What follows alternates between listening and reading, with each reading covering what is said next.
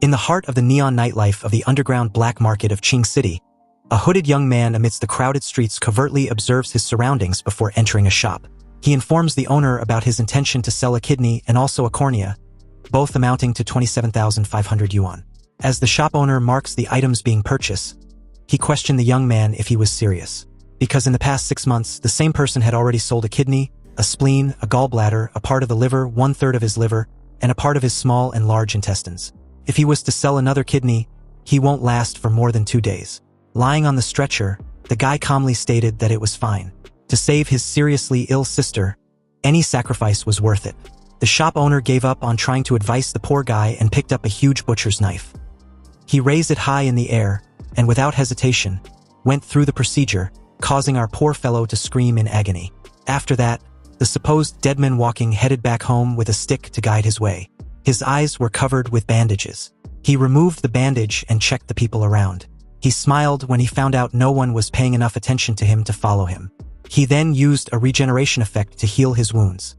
He also pulled out a stack of cash he got from selling his cornea and kidney, silently declaring that the money, including the money he'd saved, should be enough for him to pay for the job transfer ritual. He was laughing while continuing walking as it turned out that all his reasons were just a lie, and he couldn't believe someone believed that horseshit he made up. His name is Yi Lin, and he's a transmigrator, a textbook orphan, and he doesn't have a sick sister. For context, the world he transmigrated into was overflowing with spiritual energy, full of demons and beasts everywhere. There are also countless dungeon realms. As an orphan, surviving in this new world was really tough, until he discovered his unique ability, his body regeneration. No matter how severe his injuries were, his body can fully recover within minutes, and even missing organs or limbs can regenerate. He used his regeneration to sell his own organs to save up 100,000 yuan just to pay for the expensive class change fee. Because only by going through the class transfer ritual and awakening his power can he become stronger. Only then can he stand firm in this perilous world and protect the ones he cares about, if he has any of course. And today was the big day for the class transfer ritual. When he arrived at the location, there was a group of 3 people who approached him, asking him why he had come. They knew him as a poor student, so they could not think of a reason why he could afford to attend the transfer ritual. Yi Lin held the lady's hand and spoke pitifully. "Miss Wang, in order to attend the transfer ritual, I had no choice but to take a class transfer loan." Of course, this was just a lie. Yi Lin didn't want anyone being suspicious of him. Miss Wang was shocked, and the guys with her were afraid that Yi Lin would be stuck working the rest of his life just to pay back the loan if he ended up with a useless profession. Luckily, Miss Wang permitted him to join and even wished for him to give all his best. She told him to go inside before the class transfer ritual would begin. After a few minutes, all the students who were participating in the class transfer gathered and were called one after another. The first participant was called Gao Diyu from class 5. Some students behind him gossiped that he's also not from a rich family. When Gao Diyu reached the stage, the principal instructed him to place his hand on the golden ball and relax his whole body. After just a minute, the principal declared that he obtained a support-type class, which was an A-rank poultry breeder. The students then murmur that Gao Diyu will be a poultry breeder for the rest of his life. Don't get discouraged just because it's a support-type class. There are only useless people, not useless classes, the principal stated calmly just to motivate Gao Diyu. The next student called was a lovely girl with an incredibly sexy figure, wearing a tight red dress and leather boots.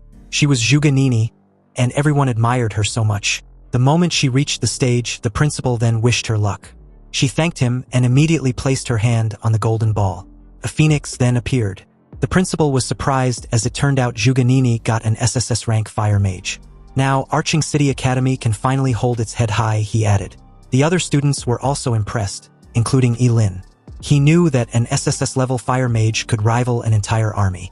After Zhuge Nini's class transfer, the principal then informed her he would discuss her training plan later with her since her SSS class was a big deal for their school. Zhuge Nini then went downstairs, and Yi Lin's name was called. While walking, Yi Lin heard everyone talking about him for getting a class change loan just for this ritual. Yi Lin slightly looked at Zhuge Nini and assured himself he was not going to be her or anyone's side character. Yi Lin positioned himself and put his hands on the golden ball. He has waited for this moment, wondering if he would still live a miserable life or defy fate.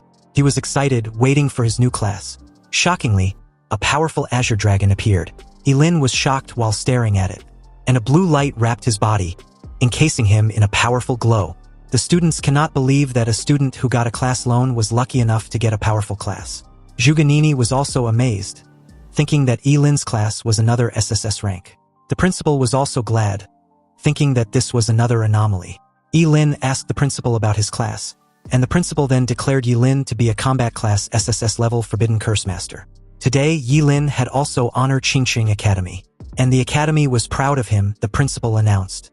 However, before he could complete his words, he finally realized that Yilin had a Forbidden Curse Master profession. He was shocked as he really couldn't believe the poor student's rotten luck. The other students laughed at Yilin when they heard this news. You see, no Forbidden Curse Master, if any, had ever lived past the age of 25. Because the Forbidden Curse Master was the kind of profession that consumes one's own life to use a skill. Due to this, someone who has this profession always die young. Yilin's class was considered a trash class, and the mere thought of using a loan to acquire such a useless skill was truly tragic. Zhuganini decided to walk away. She sighed as she was disappointed with the class Yilin got. Yilin, ever the master of deception, feign being down. His act was so convincing that the old guy felt sorry for him. He patted him on the back and wished him good luck. Although he's such a good kid, he's unfortunate to only get the Curse Master profession. Yilin then asked the principal if all Curse Masters really die at the age of 25. The principal just told him not to be negative, as it was better to burn brightly than to live a meaningless life. Yilin thanked the old guy, stating his desire to burn brightly like the sun, and also bring honor to the school. The principal then told him that he would make a special training for him together with Zhuganini. Yilin agreed to this and smiled knowingly. He found it funny that he would die early just because his profession was a double-edged sword. Thus, of course, if he didn't have a cheat ability to counter this death threat. This dying early thing for Curse Masters has got nothing on him and his immortality. After the class transfer, everyone decided to head back home. Yilin was planning to head straight back to his house. He was tired and wanted to have a good night's sleep. While walking, someone called him by his name. It was Zhuganini. She offered him to team up with her, as she believes that the more the Curse Master fights, the quicker they die. She told Yilin that her intention wasn't bad. She was just trying to help since they were classmates. However, Yilin refused to accept the offer. Zhuganini didn't force him at all. She walked away, stating that Yilin was such a stubborn idiot heading for death. Yilin ignored her and continued walking. But then, another group of students blocked his way and told him that he really thinks he has risen up just because he has switched to a Curse Master. These guys were Yilin's classmates, and they got mad as they could not accept Zhuganini's earlier offer to team up with him. Yilin was annoyed. Women really were troublesome. Because of just 2 lines from Zhuganini, these idiots were looking for trouble. Yilin replied that he was on his way back home. The guys laughed at Yilin's expense. Was the poor student referring to his 10 square meter shack a home? Yilin, now that you're SSS ranked, how about you call me daddy, and I'll get you a security job at G Corporation. The leader of the group mocked arrogantly. The others laughed, and added that being a G Corp security guard was a privilege. He also ordered Yilin to kneel before their young master. Once Yilin takes the offer and gets paid, he can buy some nice incense for his dead orphanage family. The 3 continued to tease Yilin, even stating that he was just an orphan who didn't deserve to have a family. Yilin was already mad, and as he stares at them with a serious look, his eyes flamed with a blue and red aura as he activates a curse magic power. He told the idiots that they were the ones who forced his hand. Confused at Yilin's willingness to use a curse magic, knowing full well of the implications, made the 3 idiot question what he was trying to do. Was he really going to use a curse magic and shorten his lifespan? Why wouldn't I? Yilin also questioned with a puzzled look. Didn't you fools speak of my dead family? Conjuring a slight lightning strike, Yilin's attack was only to scare them. The guys, now scared shitless of Yilin, pleaded about the need for their classmate not to use a forbidden curse on them. But Yilin simply stretched his hand and challenged the idiots to come at him if they dare. However, they decided to run away in fear. Yilin then deactivated his curse ability and uttered, "What a bunch of trash." They actually ran off with just 1 move. As he continued to walk, he felt like his duodenum was scorched. He wasn't aware that Zhuganini witnessed the commotion. She was annoyed that he was getting provoked by a few insults and was ready to throw his life away. She was sure that even if someone acted like Yilin, who isn't a curse user, they would definitely not go far. For her, Yilin wasn't worthy of standing beside her. The night came, and Yilin was already at his home. Yilin placed his bag down on the couch and sat while checking his system interface. Apparently, sacrificing a piece of duodenum would summon a regular lightning bolt. But sacrificing a bladder summons thunder from burial waters. Next, sacrificing a heart can summon destruction purple lightning. If that is the case, Yi-Lin concludes he would die summoning the most powerful chaos god Thunder. He lay down on his couch when he felt his head spinning, but he was aware that it was the side effects of his body recovery.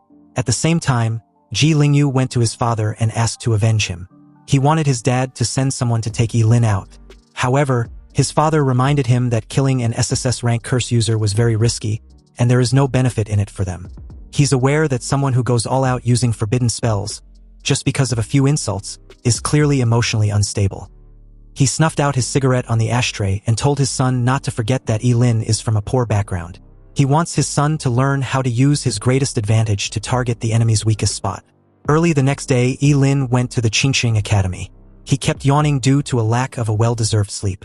The students around started murmuring about what he'd done the day before when suddenly, someone tapped Yi-Lin on the shoulder with a bottle. It was none other than Ji Lingyu. Inside the bottle was milk he brought as peace offering. He also brought breakfast for Yi-Lin. Yi-Lin was clueless as to why, but accepts the milk regardless. At first, he thought Ji Lingyu was trying to poison him just because he couldn't beat him. But the poor guy replied that he wouldn't dare. It was just his way of thanking him. "Thank me?" Yi-Lin questioned with a skeptical look. "Yeah," Ji Lingyu replied with a forced smile. Yi-Lin drank the milk and told Ji Lingyu to just say what he wants. Unexpectedly, Ji Lingyu stated that he was grateful that Yi-Lin struck him like a bolt of lightning. Apparently, that lightning strike was Ji Lingyu's wake-up call. He also added that Yi-Lin's appearance made him realize that he has been wasting his life in a daze. Yi-Lin called Ji Lingyu on his bullshit and again, told the idiot to say what he really wants. Ji Lingyu suddenly kneeled and stated that he wants to call Yi-Lin Big Brother. Yi-Lin was shocked and questioned him if he happened to hit him in the head. But Ji Lingyu replied that he was serious, and that the beating he received the day before made him reflect on himself. He deeply reflected and wants to become a better person. But he needs a great role model. Yi-Lin agreed to be his role model, but there need to be some tuition payment. Surprising enough, Ji Lingyu didn't refuse and immediately asked for Yi-Lin's account number. Yi-Lin headed to the field as he gave his account number. He told Ji Lingyu to transfer 2 million as a first-term tuition payment. When Yi-Lin asked if it was too expensive, Ji Lingyu reassured him that it was not. He will inform his dad to send it right away. At this time, a novice secret realm opened on the field as a test for the students. The principal hopes all the candidates from each academy could perform well. Of course, everyone was wishing for their victory. Yi-Lin and Zhuganini were in the front, so the old men beside the principal believed both students were from Qingqing High School, who got the SSS-Class profession for this year. For them, both looked extraordinary. The principal was annoyed, stating that he had already told Yi-Lin and Zhuganini to keep a low profile. But these kids really don't know how to behave. 2 of them ended up getting SSS-Class jobs at once, and it seems to be just infuriating. Absolutely infuriating. Isn't it? He then laughed and turned to face the rest, questioning why they weren't saying anything. Were they all born mute or something? The 3 old guys walked away, saying they still had some things to do. As you might have guessed, it turns out they were annoyed by the principal for being full of himself and rubbing their faces in. Anyway, the moment entering the novice secret realm was issued, the examinees began to swamp the entrance like a tidal wave. Before Yi-Lin could enter, Zhuganini asked him once again to team up with her. Still, Yi-Lin refused, which made her think he was very arrogant. Since he was so eager to die, she won't stop him. Yi-Lin ignored her and immediately entered the secret realm. As he landed, he noticed he was alone. No one was around, so he thought it was a random teleportation. A level 1 leopard cat then appeared. It roared, but Yi-Lin wasn't scared at all, but rather excited. He believed it was a perfect enemy to test his forbidden spell. He then attacked it and instantly killed it without any struggle. Yi-Lin was awarded 10 experience points, but he was disappointed, deeming it too little for him. He walked away while stating that it doesn't even justify the damage to his kidneys, and that he has to kill 100 of these leopard cat just to reach level 2, which is why he decided to figure something out. A while later, Yi-Lin let 100 kinds of monsters chase him. As he ran, he couldn't stop smiling, believing this wave of monsters should be enough to give him a good amount of experience points. Some of these monsters have a human half-body. He stops running and turned to look at them, stating his desire to test his newly learned forbidden curse. He then casts his destructive surge. The curse was so terrifying that it increased Yi-Lin's strength, agility, and spirit twofold. With burning reincarnation activated, he believes that even a level 10 monster probably couldn't withstand his full-powered world-ending thunderstrike. He then attacked some of the monsters, slashing them without any hesitation. He noticed he aged in just 5 minutes of using the skill, so he decided to stop using the burning reincarnation forbidden curse after about 1 minute at most, if he didn't want to reveal his undying body. He continued by using his vitality preservation. He sacrificed his left arm and tapped the ground as he activated his world-ending fury forbidden curse. He killed a level 3 gray wolf and was rewarded with 30 experience points. Then a level 5 two-headed snake and received 50 experience points. A level 6 armored scorpion and gained 60 experience points each for the 6 centaur. And finally, a level 2 killed bee and gained 20 experience points. With that, he leveled up to level 3. He was satisfied and amazed with this development. He also learned a new forbidden curse, which was a hellfire scorches the sky. An hour later, Zhuge encountered the area where Yilin had killed all those monsters. She was shocked when she saw so many monsters incinerated to ash. She was in disbelief, wondering what had just happened. Then she noticed a hellfire. Confused, she checked it out regardless since she didn't know anyone who had the fire element in Qingqing besides her. But now there was such an intense fire element fluctuation. Also, the fire element wave might be even stronger than hers. She then saw something that gave her a hint that this commotion was surely caused by a human. Looks like Qingqing is full of hidden dragons. Zhuge will definitely find out who you are, she vowed with determination. But at this moment nearby, Yulin was spending some time roasting some meat to eat. He was enjoying a 3-eyed demon pig meat. He realized he was eating more than his usual since his body used up too much energy earlier. After eating, he then decided to head to a farther area and grind some more. When he was about to leave, Zhuge suddenly appeared and called him. Yilin, what are you doing here? She asked. Yilin was annoyed that he'd ran into her. It was a hassle for him as he didn't want anyone to find out his secret. He smiled at her and replied that he was just casually roasting something to eat. Zhuge then told him once more that a Forbidden Curse Masterclass was totally not suited for solo grinding. Yilin was annoyed when Zhuge walked away, telling him it is too late for regrets now, and following her won't help him anymore. She really assumed Yilin was tagging along with her, so she told him she didn't have time to team up with him anymore. Yilin was thinking Zhuge might be missing a few brain cells. Zhuge on the other hand, looked back at him and asked him if he had seen anyone else pass the area, and she stated that that person is extremely powerful, very skilled with fire element manipulation, and likely mastered Hellfire. Hellfire? Yeah, I saw him. He was a very handsome guy. He went that way, Yilin replied calmly. He knew he could not let Zhuge cling to him, so he decided not to use the Hellfire spell anymore going forward. As Zhuge continued walking, she blamed Yilin for wasting her time. Otherwise, she would have found the Hellfire user by now. She noticed a shadow looming above her, but when she raised her head, she was shocked to see a level 8 Dragonblood behemoth. She dodged when it tried to attack her. Zhuge was puzzled as to why a level 8 monster would appear in the area she was. She looked behind her, deducing that Yilin might have run away far by now. She then attacked the monster with her fireball storm. However, it didn't deal much damage, not enough to kill the monster. The monster looked at her with anger. It charged toward her at a fast speed and bumped her, trashing her away. She fights back with her flame, but the monster roared, blowing the flame back at her. Zhuge was dumbfounded as all the flames hit her. The monster stood there as the smoke settles. When it eventually did, Zhuge was on the ground with her clothes ripped, trembling in pain. She admitted that she was too arrogant to believe that she can definitely defeat a level 8 Dragonblood behemoth in this secret realm. She was afraid she would die at the hands of the level 8 monster, knowing it would be a humiliating death. Lucky for her, someone intervened and attacked the monster using a forbidden curse hellfire. The poor monster was literally burned to ash. As expected, Zhuge was shocked, knowing this hellfire user was the one she was searching for. Turning to face her savior, Zhuge thanked this mysterious person and wanted to know his name. The questionable masked individual was none other than Yilin. Yilin was standing on a tree branch with a mask. He told Zhuge to call him Ling Yi, which meant early dawn and night. Ling for early dawn, Yi for night. Placing a finger on her lips, Zhuge acted all pitiful and curious, asking the mysterious Ling Yi which school he was from. Although she was grateful to her savior, she also wanted to know who exactly was underneath that mask. So she concealed her intentions by stating she simply wanted to thank Yilin properly when they exit the dungeon. Yilin just stared at her like she was an idiot. He didn't need her fucking thanks. He told Zhuge that there was no need to thank him. It was just the small effort after all.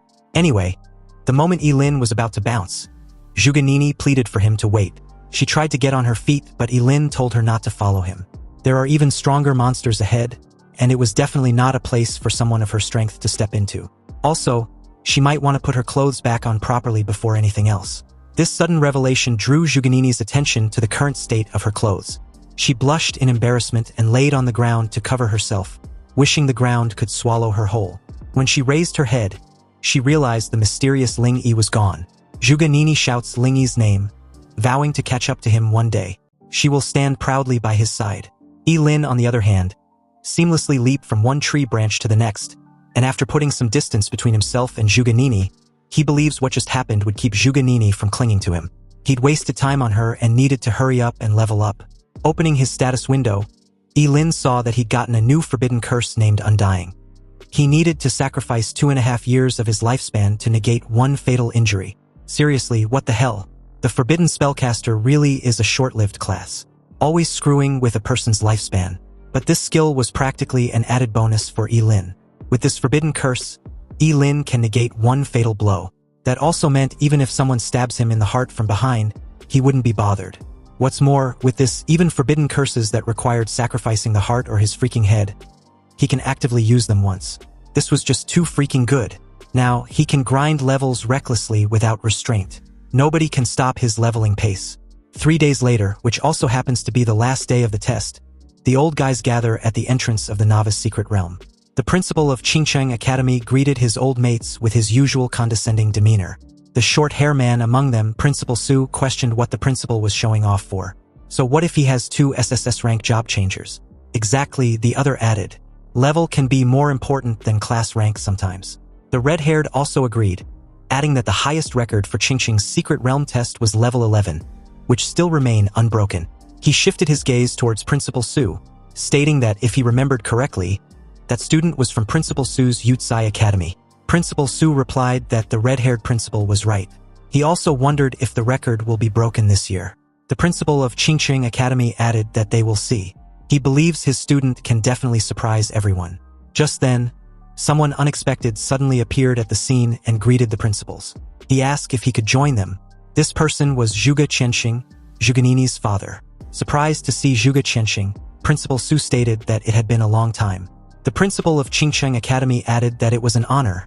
After all, Zhuge Qianxing was their school's astrologer. With pleasantries out of the way, Zhuge Qianxing asked about his daughter, wondering if she caused any trouble for the principal. Seeing how Zhuge Qianxing dotes on her daughter, the principal replied calmly, "No, not at all. Juganini is the pride of our Changxing Academy." But just then, they noticed someone coming out of the dungeon. The time for the dungeon wasn't up yet, but someone was already coming out. The principal of Qingcheng Academy deduced that the person must be injured. This person turned out to be none other than Juganini, who greeted the principals and was surprised to see her father. Her father wanted to know the reason why she came out early, and her principal wanted to know the level she was at. Juganini calmly stated that she was at level 12, which shocked all the principals present. With the record broken just like that, her principal was very proud. His student was worthy of being a fire mage. Zhuge Qianxing approached her daughter and stated that she was too willful. After all, if she had stayed inside the dungeon and grind some more before coming out, she would have definitely shot up to level 13. Juganini replied her father that the dungeon just became too boring. It took her ages to find monsters around level 10, and the experience reward was also pitifully small. But in all honesty, the real reason Juganini came out early was to find Ling Yi. Being the first to come out meant she could see everyone who comes out afterward. Meanwhile, back inside the secret realm, Yi Lin suddenly sneezed heavily like he already had a cold. He found this behavior strange since the area he currently wasn't cold. So why did he suddenly sneeze like that? Was someone cursing him? With level 10 area monsters all gone, could it be that he grind too hard? It looks like he needs to expand his search range. Yi Lin raised his hand and decided to try out another new forbidden curse he'd learned, instantaneous range. This forbidden curse casting sacrifices an organ based on the organ's importance. He can also gain agility with its maximum being 10 times extra agility of an hour duration. Yi Lin spared no time activating this forbidden curse of 10-time agility, sacrificing his kidney. The feeling was awesome. Even a level 50 assassin couldn't possibly have such speed. Moving like a bolt of lightning, Yi Lin made an insane dash forward, creating a sonic boom and destroying everything in his path. He was so fast that before a 3-headed storm mantis monster felt his presence, it was too late. Yi Lin sacrificed his bladder, summoning a bolt of lightning which incinerated the monster into ash. This forbidden spell was the Ashen Fierce Thunder. Back at the entrance of the novice secret realm, many students exit the dungeon in droves, some in excitement, and others in fear to finally escape with their lives. However, all this while, Zhuganini had been patiently waiting at the entrance, hoping to see Ling Yi. But after a long while, she found it strange that he hadn't appeared yet. There was only 5 minutes left, and all the candidates who had completed the test were asked to return to their designated school area. With the test ending soon, it looks like the highest record this year would belong to Zhuganini. This meant that Qingcheng Academy got really lucky this year besides the acquisition of 2 SSS rank students at a go. But speaking of Qingcheng Academy's SSS rank students, the other had yet to exit the secret realm, right? The countdown time had 3 minutes left, and the moment Zhuganini heard this, she wondered if she had perhaps missed her target exiting the dungeon. But after briefly thinking it over, she found it to be impossible. She had been staring at the dungeon's entrance the moment she got out. In that moment, the entrance of the secret realm began to shimmer with a golden glow, indicating that someone was coming out. Seeing this, Zhuganini was certain it must be Ling Yi, but was surprised when it turned out to be her classmate Yilin. Shocked, she asked why. Why was it Yilin? Yilin was puzzled with this stupid question. The time was up, so of course he had to exit the dungeon. Was there a problem? Zhuganini got over her initial shock and began to walk away. She told Yilin that he was a coward and should stay away from him. Hearing this, Yilin gritted his teeth in annoyance. Seriously, what's wrong with this bitch? Was she a psycho? His principal approached him at this moment and asked what level he was at. He didn't have much expectation and was just curious as to what level his second SSS rank student was at. Yilin calmly replied that he was at level 16. The crowd present was stunned. You see, leveling up from 1 to 16 requires a total of 120,000 experience points. And the highest level monster in the novice secret realm was level 10. Killing level 10 monsters gives 100 XP, meaning Yilin killed 1200 level 10 monsters. How was that even possible? The principal suddenly began praising Yilin like crazy, stating that he was the pride of Qingcheng Academy. Surprised with the young man's talent, Zhuge Qianxing also congratulated Yilin. This annoyed his daughter. She coldly remarked, "With Yilin's profession, what's so special about being level 16? Yilin was a forbidden curse master. If he recklessly uses forbidden curses, isn't it normal for him to level up quickly?" When the other principals heard Yilin's profession, they found Zhuganini's explanation reasonable.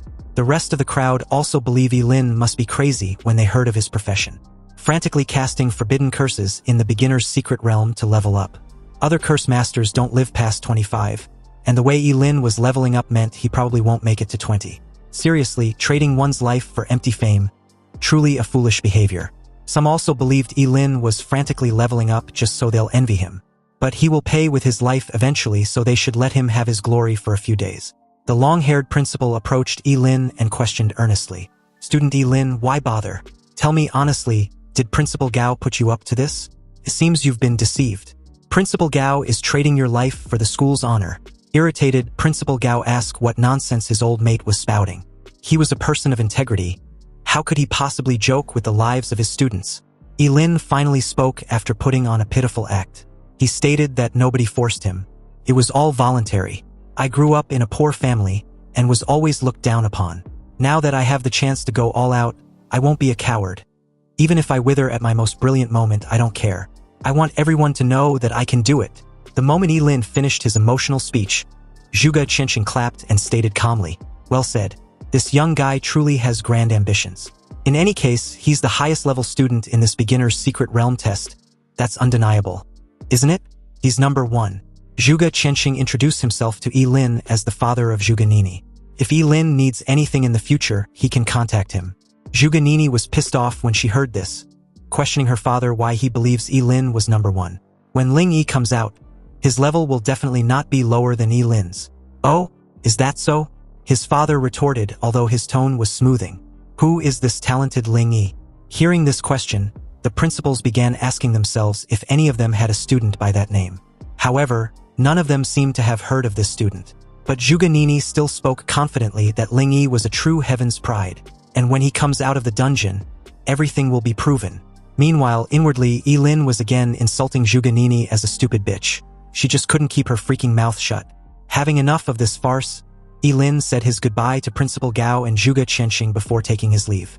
He wanted to go home and rest well. Shortly after that, the time was up and the novice secret realm test was over. But Zhuganini was puzzled with this outcome. Where was Ling Yi? Could it be that while I was talking to Yilin, Ling Yi quietly slipped away? Cursing, Zhuganini started blaming Yilin. She believed Ling Yi's escape was Yilin's fault. When her father placed a hand on her shoulder, she asked if he believes him. Ling Yi was truly a genius and even saved her life. Zhuge Qianxing figured out that her daughter's early exit from the dungeon was simply to find this mysterious Ling Yi. But this was a bit strange. He asked Zhuganini if it was possible that Yilin was the mysterious Ling Yi she had been looking for. Hearing this, Zhuganini vehemently denied this possibility. What was her father thinking? How could that coward be compared to Ling Yi? Yilin saw the dragon blood behemoth she faced in the dungeon and ran away in terror like a coward. And Ling Yi's mastery of the fire element was extremely high. How can Yilin of all people know about stuff like that? Meanwhile, back inside his apartment, Yilin let out another heavy sneeze which jolted him awake. He wondered who was talking behind his back. Seriously, it must be that stupid woman Zhuganini. Just then, a knock on his door drew his attention. Yilin asked who the person was, and the moment he opened the door, he questioned the fat business guy in front of him. The fat guy introduced himself as Wang. Mr. Wang, the manager of Qingcheng Brain King Oral Liquid Limited Company. He had been searching for Yilin for a while, and now he'd finally found him. The moment Yilin led Mr. Wang inside his apartment, he questioned what he was there for. Mr. Wang replied that he's got good news for Yilin. He heard Yilin successfully changed profession and even broke the highest level record in Qingxing's beginner's secret realm. So his company was sincerely inviting him to endorse their product. Of course, the remuneration will definitely be substantial. Yilin asked how much exactly was substantial. Mr. Wang raised 3 fingers which implied 3 million. He hands Yilin a tiny bottle, telling him to try it. It was the company's new product, a Brain King oral liquid, and not only does it nourish the brain and enhance intelligence, but it also promotes cell regeneration. Consuming 1 bottle and a person would feel several years younger. Also, this century-old enterprise had a 10 times refund guarantee if the drug is proven ineffective. Yilin should try it. Yilin opened the cap of the bottle, knowing full well 3 million was worth several of his kidneys. It looks like fame really does pay. He drank the content in the bottle, which tasted a little sweet. Then he suddenly felt dizzy. Yilin passed out immediately after. Lying in his couch, Mr. Wang called someone on the phone and told the person that Yilin drank the content in the bottle. He prepared backup plans, but they weren't even needed. It seems Yilin was a simple fool. Mr. Wang was ordered to bring Yilin over. A while later, deep into the night at an unspecified location, inside an abandoned warehouse, Mr. Wang had successfully brought Yilin to his boss. Although he doesn't understand why his boss was going through such lengths from a mere student, he knows he didn't have the right to ask questions. His boss, who happens to be the shop owner in the black market Yilin used to sell his organs to, told Mr. Wang to leave.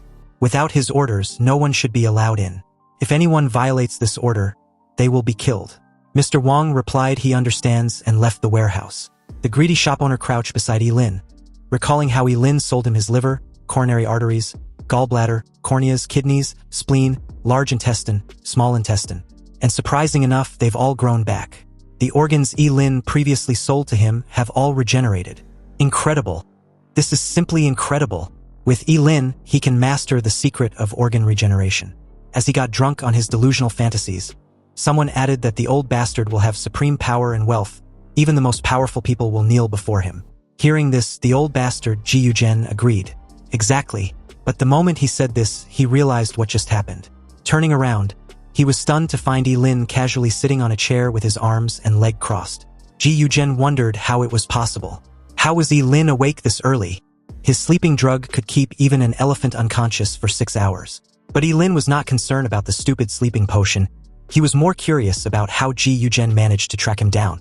Ji Yuzhen got over his initial shock, pointed his blade at Yilin, and stated that since his cash cow was awake, he won't be polite anymore.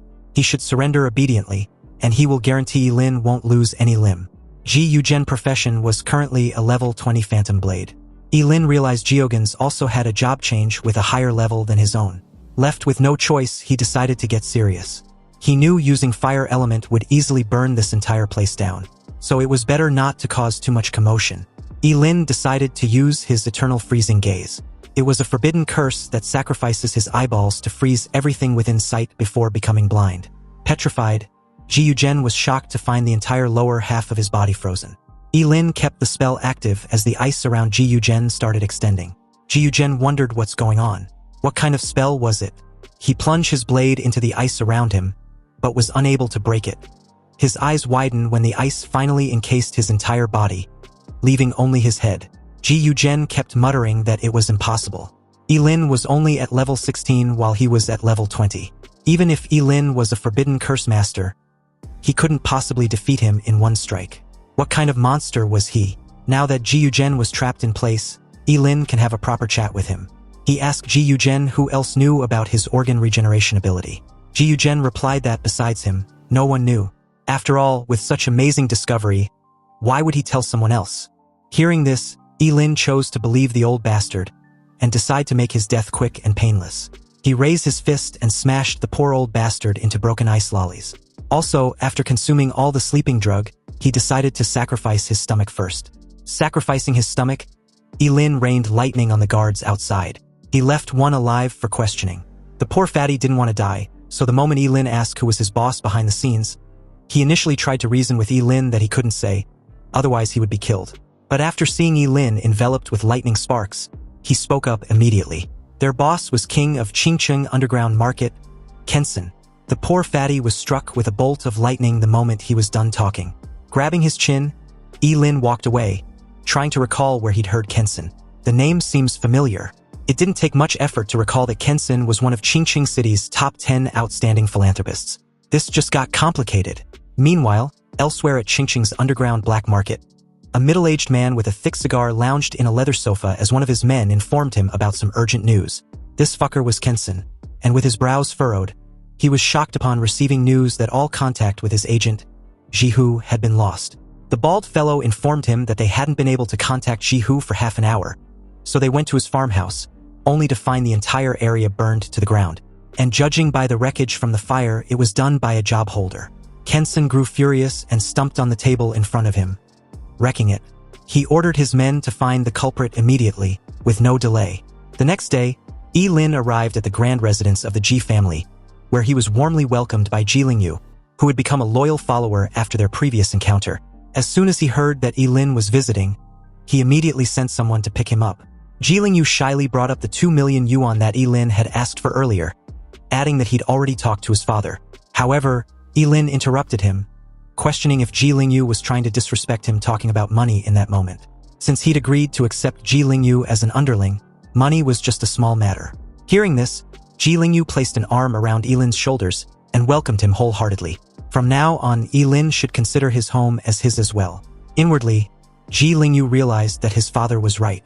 He believes Lin was a simple-minded guy who cared a lot about his dignity, so as long as he can exploit that, then he should be able to achieve his goal. Lin, on the other hand, had planned this encounter with the purpose of using the Ji family as a shield against Kensen and his men. He was sure Kensen wouldn't dare attack him inside the Ji family estate.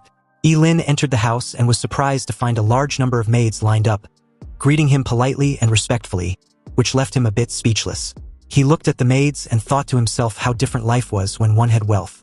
Ji Lingyu offered to assign one of the maids to be Lin's personal servant, and Lin accepted the offer. But soon after, Lin felt embarrassed and refused, saying he was only joking. However, Ji Lingyu insisted, adding that his boss should also change his clothes for something important. Lin eagerly asked what the important matter was, but Ji Lingyu told him to wait until they arrived at the destination. Eventually, they arrived at the annual Qingcheng auction, and Ji Lingyu informed him that this was the grand venue he had never visited before. Upon arriving at the annual auction in Qingcheng City, Ji Lingyu told Lin that he would later introduce him to some of the city's most important figures, but Lin preferred to start with food, and told Ji Lingyu to go about his own business and not mind him. Internally, Ji Lingyu sarcastically commented on Lin's simplicity and naivety, thinking he still lacked experience due to his poor upbringing. As Lin ate heartily, especially since he had previously sacrificed his stomach and now needed to compensate by eating more, he heard a voice beside him asking why he was here. When he turned around, he saw Zhuganini and her friend Lu Yanwei standing there. Lu Yanwei asked Zhuganini who Lin was. Lin felt annoyed seeing Zhuganini again, wondering to himself why this stupid woman keeps showing up in front of him all the time. Zhuganini responded to her friend with displeasure, stating that Lin was just the coward who ran from the monster in the novice secret realm, expressing her frustration at seeing him again. Zhuganini deems Lin as bad luck. Lin smirked inwardly, wondering what Zhuganini's face would look like if she discovered he was actually Ling Yi, the very person she admires deeply. Ji Lingyu arrived with a group of friends to proudly introduce them to Yi Lin, presenting him as his superior. The group was surprised by this, and in a mocking tone, stated that Ji Lingyu should be the one in charge. However, Ji Lingyu firmly responded that Yi Lin was no ordinary person and that his level was now very high. Everyone was stunned to learn that Yi Lin had reached level 16 in the novice secret realm. Shocked by the huge gap between his level and their own modest ones, Yi Lin calmly advised them not to be too surprised and expressed his willingness to help them level up. If only they could get out of the city, then they could all get good results in the upcoming major exam. Everyone became excited upon hearing that Yi Lin was willing to help them, but Ji Lingyu expressed concern because they were forbidden from leaving the city before the major exam, to prevent students from gaining assistance from stronger individuals. Yi Lin then subtly hinted that the journey to the exam site itself might be a good opportunity for leveling up, though he voiced concern about lacking equipment. Ji Lingyu quickly reassured him that equipment would not be a problem at all and promised to provide anything he needed from the current auction. Yi Lin was surprised by the offer, but Ji Lingyu assured him that his father would financially support them no matter the cost if it would improve his exam performance. The auction began with the appearance of the beautiful hostess, who welcomed the attendees and introduced herself as Qingqing from the auction house. She wished everyone success in obtaining what they desire, and a warm applause ensued seconds after. Without delay, Qingqing presented the first item, an epic fire-type skill scroll for mages, starting the bid at 500,000 yuan. The bids rose quickly until they suddenly reached 3 million yuan, and the bidder behind this massive offer was none other than Zhuge Qianqing, Zhuganini's father. Yi Lin watched the scene calmly with a smile, realizing that Zhuge Qianqing was spending generously to buy skills for his daughter, but deep down he felt satisfied with himself. After all, as a master of forbidden curses, he didn't need such scrolls at all because his skills were all-powerful curses. Yi Lin turned to Ji Lingyu and whispered, "Your profession is an A-rank Shadow Blade, right? If something pops up that suits your class, don't hesitate. Bid right away. The right skill might save your life later." The auctioneer smiled, her voice crisp and clear. Next up, an item of rare quality. The Royal Dragon Wish Ring. It increases spirit by 30% and grants the passive skill, Dragon's Aura. The starting bid was 2 million and the minimum raise 100,000. Ladies and gentlemen, place your bids. The crowd erupted and the first bid was 2.5 million, then raised to 3 million, then 3.1. Bids began to pour in rapid succession. Yi Lin's eyes sparkled. A 30% spirit boost? That's huge. For any awakened fighter, that's a game changer. He edged Lingyu to bid for the ring. Ji Lingyu leaned toward his father and told him that he wanted that ring. His father didn't even hesitate. 8 million. He believes that spending 8 million to help his son ace the national exam and enter into a prestigious university is worth the money. And about Yi Lin, he was a forbidden caster and won't live long anyway. So after a few years, he will be dead and every equipment purchased for him will eventually end up returning to the Ji family. The auctioneer raised her voice, wanting to know if anyone was willing to offer a higher bid. In that moment, it seemed that no one wanted to bid more than 8 million, when suddenly, a bid of 10 million was announced from behind. The room fell silent as Kenson's tall and imposing figure stepped into view. He called out President Ji and asked how he was doing. It's no surprise that the two know each other very well, and the moment the underground king was noticed, gasps echoed across the room. Everyone was curious as to why he was there since this wasn't his usual crowd. On the other hand, Yi Lin instinctively stepped back into the crowd after finally meeting Kenson. Even if it's in passing, he can't be discovered. President Ji was curious to know what exactly his G group has done to offend Kenson. Kenson chuckled darkly and narrowed his eyes as he points a finger at President Ji. Kenson stated that President Ji had his men killed, and now he wants him to be polite about it.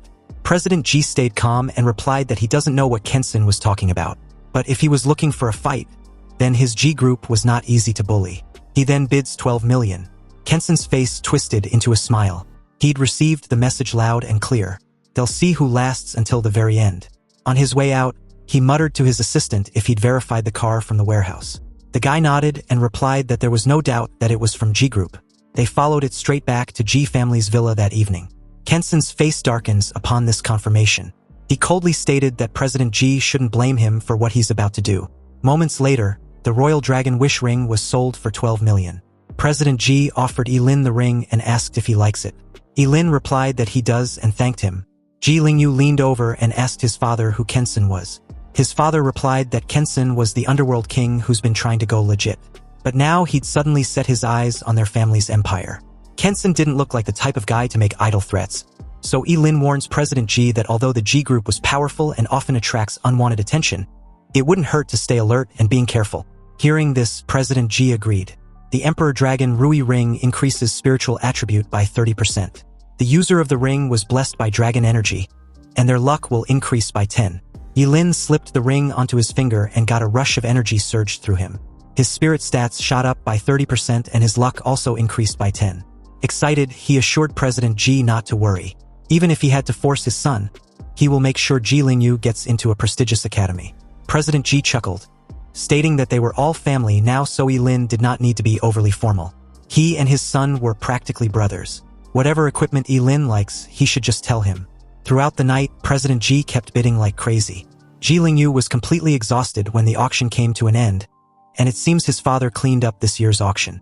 Anything that caught Lin's eye, they placed their bid without question, racking up several precious items. Items like the Azure Thunder Ring boosts spirit by 15% and increases the power of all lightning-based skills by 20%. The Molten Moon necklace had 200 spirit bonus for mental-based casters. The Twin Yin-Yang bracelet gives 40 spiritual attributes, and wearing it unlocks both Cycle of Duality and a passive healing factor that rapidly heals injuries over time. Lin's eyes sparkled, knowing full well that even if someone sees him regenerating, he now has a solid excuse.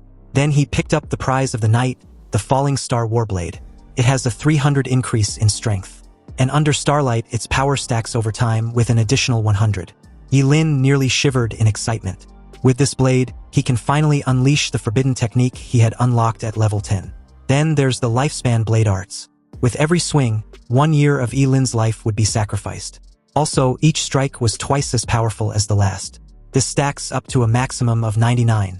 With this sword, Lin can dominate the upcoming major exams. Meanwhile, on the other side of town, Zhuge Nini lay back in her private bath, annoyed. She still doesn't understand why the G family liked that coward Lin so much. They spent so much money on him. Zhuge Nini suspects that the G family must be scheming something in secret. Otherwise, why pamper Lin like some priced jewel? In that moment, a female housekeeper announced to Zhuge Nini that Lu Yanwei was there to see her. She brought someone who says they have information about the person she's been searching for. Zhuge Nini's eyes lit up. The person she's been looking for was obviously Ling Yi. She told the housekeeper to make them wait in the lounging room. She will be there shortly. She hurried downstairs, eager to know any information about Ling Yi. Lu Yanwei gestured toward the man beside her. This is Officer Huang. He was from the Investigation Bureau. He says he has news about Ling Yu. Officer Huang nodded politely and confirmed this. But he's afraid it wasn't good news. Zhuge Nini's heart skipped and questioned what Officer Huang meant. With a serious expression, Officer Huang showed Zhuge Nini something on his phone. A farmhouse outside Qingqing was burned down and there were several casualties. They also found traces of hellfire at the scene. And based on Zhuge Nini's previous description, they suspect the culprit might be the mysterious Ling Yi Zhuge Nini mentioned. The Bureau would like her to assist in the investigation. Hearing this, Zhuge Nini immediately jumped to Ling Yi's defense, shouting that he wasn't a killer. He saved her life. Zhuge Nini was not having it, and no one could make her believe that Ling Yi was a murderer without real evidence.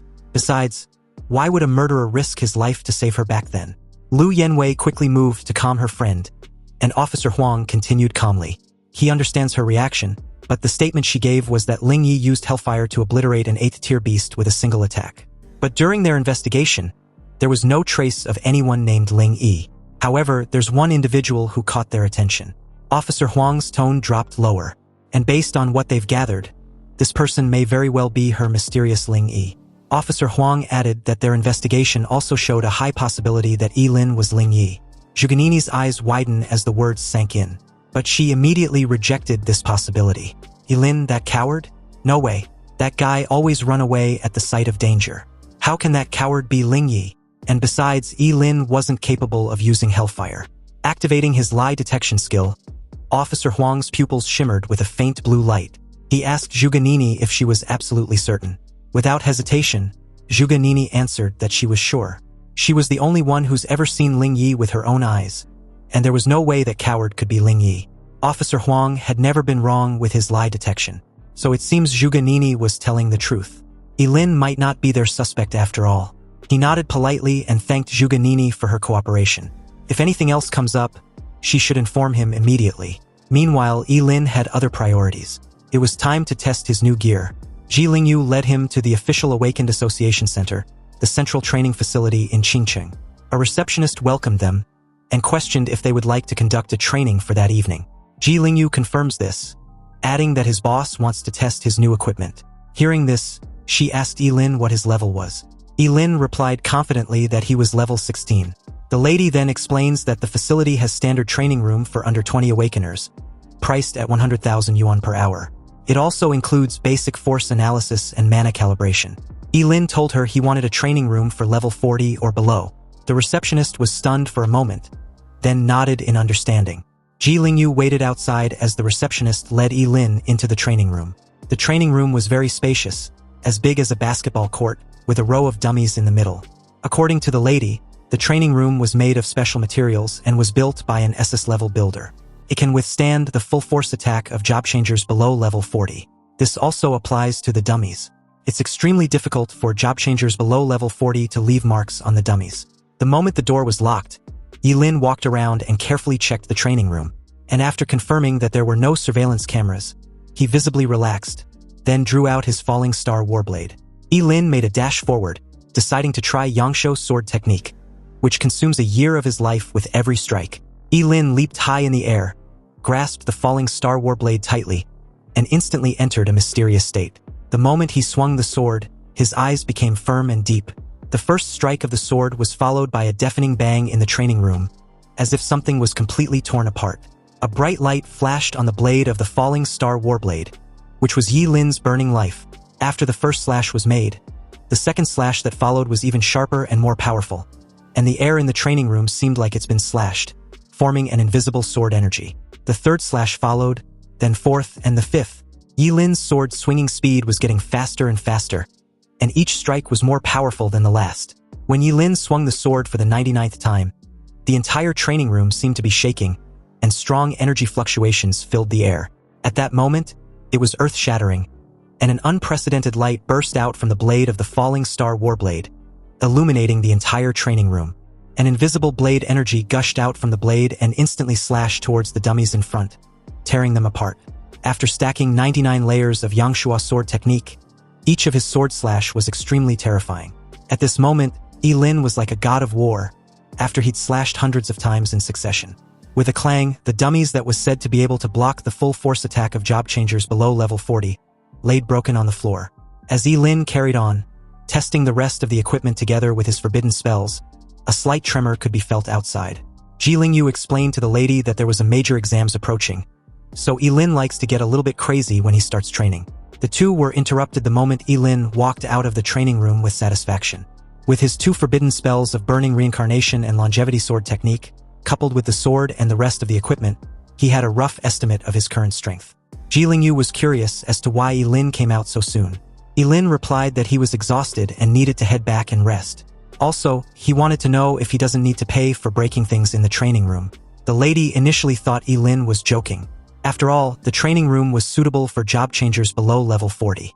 And if Yilin, a level 16 job changer, can damage the things inside, then it means the quality is not up to standard. How can she ask him to pay for it? Relieved, Yilin quickly led Ji Lingyu out of there as the lady went into the training room to check. When she found out that almost everything in the training room was completely wrecked, she covered her mouth in shock. The dummies were slashed and charred, and not a single dummy was left standing. Meanwhile, back at the Ji family residence, the two guards stationed at the entrance were suddenly attacked by an unknown enemy. The neck of one of the guard was pierced with a thin needle coated in poison. As the guard clutched his neck in pain, the other, seeing this, was alarmed and asked what was wrong. Unbeknownst to him, a pair of hands suddenly emerged from the shadows behind him, and just like that, his neck was snapped horribly from behind. Screams and bloodshed followed shortly after as the scene pans to President Ji, who was currently at his study when he heard all the commotion outside. He wondered what was going on. But just then, the old housekeeper, a bit bloodied and bruised, opened the office door and told his master to run. He was about to explain when suddenly, a knife stabbed into his body along his lower back. He screamed in pain as his vitality quickly slipped away. The person responsible for this massacre finally came to view, and it was obviously none other than Kenson. "We meet again," he said, mocking President Ji. President Ji was furious as he took out his gun. But before he could even fire a shot, A long knife with a cold glow flashed by like lightning and under President G's incredulous gaze. His hands had already flown high into the air. Kenson smiled with disdain on his face. He called President G a fool for using a gun against a job changer. Seriously, was he having a brain glitch or something? You see, guns were okay in dealing with those who had just successfully changed jobs. But once their strength reached level 30 or above, guns were no different from toys in front of them. Kenson raised his sword and was ready to kill President G when suddenly, one of his men rushed over and informed him that the two boys were not at the villa. Although Kenson was annoyed upon hearing this, he decided to let President G live a little longer. After all, killing him would be equivalent to cutting off Ji Lingyu's weak spot. But if he doesn't annihilate everything about the Ji family, they will eventually come back and seek revenge in the future. Kenson plans to use President Ji to lure these two boys out and then eliminate them together. In less than half an hour, all the people in the Ji family villa, except Ji Lingyu's father, turned into cold corpses. When Ji Lingyu and Yi Lin returned to the residence of the Ji family, they instantly felt that something was off. The guards stationed outside were missing, the entire villa was eerie quiet, and even the lights were off like there was a power outage. Yi Lin suddenly smelled a strong stench of blood and immediately rushed inside with a sense of dread. He told Ji Lingyu to prepare himself mentally as he switched on the lights. Ji Lingyu was stunned, staring at the horrifying scene. The bodies of the job changers and servants hired by the Ji family were everywhere, with broken limbs and arms scattered all over the ground. Many people had fear written all over their faces, as if they had encountered the most terrifying evil spirit before they died. Ji Lingyu took a few steps back, his face ashen as he tried to deny the reality. They must have entered the wrong place. This wasn't his home. Yi Lin warned him to be careful as he screamed in fear, frantically rushing towards his father's study like a madman. There was a piece of paper on the table not far from Yi Lin.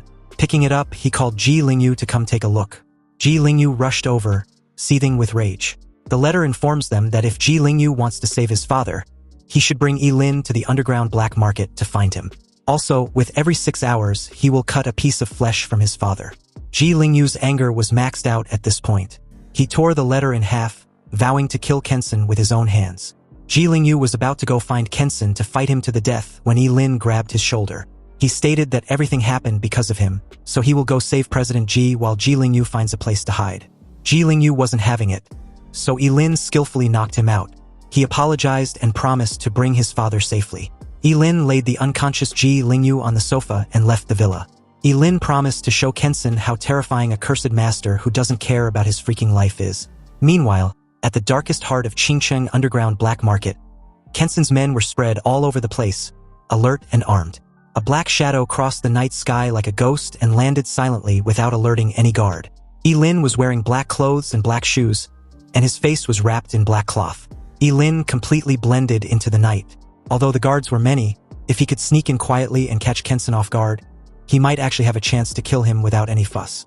But just when Yi Lin was thinking about this, the next second, one of the guards suddenly turned in his direction, staring directly at him. Shocked, Yi Lin couldn't understand how. He had hidden perfectly, so why was he discovered so easily? The leader pointed his gun arrogantly at Yi Lin and informed him of the hidden camera above his head, also questioning which era Yi Lin was from to be hiding in the shadows like that. Apparently, the entire place had surveillance cameras with infrared night vision. Sure enough, Yi Lin was still a little careless. But it doesn't matter as long as he kills all these people. The guy told him that their boss had been waiting for him. As 3 of the guards approached him, Yi Lin, seeing no point in silently sneaking in, decided to just rush in directly. Since Ling Yi has already taken a lot of blame for his misdeeds, he was not afraid of him taking the blame for the assassination of Kenson as well. But this obviously needed to be under the premise that no one present could escape alive from the underground black market tonight. Otherwise, the secret of his immortality will be exposed. Also, since he's been discovered, he felt no need to disguise himself anymore. Yi Lin removed the mask covering his face and began to perform intricate signs with his left hand leisurely hidden from view. Then, very abruptly, he activated a forbidden spell, the Burning Reincarnation. With the support of 5 pieces of equipment with mental power boost, coupled with his own astonishing 1088 points, Yi Lin's mental power was currently at 2,176 points after activating the burning cycle. At this moment, the group, who had no idea what kind of terrible monster they were facing, saw a line of blazing fire gushed out from Yi Lin's palms. The purple-red flames was so terrifying that it seemed to be able to burn everything in sight.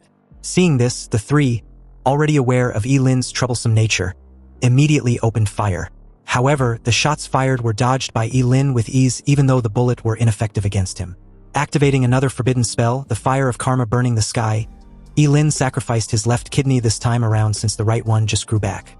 With the blessing of this terrifying mental power, this karmic fire that burned the sky seemed to light up the entire night sky. And the flames spread extremely quickly and engulfed all of the group in a blink of an eye. All the screams, wails, and cries for help were swallowed up by the flames, leaving only the crackling sound of the burning fire. The remaining 2 guards charged forward, deciding to attack from the flank. But before they could even comprehend what just happened in the next few seconds, Yi-Lin, performing the fleeting dance technique, maxed his current speed and was upon them in an instant. He grabbed the 2 by their faces with the blazing flame gushing out from his palms. Then shortly after, their entire body was engulfed in a sea of flames. After wailing a few times, the 2 died a painful death, leaving their charred remains. Yi-Lin dashed out of the blazing flames without a backward glance, silently vowing to show Kensen that his master had arrived. The moment Yi-Lin got close to the main building, the door was blown off to bits as the air suddenly became violent, gathering together to form 2 sharp wind blades which cut through the night sky and head straight towards Yi-Lin. Fortunately, with Yi-Lin's quick and nimble movements, he was able to dodge with little effort. He was also quick to notice that the attack was from a wind type awakened, obviously a job changer above level 30. At the entrance, 2 job changers were patiently waiting for him. The swordsman mocked Yi-Lin and called him a bastard for daring to come there alone. Wasn't he afraid for his life? Hearing this, his fellow spearmen laughed and reminded the swordsman that their boss wanted Yi-Lin alive. The swordsman assured his brother not to worry because he doesn't intend on killing Yi-Lin. He will just have some fun with him as a warm-up. On the other hand, Yi-Lin drew his falling star warblade, and in a cold tone, warned the 2 about their rotten luck. They were about to face him with his sword. The moment Yi-Lin unsheathed his sword, the curse spell of the life sword was naturally activated. He told the 2 to come at him so he can see how many times he can slice them up. Activating his wind magic, the dragon pistol, the spearman launched toward Yi-Lin, promising to wipe that arrogant expression off his face. Yi-Lin blocked the attack and countered with his first sword. The moment he did, the swordsman suddenly appeared behind him with a powerful wind blade strike. Luckily, Yi-Lin's fleeting dance was faster, so he was able to dodge and even counterattack with his second sword slash. Although Yi-Lin was fast, his counterattacks were weak and could only manage to scrape their skin. The 2 mocked Yi-Lin for his mediocre skills. However, Yi-Lin, fully aware of the 99 stacking effect of the Yangshuo sword technique, told the 2 to be patient. They will soon learn of his sword skills. His third sword was blocked by the spearman, then the fourth sword slash was blocked by the 2 simultaneously. But at this point, they began to notice something strange. Yi-Lin's attacks had become powerful and were difficult to block. On top of that, his swordsmanship was also becoming sharper and profound. The 5th sword soon followed with a deafening clunk, then the 6th sword and the 7th sword. On the 8th sword strike, the force was so powerful that it shattered the swordsman's weapon and trashed him a couple distance away. Shocked and alarmed, the spearman called out to his brother in panic. Faced with the blessing of just the 8th level of the Yangshuo sword technique, neither of them had the power to resist. Yi-Lin, really feeling the intensity of the 8th strike, grabbed his chest in pain. But as he approached the spearman with an evident killing intent, the guy questioned him about what kind of sword technique he used, and how it was even possible that it became more and more powerful with each strike. Under the reflection of the wind blade, Yi-Lin's expression looked extremely cold as he replied that the guy didn't need to know. The sound of a sharp blade cutting flesh was heard as blood spurted out like a fountain. Yi-Lin killed the guy with a casual slash of his sword, and as the guy's lifeless body drops to the ground, his brother let out a gut-wrenching roar, calling Yi-Lin a devil. He wasn't human and will die a miserable death. Hearing this, Yi-Lin gave him a cold look but said nothing. He activated the burning reincarnation curse spell and made a quick work of the guy, incinerating him into a charred steak as his wails got swallowed up by the flames. Yi-Lin walked away with an aura of superiority, coldly reiterating his earlier statement that no one there could leave alive. He entered the huge building and wasted no time eliminating everyone on each floor. During this period, he encountered job changers above level 30, but facing a forbidden spellmaster who was impossible to kill, and whose curse spells flew all over the sky as soon as he attacked, even a job changer above level 30 was powerless. His life-for-life fighting style made it easier to eliminate job changers at level 30 or so. Of course, Yi-Lin also paid a price. His body was covered with countless horrific wounds that were enough to kill him, and was pierced by countless weapons. He also had countless scars from ice and fire. But in those moments, Yi Lin was like a Shura who had crawled out of the underworld to claim their lives. He killed his way in, asking where Kensen was as he went along, but he soon ran into real trouble in the form of Zhai Shochi, a level 42 job changer who stood in front of him like a roadblock. This man was tall and strong like a towering mountain. His face was full of murderous intent, and his eyes flashed with amusement. He was holding a huge battle axe, and his whole body exuded a powerful aura that was bone-chilling. Zhai Shochi called Yi Lin a brave kid. After all, as a famous thug in the underground black market, it has been a long, long time since anyone dared to come to the underground black market alone to cause trouble. But looking at Yi Lin, whose body was covered with all kinds of knives, bullets, sticks, swords, and halberds, Zhai Shochi couldn't help but wonder why the kid wasn't dead yet. What was his secret? Yi Lin couldn't help but feel alert. He knew that this was a powerful opponent and he had to be careful in dealing with him. The axe alone looks like it weighs several hundred kilograms. Yi Lin assured Zhai Shochi that his secret will be revealed if he put down the axe. Of course, Zhai Shochi disagreed. If Yi Lin wasn't going to talk, then he will just have to kill him and study him slowly. Zhai Shochi rushed towards Yi Lin with the battle axe in hand, then produced a strike that literally shook the entire building and sent debris flying in every direction. Yi Lin gritted his teeth and dodged the attack by activating his burning reincarnation and fleeting dance. Facing Zhai Shochi, he did not dare to underestimate him in the slightest. Also, after casting 2 forbidden spells in succession, his entire condition was instantly brought to the best. Seeing this, Zhai Shochi scoffed and questioned Yi Lin how long he can last by burning his vitality in exchange for combat power. Suddenly, he blitzed towards Yi Lin with his battle axe, smashing down with so much force that Yi Lin was instantly thrown off the moment he raised his sword to block. He even spurted out a mouth full of fresh blood, and before he could get up, Zhai Shochi was upon him with a knee strike, landing squarely on Yi Lin's abdomen. However, Yi Lin still charged forward as if nothing had happened, swinging his sword wildly to stack up his attacks. But the few exchange didn't have enough power as a force even more terrifying than before burst out from Zhai Shochi's battle axe and swung at Yi Lin, who was attacking him. Zhai Shochi's battle axe continued to hammer down, disarming the falling star warblade in Yi Lin's hand. Yi Lin's face was extremely solemn at this point. As expected, a level 42 job changer was indeed extraordinary. Even with the 99 layers of Yangshuo sword technique combined with his burning reincarnation and fleeting dance, he was no match for Zhai Shochi. However, Yi Lin's advantage was his burning immortality. Zhai Shochi used his previous momentum to smash hard on Yi Lin's shoulder, producing a teeth-grinding sound of bones cracking. The sound of Yi Lin's shoulder bone and clavicle breaking under the attack made him spat out a mouthful of blood, and his whole body was trashed across the room like a cannonball, hitting the wall not far away heavily. Zhai Shochi approached Yi Lin's brutally battered figure, a bit disappointed. He was just warming up, but Yi Lin was already down for the count. Yi Lin agrees with this assessment. When fighting a close combat expert, his sword skills were severely lacking. Nonetheless, he still had his trump card, and Zhai Shochi should remember that he was the one who forced his hand. As Yi Lin slowly got up, the shoulder injury quickly recovered, along with any other internal injuries inflicted upon him. Because what happened next was so jaw-dropping that it even seemed excessive. Yi Lin did not hold back at all and attacked with all his might, sacrificing everything he could, and I mean everything. Liver, left lung, stomach, right kidney, gallbladder, duodenum, pancreas, spleen, large and small intestines, you name it, it's probably in there, just to summon the legendary world-destroying thunder. You see, forbidden spells were not omnipotent, so no matter how powerful a forbidden spell was, the person who casts it must be strong enough.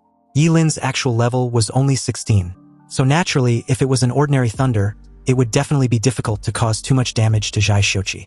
However, this sacrifice made to summon the world-destroying thunder was expensive and enormous, so its power was obviously unfathomable.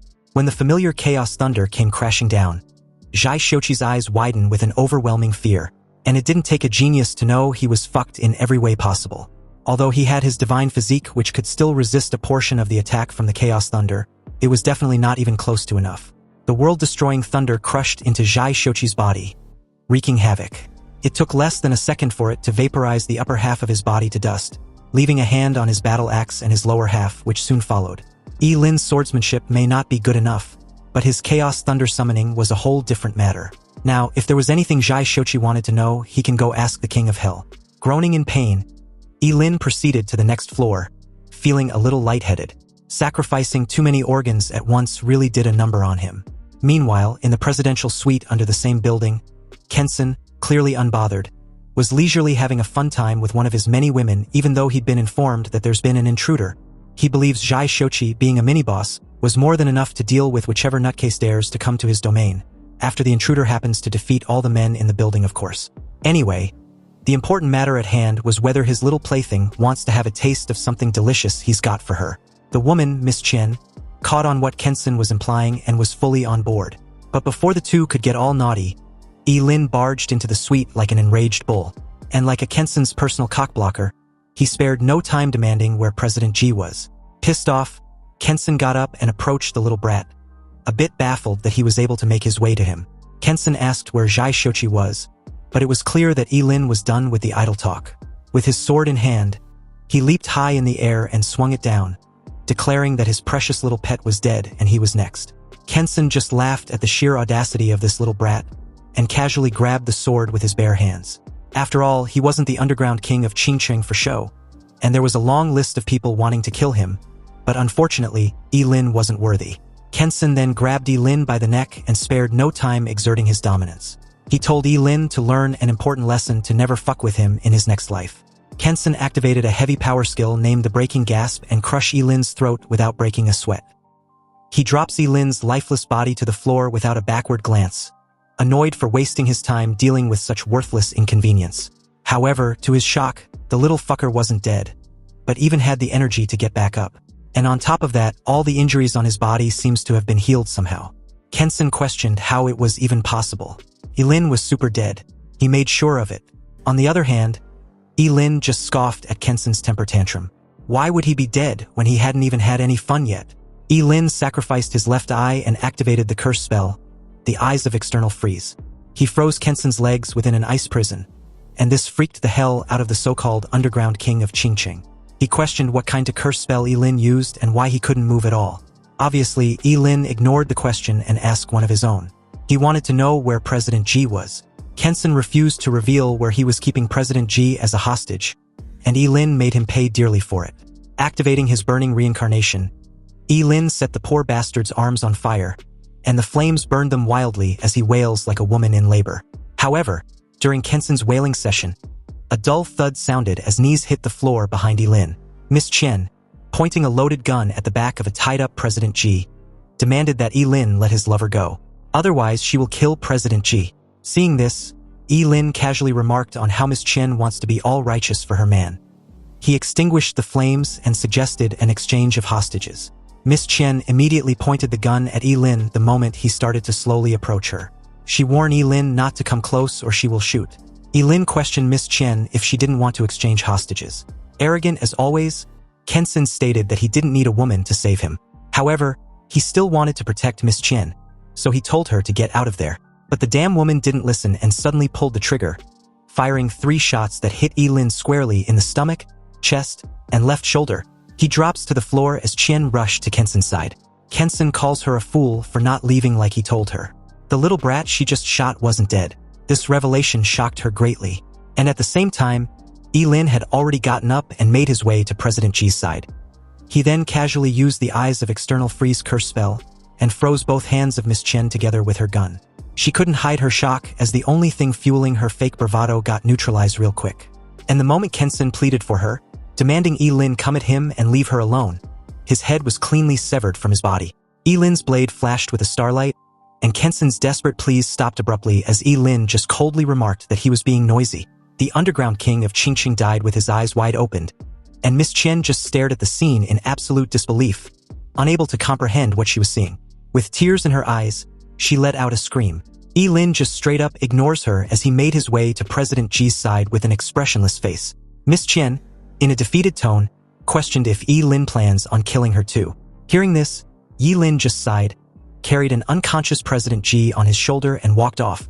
He told Miss Chen to not have such silly thoughts because he doesn't kill women, and if her lover hadn't kidnapped President Ji, he really wouldn't have been his enemy. He then tells her to leave the building. Miss Chen was speechless upon hearing this, and it's unclear whether she listened to Lin and left the building, because shortly after cleaning house, Lin incinerated the entire building with his hellfire, leaving no evidence which could be traced back to him. The entire black market was shrouded in karmic fire, turning into a sea of fire. And with that, the once largest sinful city in Qingqing officially came to an end. The very next day at the Ji family's residence, President Ji finally woke up after his treatment. Lying in bed with his whole body wrapped in bandages like a mummy, President Ji was fortunate enough to have his severed hands also reattached and healed. Ji Lingyu burst out in tears seeing his father finally awake. He thought he would never see him again. President Ji comforts his son, reassuring him not to worry. As long as he was still alive, the Ji family will be fine. Then, his gaze shifted to Yi-Lin with evident doubts and curiosity. He was comatose during the whole incident and didn't know what really happened. President Ji wanted to know just how on earth Yi-Lin rescued him. Yi-Lin nervously scratched the back of his neck and replied that he wasn't very clear about the specifics of the situation either. The entire rescue mission was done by his good friend Ling Yi. He was the one who saved him from Kensen and burned down the entire black market. Upon hearing about this mysterious Ling Yi, President Ji, although grateful and lucky to still be alive, wondered where Ling Yi came from and why he had never heard of him. Yi-Lin was not sure about Ling Yi's identity either, and given how he had only known of his existence for a short time, he doubts Ling Yi will reveal his identity to him. President Ji took the hint and asked no further questions. If Yi-Lin doesn't want to talk about it, then this old man won't ask. But the most urgent matter was the college entrance exam. Yi-Lin and his son should not delay. The two reassured President Ji not to worry. There was still 27 hours before the college entrance exams begins. And besides, they had prepared for the exams and will not disappoint him. But just then, 3 men in dark suits and dark glasses showed up at the villa. Invited inside, the 3 walked in confidently and disclosed that they were from the investigation bureau. Officer Huang took out an arrest warrant and presented it to Yi-Lin, adding that he was suspected in the involvement of a major murder case in the city. They needed him to come with them to assist in the investigation. A visible bead of sweat trickled down Yi-Lin's cheek. He didn't expect the investigation bureau to come so quickly. Nonetheless, it was too risky to openly resist arrest. So Yi-Lin decided to go along with them first, then decide his next course of action as the situation develops. As they led Yi-Lin out of the room, Ji Lingyu questioned the officers why they were arresting his boss. The officers remained silent as Yi-Lin just casually stated that the two should remember to pick him up at the investigation bureau. President Ji reassured Yi-Lin not to be afraid. He will find the best lawyer who can definitely get him out. Meanwhile, as the scene shifted the Zhuge family's villa, Zhuge Qianqing knocked and informed her daughter at the door that there has been another news about Ling Yi, the guy she has been damn near obsessing over. Hearing this, Zhuge Nini got all excited like she'd received the best news of her life. Her father had to even remind her to change clothes first before heading downstairs, where Officer Huang from the investigation bureau was waiting. As Zhuge Nini heads to her closet to change, her father left her room with a heavy sigh. He closed the door and began to cough violently. Taking out a key from his pocket, Zhuge Qianqing, with a knowing look in his eyes, stated that he didn't expect Yi-Lin to be able to take out Kensen single-handedly. But at the moment, what's got Zhuge Qianqing all serious was that he didn't have much time anymore. Seriously, when will Yi-Lin be willing to take up on his offer and ask him for help? He wondered, and apparently it seems Yi-Lin's secret was not that airtight after all. Meanwhile, at the Qingcheng Investigation Bureau stood a tall, magnificent and imposing building, designed to be intimidating. Inside one of its special solitary cells built by the masters of material science and architecture, it was a pipe dream to think of breaking out by force. Yi-Lin sat in the only chair in the cell as the iron door slowly opened, revealing a man with his face concealed by the shadow casted. Yi-Lin calmly stated that until his lawyer comes, he won't say anything even though he'd guessed that President Ji's connections and lawyer probably won't be enough given the number of people that died. The guy, clearly annoyed, walked in and before Yi-Lin could utter another word, he was grabbed by his jacket and lifted up in the air. The guy demanded Yi-Lin tells him where that thing was. Obviously, Yi-Lin was totally clueless. He questioned through his ragged breathing, wanting to know what the guy was referring to because he sure as hell didn't know. But this answer only enraged the guy who thought Yi-Lin was playing dumb. He threatened to gouge Yi-Lin's eyes out if he continues with the act. With little effort, he slammed him directly into the wall. Yi-Lin felt like he'd been hit by a truck. It was then that the guy, in a cold tone, explained that Yi-Lin should hand over the key.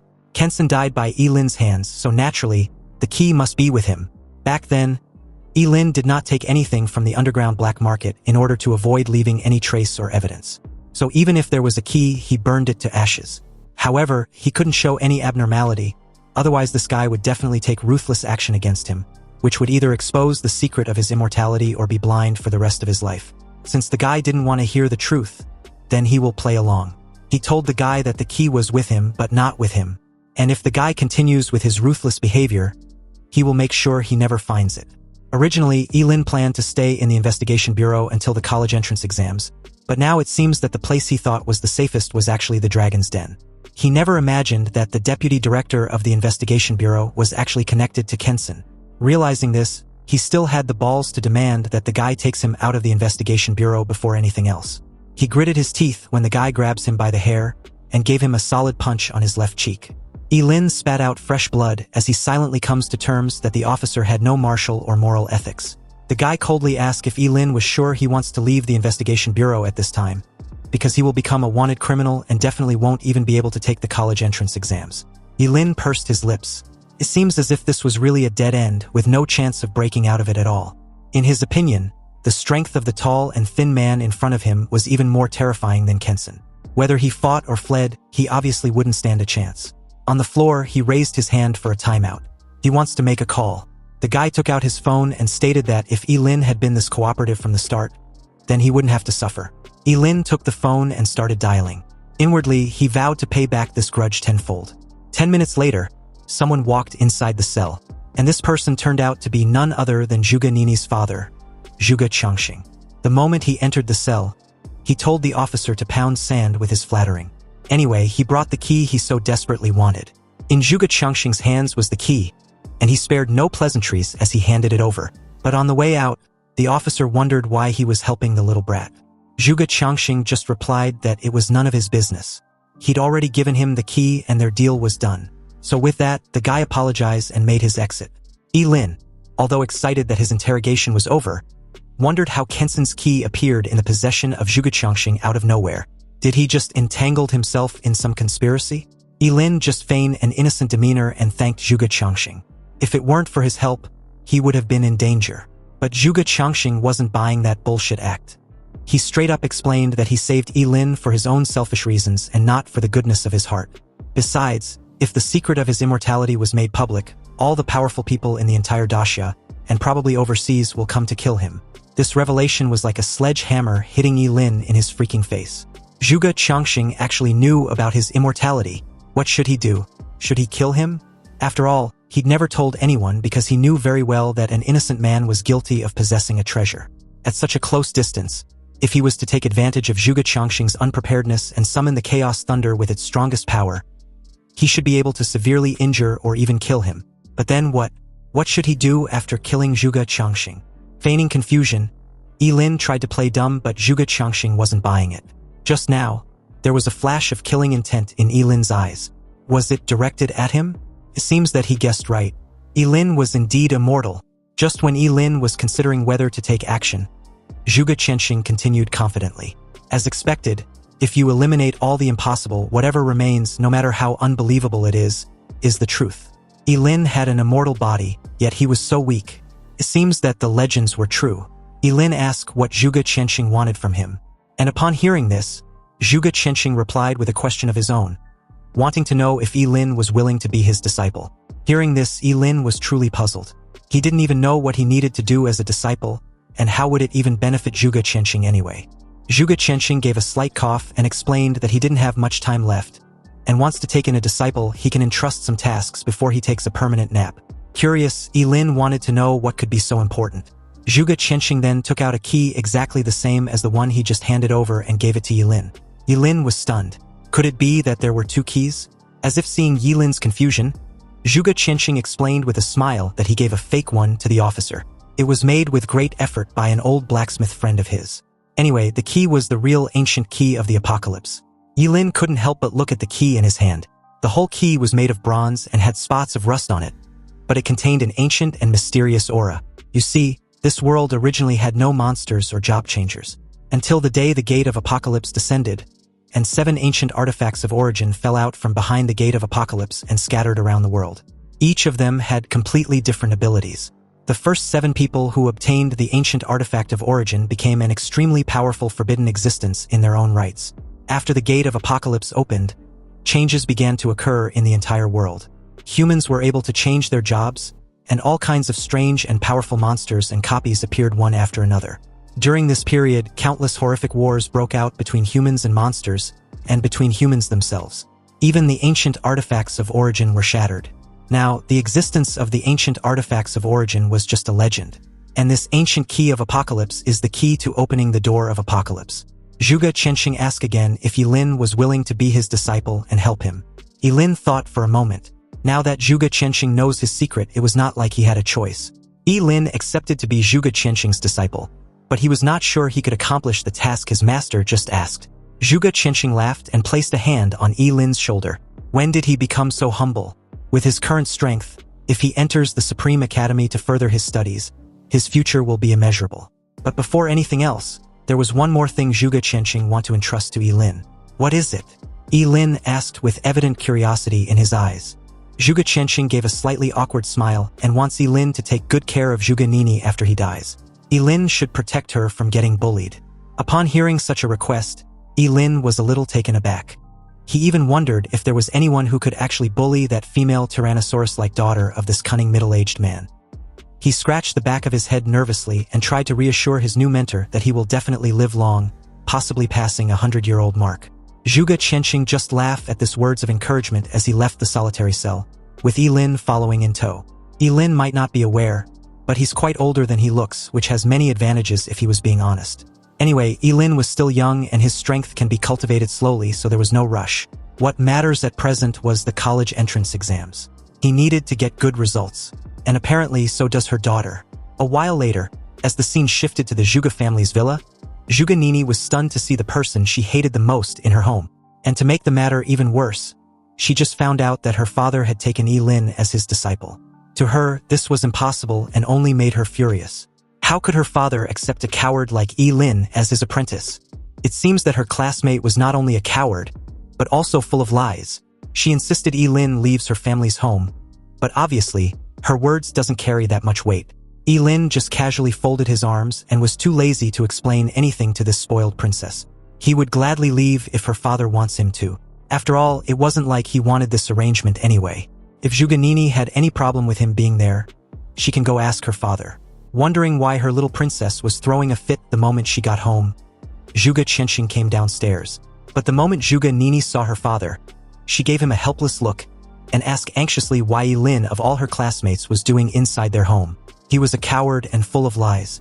He should hurry up and kick him out because there was no way he was his disciple, right? Zhuge Qianxing replied her daughter that he did indeed accept Yilin as his disciple. So her classmate was telling her the truth. But before Zhuge Qianxing could explain the reason for his decision, Zhuge Nini, incredulous, cut her father off and asked if he was crazy. Was he getting old and confused? How can he want such a person as his apprentice? And even if Yilin's character was put aside, what of his talent? Yilin was a forbidden spell master who cannot live past the age of 25. So what could her father possibly teach him within this limited time? He was going to die very soon anyway. As smart as Zhuge Qianxing was, he didn't know what to say without revealing any of Yilin's secrets. He told her daughter to pipe down with such harsh words. But it wasn't like Yilin cared anyway.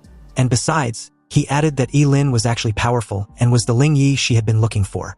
Hadn't she figured it out that Yilin and Ling Yi were the same person all along? Zhuge Qianxing thought that her daughter would change his opinion of Yilin after hearing this. But unexpectedly, Zhuge Nini just sneered and glanced at Yilin with cold eyes. She never thought that her classmate was not only cowardly and full of lies, but also a fraud. He can even fool her father. But she knows damn well what she saw on that day. Yilin ran away like a coward he was when she needed help. And if it wasn't for Ling Yi showing up and saving her, she would probably be dead. How could these two people be the same person? They look and behave nothing alike. You see, for people like Zhuge Nini, once they determine something and becomes obsessed over it, it's almost impossible to get them to realize otherwise even when it smacked them in the face. As Zhuge Nini walked away, she promised to find the real Ling Yi and expose Yilin's hypocritical mask. Yilin walked over and asked Zhuge Qianxing whether he should follow her daughter and protect her from a distance. Zhuge Qianxing smiled bitterly and shook his head. There was no need. No one would dare to touch her in Qingqing. Also, Yilin shouldn't take her daughter's words to heart. She was not bad by nature, but a little paranoid. Zhuge Qianxing apologized on Zhuge Nini's behalf. This was also his fault for usually doting on her too much. Anyway, with the college entrance exams a few hours away, Zhuge Qianxing took out a wooden box and handed it to Yilin. Yilin opened the wooden box and found a mask as thin as a cicada's wing. Looking at the mask in the wooden box, Yilin felt his scalp tingling. This was not a mask at all, it was clearly a human face, a lifelike face, as if it had just been peeled off. Zhuge Qianxing called the mask the illusion face, a little item made by his old forger friend. As long as Yi Lin puts on the illusion face, he can become another person entirely, with both his voice and aura also becoming completely different. With this, if his disciple wants to attack with all his strength in the future, he can just put on the illusion face and go all out without the fear of being exposed. Yi Lin's eyes suddenly lit up. Although this item did not increase his combat power, it could indeed be of great use to him at critical moments. He thanked Zhuge Qianxing, and in that moment, Yi Lin felt that being a disciple wasn't so bad after all. The very next morning, which happens to be the day of the college entrance exams, Yi Lin walked into Qingqing Academy and came to the waiting area, an open field where all the candidates had gathered to be taken to the exit of the city gate by the school leaders. As soon as Ji Lingyu saw Yi Lin, he rushed over excitedly, relieved that his boss made it. Ever since Yi Lin saved his father, Ji Lingyu had fully and openly accepted Yi Lin as his boss and true friend. He also heard from his father that Yi Lin had become Zhuge Qianxing's disciple. To the public, Zhuge Qianxing had taken the blame for Kenson's demise and the destruction of his underground black market. When Zhuge Nini heard this a few distance away, she snorted coldly and glared at Yi Lin. She truly believed that her father was deceived by her classmate. Without a doubt, Yi Lin was just a fraud and a despicable guy. As soon as Zhuge Nini said this, the faces of the crowd changed, and the looks they gave Yi Lin became strange. Originally, they were envious of him for being a disciple of Zhuge Qianxing, who was a powerful astrologer and a famous figure in Daxia Kingdom. But now, based on what his daughter just implied, it seems that there was more to what they previously knew. Ji Lingyu frowned and pointed an accusatory finger at Zhuge Nini, questioning if she had any evidence to back up what she just said. She was not allowed to slander his boss without any proof. Also, how can she even openly disrespect her own father for choosing an apprentice? Was she more insightful than her father? For the first time, Zhuge Nini was put on the spot, but she still didn't back down. She may not have any evidence at present, but that doesn't mean Yi Lin wasn't a fraud who stole Ling Yi's name and was actually pretending to be him. Yi Lin should just wait, his fraudulent days are numbered. Once she finds Ling Yi during the exams, she will expose his true identity to the public and everything will be revealed. Just then, the transportation vehicles arrived. More than a dozen buses were neatly lined up in a row and parked in front of the gate of Qingqing Academy. These buses would take them to the city gate. The moment Principal Gao alighted, he welcomed and congratulated everyone for becoming a powerful job changer. Whether they can enter a good university will determine their future prospects. The rules of the college entrance exams were the same as in previous years. And although this exams was important, it was not worth their lives, which should always be their top priority. With that said, Principal Gao hopes each student gets good results. And the crowd immediately cheered and promised to do their best. They got inside the bus and arrived at the city gate half an hour later. A huge city wall with a massive gate dozens of meters high and wide enough for several buses to pass through simultaneously. It was majestic and solemn, with intricate lines and patterns carved on it. Every stroke looked deep and mysterious. Under the sunlight, the outline of the city wall was clearly visible in the sky, which made most of the students do a double take when they saw it for the first time. This was the Great Wall that separates Qingcheng from the wilderness, keeping all those powerful and terrifying monsters outside the city gate. Buses from several other high schools also arrived one after another. 10 minutes later, all the graduating students from the various high schools in Qingqing alighted from their respective buses and gathered at the city gate. The moment Yi Lin got out from the bus, he reminded Ji Lingyu to follow him and stick to their original plan. A guard stood in front of the crowd and reminded the students that the entrance to the exams was outside the city gate.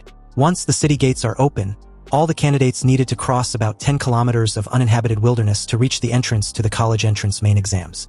If any of them encounter fierce monsters, how they can survive depends on their strength. However, if they can't resist any of these dangers during this period, they should remember to give up immediately. With a creaking sound, the huge city gate slowly opened to both sides like two walls, and as soon as the city gate was opened, many candidates rushed out impatiently, including Yi Lin and Ji Lingyu. In order to defeat Yi Lin and win a bet she made with her father, Zhuge Nini was among the first batch of candidates to rush ahead, as some of the candidates stayed at the back and waited quietly, not in a hurry at all. The first batch of candidates rushing out may not necessarily reach the entrance faster, but they will definitely encounter ferocious monsters sooner. Several principals of Qingqing stood on top of the city wall, looking at this group of candidates who were radiating vitality like the rising sun. One of them issued a challenge, which was to guess how many students from Qingqing will be admitted to Daxia College this year. There were 5 last year, so another guessed that there will be at least 7 this year. Apart from anything else, the 2 SSS-level students of Principal Gao will definitely be admitted to Dasha College unless something unexpected happens. Principal Gao stroked his short beard and laughed with pride, thanking Principal Wang for his insightful observation. Back on the open field outside the city wall, the group were greeted by a foul smell emanated from monsters. This stench was mixed with the smell of fermented blood. Many candidates even vomited when they smelled it for the first time. Suddenly, a roar of a monster resounded nearby, and with that sound, a giant lizard more than 3 meters tall, covered with hard red scales, suddenly appeared. It had bloodthirsty eyes, and its long tongue constantly moved in and out of its mouth. This was a level 11 bloodthirsty demon lizard. Most of the candidates were immediately frightened and panicked, running around in all directions, trying to avoid the monster. The bloodthirsty demon lizard was incredibly fast, so it could cover a distance of several meters with one leap. It caught up with several fleeing candidates in the blink of an eye. Its claws were as sharp as steel knives, and as it tore through the fearful crowd, blood splattered everywhere with just a single swing of its claws. Sharp screams echoed throughout the field. The principals on top of the city wall seemed extremely calm, staring at the candidates running away or being scared silly. They were a bit disappointed that their students were scared of just a level 11 bloodthirsty demon lizard, and started comparing them to subsequent years. With so many people, if everyone were to use a skill, the bloodthirsty demon lizard could be bombarded to death with an overwhelming attack. Anyway, it was in this moment that Lin rushed towards the bloodthirsty demon lizard with the falling star warblade in his hand. He activated the Yangshuo sword technique, and 4 bright sword slash flashed in succession. The bloodthirsty demon lizard that had scared everyone and made them flee everywhere had its limbs cut off, turning it into a wriggling flesh worm. The principals were stunned upon seeing such a terrifying sword, which was at least a rare level equipment, and was even more amazed to see Lin, the forbidden spell master, at just level 16 with a rare piece of equipment. He easily dealt with a level 11 bloodthirsty demon lizard. However, they were also curious as to why Lin didn't kill the monster. Just when everyone was confused, Lin calmly called Ji Lingyu over. Ji Lingyu rushed over excitedly with a sword in hand. Obviously, the bloodthirsty demon lizard had no ability to resist at all, and was killed by Ji Lingyu without any trouble. The two were rewarded with 40 experience points each for their combined effort to kill the 11th level bloodthirsty demon lizard. Everyone was stunned at the outrageous scene before them. They now understood why Lin only cut off the limbs of the monster but did not kill it. Lin had become Ji Lingyu's tool for leveling up.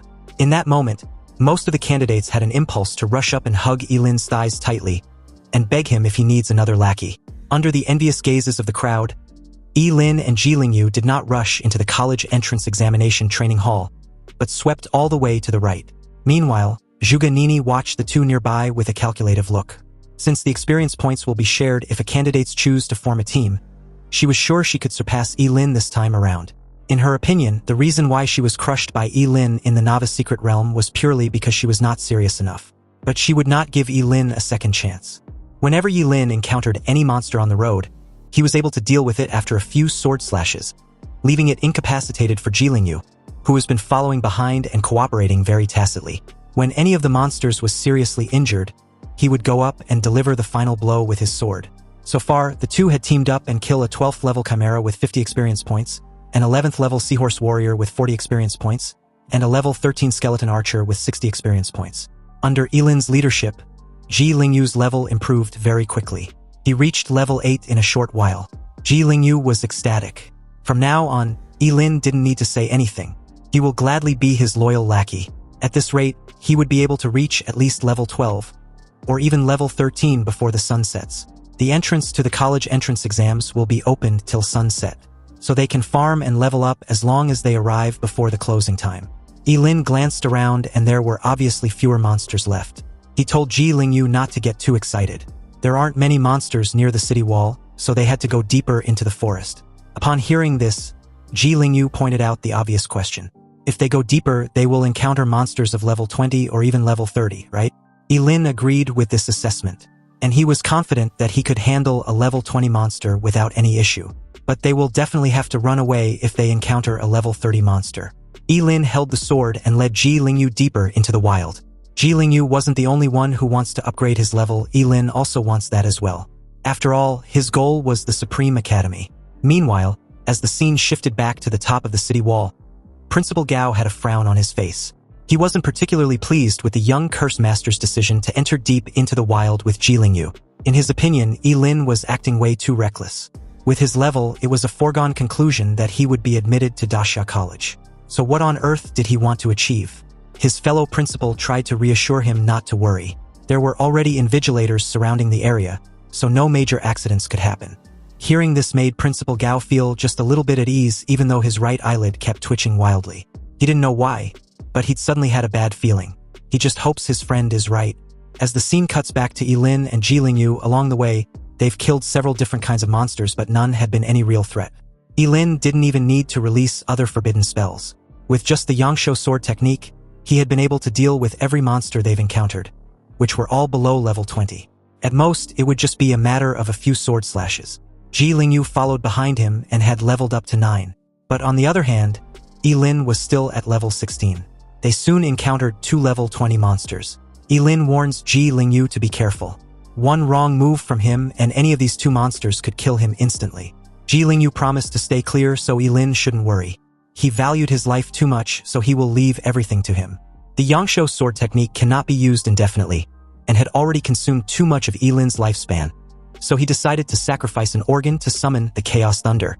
Since the enormity of the Chaos Thunder depends entirely on the degree of the sacrifice, sacrificing just an organ was enough to deal with the 2 level 20 monsters. Amazed, Jilingyu saw the charred state of the monsters and asked Lin if this was how he had been killing them. Although it was efficient and can kill a level 20 monster instantly, it seems way too brutal, doesn't he think so? Lin simply replied that this level of brutality was nothing, and there were even more brutal things to come. Just when they were about to proceed forward, a man wearing an invigilator's uniform suddenly appeared in front of them and blocked their way. He told the 2 they could not leave the exam's perimeter without permission. It was too dangerous. Hearing this, Lin frowned slightly but had no issue with this restriction. However, just as he was about to leave, he suddenly stopped short, staring at something intently behind the invigilator. With a serious expression, he anxiously told the guy to look behind him. But the invigilator snorted coldly when he heard this, without even turning his head. He questioned Lin if he was trying to trick him into turning back so they can run off to the restricted area.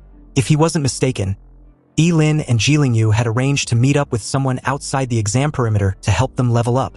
The invigilator advised them to give up on this ridiculous idea. He had been an invigilator for 20 years, and no candidate had ever managed to fool him. Now, the 2 should hurry up and leave, or he will consider them for violating the rules and cancel their exam.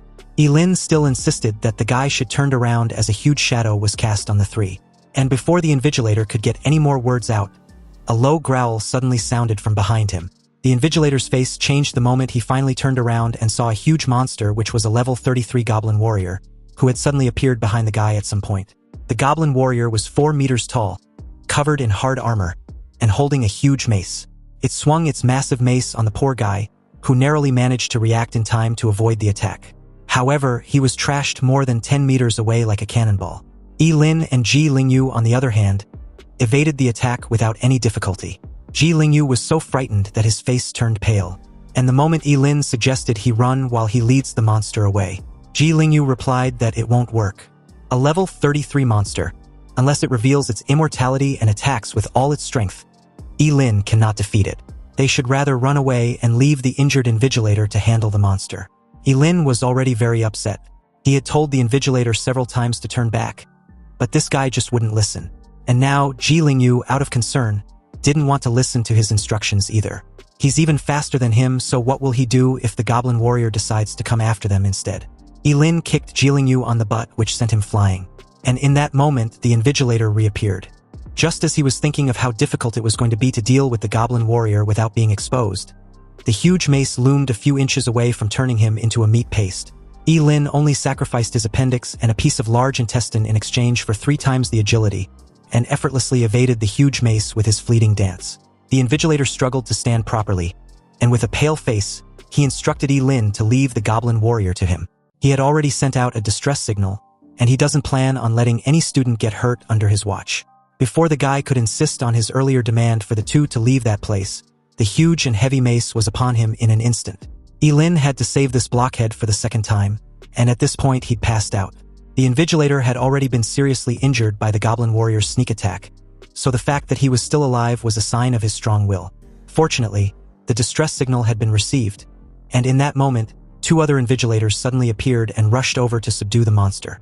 Lin observed everything under a calculative gaze. They instructed him to stay away to avoid any accidental injury, and he obediently obliged. He also told the 2 that their colleague had been injured, so he would carry him away from there. The 2 invigilators immediately started to deal with the goblin warrior. Under the siege of the 2, the goblin warrior had no ability to resist and was completely suppressed. At a safe distance and under the cover of the smoke and dust created, Lin took out the illusion face from the wooden box and placed it on his face. The thin mask fit his face shape perfectly, and after putting it on, he perfectly turned into the middle-aged invigilator who was out cold beside him. He even had an identical injury the guy had on his face. Then, he stripped the guy of his uniform and quickly put them on. At this time, the goblin warrior was struggling to break free from his restraints. Although the 2 invigilators were barely suppressing that monster, it was also obvious that they've managed to seriously injure it. The lady told her colleague to kill the evil creature already. Its death should suffice for daring to disrupt the college entrance exams. Just when he was about to act, Lin, now disguised as an invigilator, offered his assistance. The monster owes him its life anyway. Facing the level 33 goblin warrior, Lin did not hold back at all. He activated the forbidden spell, the eternal stem element.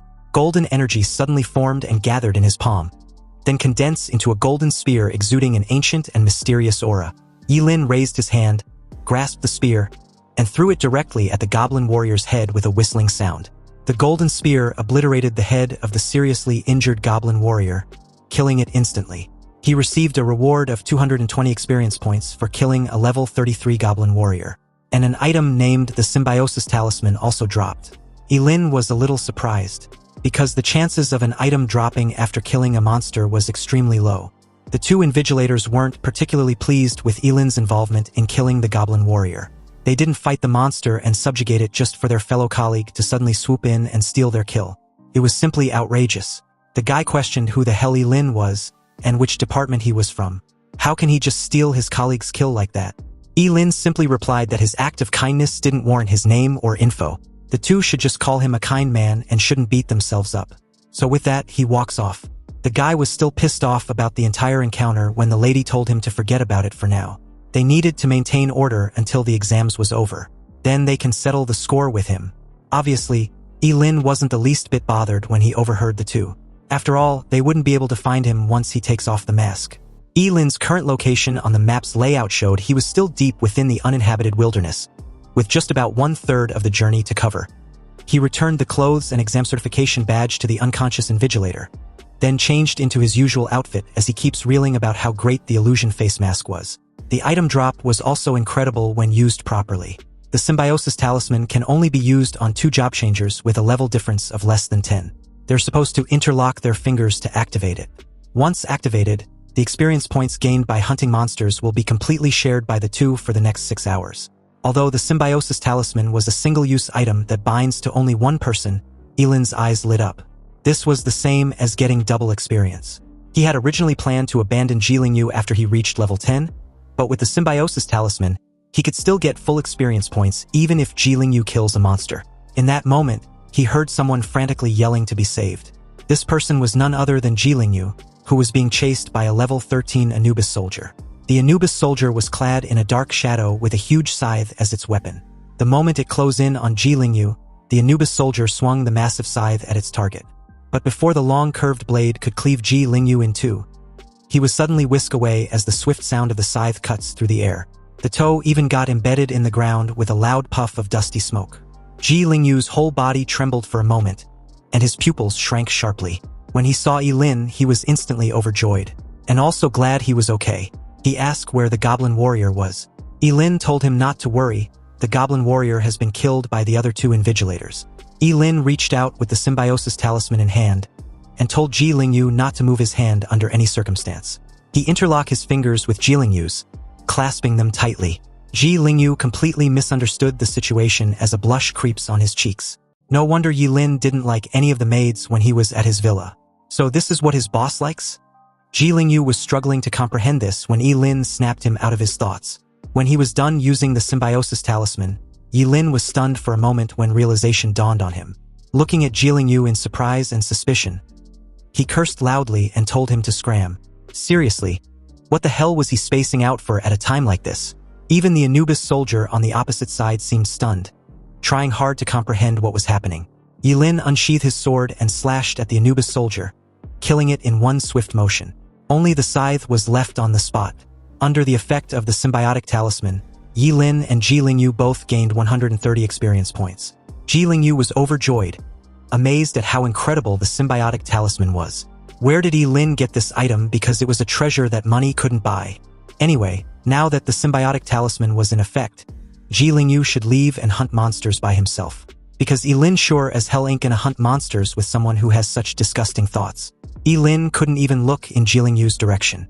Ji Lingyu explained that it was just a misunderstanding. He's actually a straight dude. However, Yilin wasn't having it. He told him to stop following him and scram. They needed to level up on their own to maximize the effect of the shared experience. Ji Lingyu reluctantly agreed with this assessment, but he did inform Yilin that there weren't many monsters he could deal with alone. Yilin was already aware of this but still left without any hesitation. Ji Lingyu just need to stay alive. With invigilators blocking the periphery, the students did not encounter any monsters above level 25. Yilin used his fleeting dance to move through the uninhabited wilderness at an extremely fast pace. And with his falling star warblade and the Yangsho sword technique, he started a massacre. He did not need to use other forbidden spells. Just the Yangsho sword technique combined with the 300 points of strength added by the falling star warblade was enough to make him dominate the entire exams. He was also mindful not to do anything too conspicuous. When he encountered a monster of a lower level than him, he would kill it with one strike. When he encountered a monster of a higher level than him, he would pretend to fight with it and then kill it with 2 to 4 strikes depending on the level. He suffered a lot of injuries during this period, but under the cover of the healing skills of the twin yin-yang bracelets, he directly used his immortal body to recover without any suspicion. Even under the presence of other students, he continued to kill monsters and used his immortal recovery. While other students run for their lives when facing monsters above level 15, Yilin did the opposite. He even charged in against a level 20 Minotaur which could kill him in an instant. He was actually excited that the Minotaur and any other monster of higher level was being left like a plague. Ji Lingyu on the other side was stunned, because from the beginning of the exams till now, his level has been rising rapidly. He knew without a reasonable doubt that his boss on the other side must have been killing monsters indiscriminately like crazy, because under the effect of the symbiotic talisman, their experience points were obviously shared.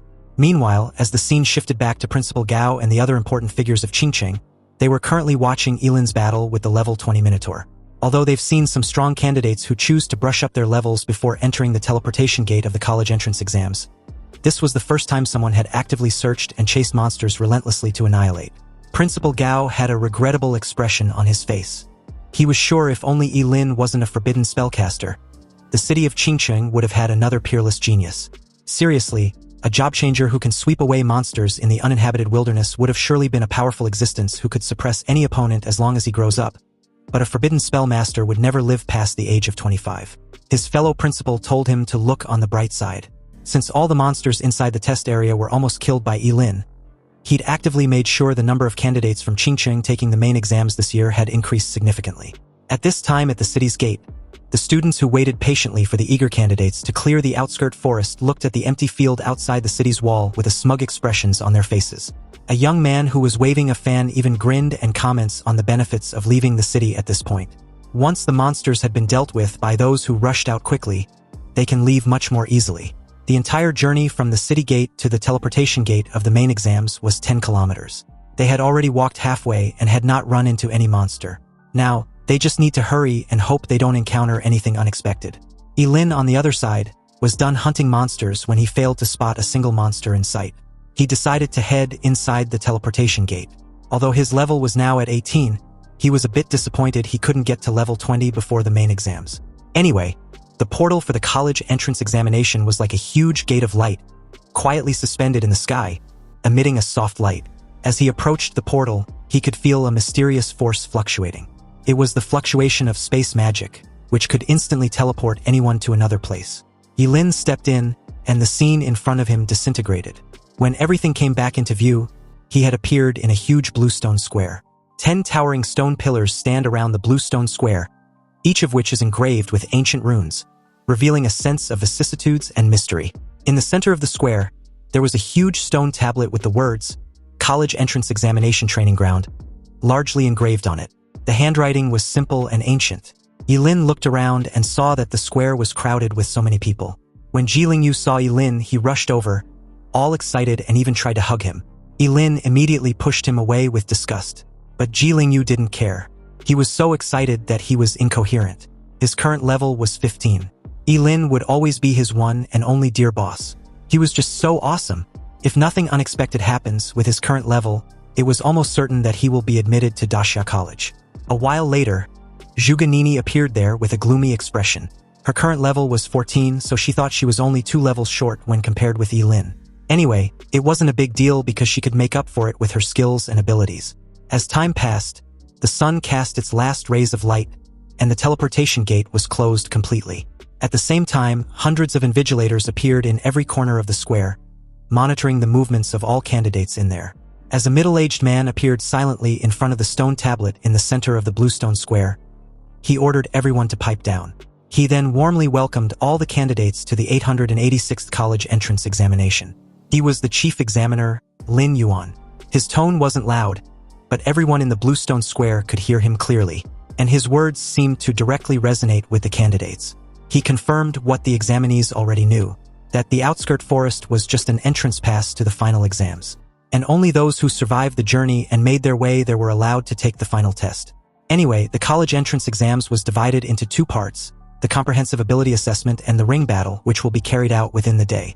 The comprehensive ability assessment has a total of 10 stages, and the maximum points for each stage was 10.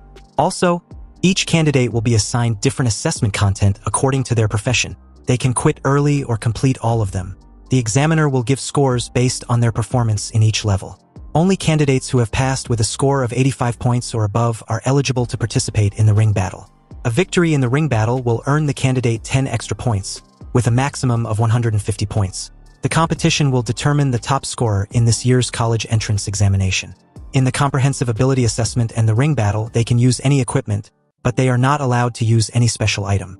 Also, any violators will be disqualified from the assessment, and that's all for the rules of this assessment. The expressions of all the candidates became extremely solemn as they queue up into groups of 10 and enter the assessment room. The comprehensive ability assessment was about to start. As soon as Lin Yuan was done, the 10 towering stone pillars standing on the bluestone square each opened a portal. All the candidates entered the stone pillar one by one. When it was Yilin's turn, he took a step forward and appeared in a closed all-metal room with numerous electric sparks sweeping across him. The time of the main exams had finally come, and it was up to him to write his fate how he chooses. The chief examiner, Lin Yuan, stood quietly on the bluestone square, looking at the 10 stone pillars.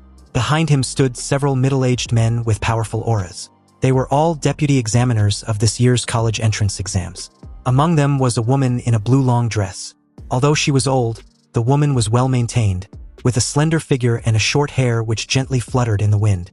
Her name was Su Changxin, and she was a supervisor from Daxia College. She walked over to Lin Yuan's side and apologized for being late. Lin Yuan smiled slightly, looked at the woman with respect, and replied that there was no need. She was just in time actually. Su Changxin asked if there has been any outstanding candidates so far. Lin Yuan replied that there's been a few, especially a student named Yilin who was already level 18. Lin Yuan pulled Yilin's info and showed it to Su Changxin. She was quite impressed with Yilin's level, and stated that he was already qualified to be enrolled into Daxia College. However, when she saw Yilin's profession, she couldn't help but frown. It was quite a shame. At level 18, even if the profession level was only A class, she could still be flexible with the conditions and allow the candidate to enter Daxia College. But that's not the case when it comes to forbidden spell masters. Although it's an SSS level profession, everyone knows that a forbidden spell master will not live past the age of 25. Lin Yuan agrees with Su Changxin. It's indeed a shame. If Yilin wasn't a forbidden spell master, a real dragon would have appeared in Qingcheng. Just as the two were discussing Yilin's score, a mechanized voice announced that the candidate Yilin was done with the first stage of the comprehensive ability assessment. His level assessment was a full score. The second stage of the comprehensive ability assessment was the three-dimensional attribute assessment, and candidate Yilin was instructed to place his hand on the test ball. When he did, his strength was displayed as 480, agility of 270, and mental spirit of 1199. An examiner couldn't help but complain. He couldn't comprehend how a forbidden spellcaster had a strength of 480. He then wondered if Yilin had an equipment that increases his strength. And if he did, why would he need that much strength as a forbidden spellcaster? Did he want to brawl with other candidates? Another agreed that 480 points of strength was indeed weird because it already exceeds a lot of warrior class professions. Anyway, they'll know when Lin reaches the third stage because he will have to use his attacks on that stage. The third stage of the comprehensive ability assessment was an attack assessment, and candidates were instructed to use their strongest attack skill they had. When Lin heard this, his first reaction was to sacrifice all his organs to summon the world-destroying Chaos Thunder. But he knew that godly performance was too shocking and would definitely expose himself. Besides, it was just a high-level exam, so it shouldn't be so exaggerated. But the power shouldn't be too small either, because he wanted to be enrolled into Dasha College with full marks in every stage. After thinking about it, Lin made a decision and sacrificed his tonsils to summon the most ordinary thunder. A bolt of lightning struck, and the dummies were blown into pieces. This was already his least powerful forbidden spell, yet the dummies had been destroyed. He wondered if they were just too fragile. Meanwhile, back at the Bluestone Square, all the examiners were genuinely stunned to see the wrecked dummies which were capable of withstanding any attack from job changers below level 25. Lin was just level 18, yet the dummies exploded from one hit just like that. It's obvious at this point that Lin used a forbidden spell, and since forbidden spells were known to be powerful, it made sense that the dummies would be wrecked. Lin Yuan couldn't help widening his eyes. He believed Lin was being too reckless with his life just to cast a forbidden spell in his final exams. Nonetheless, his performance deserves the full points. After he passed the third stage, the next 4 stages were assessments on agility, explosive power, sustained damage output, and escapability.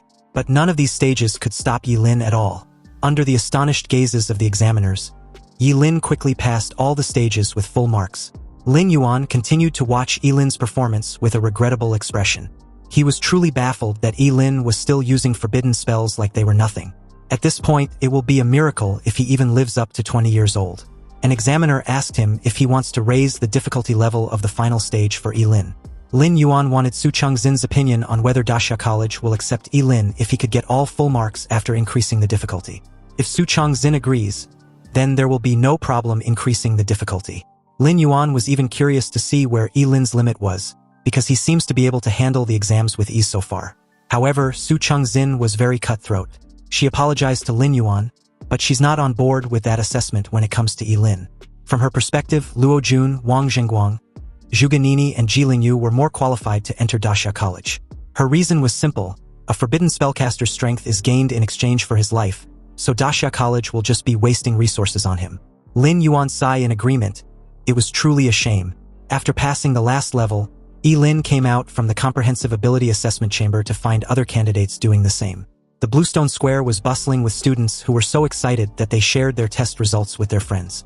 Ji Lingyu, excited to have scored 96 points, couldn't wait to share the news when he spotted Lin. According to this results, as long as he win 3 more matches in the ring, he was sure to enter Dasha College. Lin, on the other hand, wasn't impressed. He asked why Ji Lingyu didn't get full marks. After all, he was already level 15, so the difficulty shouldn't be a problem. Ji Lingyu nervously scratched the back of his head and explained that he lost points in the actual combat assessment. His level had increased too quickly and he couldn't adapt for a while. As everyone was chatting among themselves, Lin Yuan announced the results of the comprehensive ability assessment. The first place was Lin with 100 points. The second place was Zhu Ganini, also with 100 points. The third place was Luo Jun with 98 points. The fourth place was Ji Lingyu with 96 points. And the fifth place was Wang Zhengguang with 95 points. After announcing the test results for the top 5, Lin Yuan told the candidates with scores below 85 to leave the examination room in an orderly manner under the guidance of the invigilators. Candidates with scores of 85 and above can also choose to leave, but leaving the examination room will be regarded as giving up on the ring competition. As soon as Lin Yuan was done, Zhu Ganini, with a look of defiance, asked why she was ranked behind Lin when they both got full marks. Although she hated not being able to surpass Lin, being ranked below him was unacceptable. As soon as Zhu Ganini spoke up, it instantly aroused the doubts of many candidates. The girls even thought it was discrimination against women. It was unfair and a clear oppression against women. If Lin Yuan can't give a reasonable explanation, they will appeal against this injustice.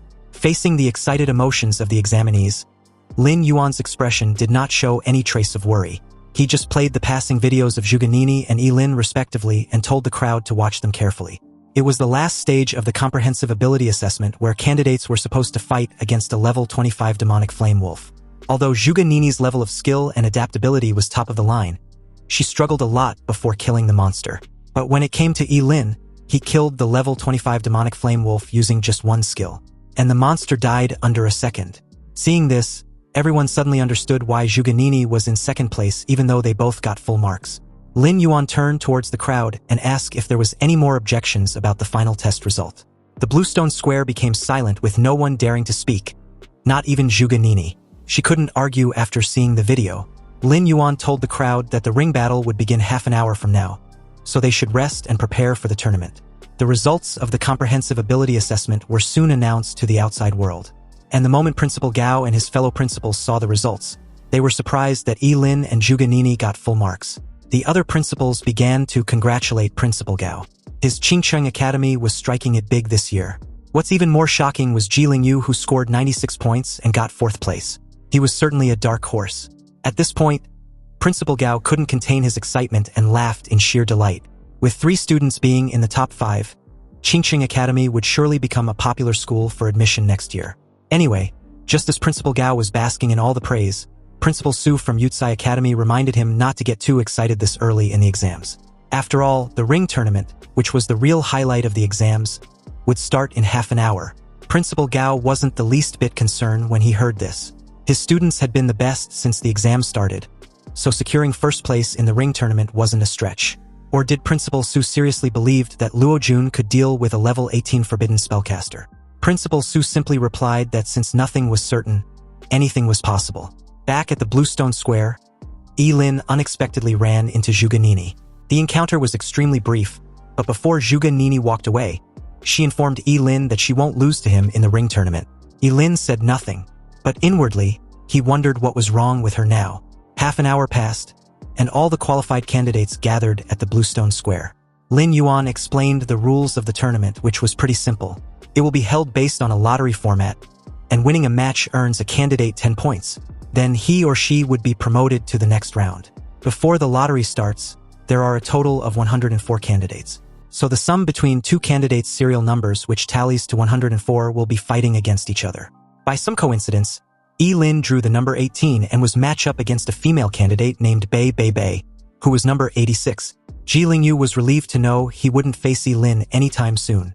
He was number 24, and as long as he doesn't run into Zhuge Nini or Luo Jun in the early stages, his level would be enough for him to secure a good result. Soon, it was Lin's turn to face his opponent. Ji Lingyu wished him the best of luck as he walks off. As the two face off in the arena, their profession and levels were displayed for each to see. Bei Bei Bei was a level 10 water mage, and Lin was a level 18 forbidden curse master. Before Lin Yuan announced the beginning of the battle, Lin advised Bei Bei Bei to surrender. But of course, she didn't listen. She told Lin that she won't surrender. Even though he was stronger than her, she won't be looked down upon. Bei Bei Bei's expression was very stubborn, and her palm-sized face was full of determination. Lin just smiled and commended her for her bravery. After all, it's not easy for anyone to get a score of more than 85 in the comprehensive ability assessment. However, this was a fight she cannot win. Lin sacrificed his wisdom tooth and summoned the chaos thunder. His body got lifted in the air the moment he raised his hand in the sky.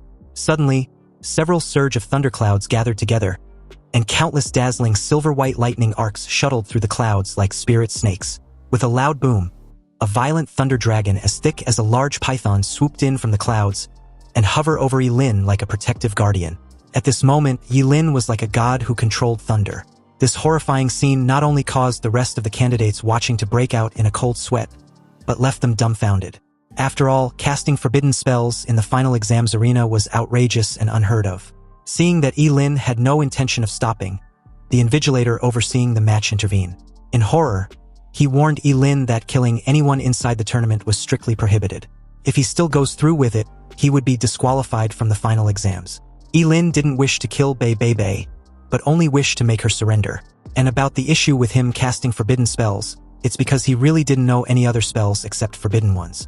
Under this terrifying pressure, Bei Bei Bei was so scared that her legs went weak, and she slammed to the floor with a thump. The next second, she burst into tears, crying like a child. The other candidates, especially the guys, were outraged. They can't believe Lin would go as far as make such a beautiful lady cry out of fear like that. He was simply an animal. Yilin ignored them and asked a sobbing Bei if she'd surrendered. In the end, she surrendered and was helped off the stage by an invigilator. The competition ended with Yilin as the victor. He made his way to the ground and was awarded 10 points for winning the first round. Yilin gave a helpless look. He also didn't expect Bei to have such a poor psychological endurance that she would be scared to tears. It seems he just have to be mindful in the upcoming rounds. Soon, the battle in the ring competition was in full swing. A thick book appeared in Juganini's hand, which was obviously some extremely powerful equipment. As the pages kept flipping, terrifyingly hot flames roared up and forced her opponent to retreat. Each of her skills was released with extreme precision, leaving no room for her opponent to operate. Soon Juganini defeated her opponent and won the first round. Luo Jun from Yutsai Academy held a black spear with a lifelike shadow dragon wrapped around the spear. Every time the spear was swung, the sound of a dragon's roar echoed throughout the arena. With dark, ominous eyes, he kept teasing his opponent before winning the matchup. Ji Lingyu was wielding a long sword, and with his current level, facing a level 8 opponent, he felt no pressure at all. So after a few sword strikes, he made the opponent surrender on the spot. With an SSS-level Rainbow Blade profession, Wang Zhengguang from Experimental Academy was as fast as a ghost and could easily defeat his opponent in a flash. After a 10-minute break, the second round of the competition officially began. In this round, Yilin's opponent was a sword cultivator with several long swords on his back. The guy, Chen Chengqin, had sharp eyebrows and bright eyes, a slender figure, and a weird temperament. But the moment he saw Yilin as his opponent, his expression changed slightly. He then narrowed his eyes and spoke softly as if muttering to himself. Chen Chengqin believed it might be a little tricky facing Yilin, but he was confident he could win. The moment he drew out a long sword from his back, Yilin's expression suddenly became serious. He didn't want to underestimate his opponent because the professions of job changers were all kinds of strange, and so was their skills. Their apparent level also do not represent their true combat prowess. Anyway, the way Chen Chengqin looked so confident, he must have extraordinary means. The moment the invigilator began the match, Chen Chengqin announced that he'd surrendered. He turned around, coolly put the sword back into his scabbard, and then walked off the stage. Yilin was stunned for a moment before asking Chen Chengqin about what he said just moments ago. Didn't he say he was confident that he could win? Yes, he did say that. However, Yilin misunderstood him when he said that. He's confident he will win against him, but not today and definitely not now. The invigilator had a strange look on his face when he announced Yilin's victory for the second time. This was the first time he'd encountered the easiest job as an invigilator. While his colleagues had to stay alert and pay attention to the candidate's combat situation at all times to prevent their lives from being in danger, he basically had nothing to do except reciting the rules. The crowd was stunned to see Yilin win again without fighting. Although the way Yilin's opponents surrendered might seem a bit too much, it was understandable. Like who would risk their own life just to defeat a short-lived forbidden spellcaster? Soon it was time for the third round. In light of the lessons learned from the previous two predecessors, it seems the next candidate had already made up his mind the moment he drew Yilin. Since he had no desire to fight against such a monster, he immediately surrendered. Recalling the scene in the first round, the guy knew it would be better for him to give up.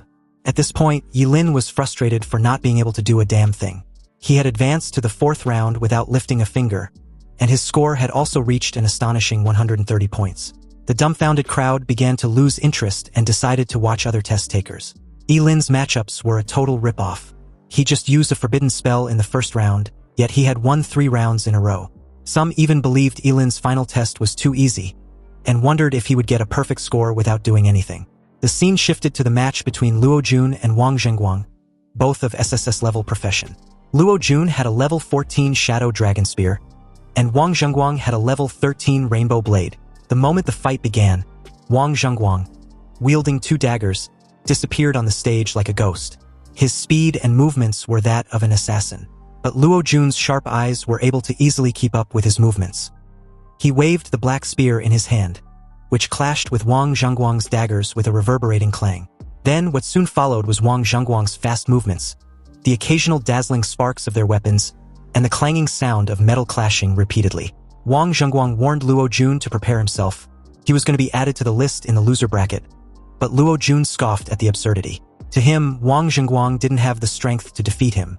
The crowd gathered were terrified seeing the way the 2 SSS-level professionals were fighting each other. Luo Jun had no issue keeping up with Wang Zhengguang's movements, but the crowd couldn't see anything.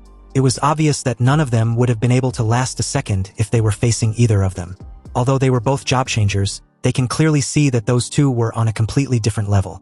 Among the examiners captivated by this duel were the chief examiner and the supervisor of Daxia College. Lin Yuan asked Su Chengxin who she believes would win the duel. Without hesitation, Su Chengxin chose Luo Jun. She explained that although it might seem like Luo Jun was being suppressed, his defenses hadn't been breached even though Wang Zhengguang went all out from the start. Once Wang Zhengguang's stamina decreases, Luo Jun would obviously launch a counterattack. Sure enough, shortly after Su Chengxin expressed her judgment, the situation in the arena began to change. Maintaining high-speed movement for a long time was a considerable drain on Wang Zhengguang's stamina, and he couldn't help but slow down a little. And just as his speed slowed down, Luo Jun suddenly pounced on him like a long dormant tiger. Clenching his black spear tightly, Luo Jun leaped high in the air and swung directly down towards Wang Zhengguang. Wang Zhengguang had less than no time to dodge and could only raise his daggers to block. He was knocked down on his back. A loud cracking sound was heard as Luo Jun's black spear slashed Wang Zhengguang's chest after shattering the daggers. The match ended with a shrill scream from Wang Zhengguang. Meanwhile, Yilin's opponent in the 5th round also surrendered, leaving him quite bored with the whole tournament. At this point, it seems that only Zhuge Nini or Luo Jun would be willing to face him. But it was in this moment that Yilin saw something that immediately piqued his interest. It was a matchup between Zhuge Nini and Ji Lingyu. On the stage, Zhuge Nini was in the air, and as she stared at Ji Lingyu with a cold look, she wanted to know just what Yilin had given him to make him obey him so blindly. Zhuge Nini truly couldn't understand it. Ji Lingyu simply warned Zhuge Nini that she would regret it when she finally realized who Yilin really was. Zhuge Nini couldn't hide the obvious disdain of Ji Lingyu's admiration for Yilin. In her opinion, Ji Lingyu was just a fool who had been deceived by Yilin. She directly released her phoenix exploding flames the moment the Invigilator announced the start of the match. The book in her hand lit up as countless fireballs were hurled towards Ji Lingyu. Beads of sweat appeared on Ji Lingyu's face when he realized Zhuge Nini's elemental spells were instant casts. Ji Lingyu's figure flashed like a phantom as he leaped high in the air to dodge the fireballs. The fireballs exploded beneath him with a deafening bang. Since his opponent was a long-range attacker, he needed to avoid getting hit at all costs and find a way to get close. In the air, the book kept flipping as Zhuge Nini calmly raised her hand at Ji Lingyu. Suddenly, all the exploded flames merged into a massive sea of flames underneath Ji Lingyu and was directed towards him. Facing this indiscriminate attack, Ji Lingyu's eyes narrowed. He knew that this attack was unavoidable and he had to meet it head-on. He took a deep breath, grasped his sword tightly and raised it in the air. Using the slash sword skill, his sword energy flashed with a cold light as he cleaved through the incoming sea of flames. The violent flames was extinguished seconds after, forming a cloud of steam. Ji Lingyu was surrounded by the thick steam, panting heavily. It seems he was at his limit, yet he didn't want to surrender. He was determined to continue with the duel. Seeing this, Zhuge Nini called him an idiot. If Ji Lingyu wasn't going to surrender, then she wasn't going to hold back either. The book in Zhuge Nini's hand suddenly lit up in flames. And the moment she cast her next elemental spell, the red surging flame, an insurmountable wall of flames was summoned. The air in the arena suddenly became scorching hot. Ji Lingyu felt a horrible heat wave rushing towards him, almost suffocating him. Every time he took a breath, his nose felt like it was being burned. Ji Lingyu looked up and saw that Zhuge Nini was surrounded by flames. She then asked Ji Lingyu if he wants to surrender, but the fool still didn't want to. He even gave a subtle threat to which Zhuge Nini just brushed off as Ji Lingyu being overconfident. Ji Lingyu was clearly no match for Zhuge Nini, and everyone knows it at this point except him apparently. Su Chengxin calmly comments that Ji Lingyu was going to lose, but Lin Yuan was more concerned about his well-being. He instructed the medics to intervene when he saw that Ji Lingyu had no intention of backing down. Ji Lingyu's figure seemed extremely small as the massive flames engulfed him. The moment the flame touched his skin, he felt a sharp pain spread throughout his body, as if countless flaming blades were cutting his flesh. His clothes were ignited in an instant and turned into ashes, revealing his skin that was scorched by the flames. Yet he did not retreat. A charred figure rushed out from the massive flames, and in front of Zhuge Nini's astonished gaze, he stabbed at her with a sword. Zhuge Nini never expected that Ji Lingyu would continue to attack her despite his condition. However, she reacted quickly and dodged the attack. But Ji Lingyu's sword still nicked her left arm. Seeing Zhuge Nini's injury, Ji Lingyu sneered. At this time, he had been burned into a charred figure by the flames, but his left eye was still bright. He warned Zhuge Nini not to provoke him, because his boss was someone he respected the most besides his dad. If she dares to talk shit about his boss again, she shouldn't blame him for being ruthless. Jilingyu's injuries were severe, and he fainted the moment he was done with his threat. Lin rushed onto the stage without hesitation and used the healing ability of the Yin-Yang twin bracelet to treat Jilingyu. Lin Yuan instructed the medics to hurry before it's too late. Looking at Lin's gloomy face, Zhuge Nini, a bit shaken by the scene, told him that she didn't know Jilingyu would go this far. Lin replied coldly that it wasn't her fault. The medics came with a stretcher and carried Jilingyu away. Before leaving, Lin praised him for doing well in the tournament. Lin Yuan announced to everyone that Jilingyu was not in any life-threatening danger, but there are massive burns on his body that requires immediate treatment at the hospital. Anyway, the tournament was now in the semifinals. Zhuge Nini was matched up against Lin Linglin, while Lin was matched up against Luo Jun. Lin Yuan was quick to add that this year's top scorer will be one of these 4 candidates. Back outside, a fellow principal questioned Principal Su whether he believes Luo Jun would win against Lin. Principal Su replied that Luo Jun was a genius from Yutsai Academy, so he had full confidence in him to win. Another added that Yutsai Academy might get another top scorer this year. Principal Gao disagreed. He believes there's no way Luo Jun can win against Lin, a level 18 forbidden spellcaster. But Principal Su simply pointed out that since it was just a tournament, Lin won't really use forbidden spells continuously without disregarding his own life. Hearing this, Principal Gao pointed out that 2 of the 4 finalists were from Qingchang Academy, so Principal Su shouldn't get ahead of himself.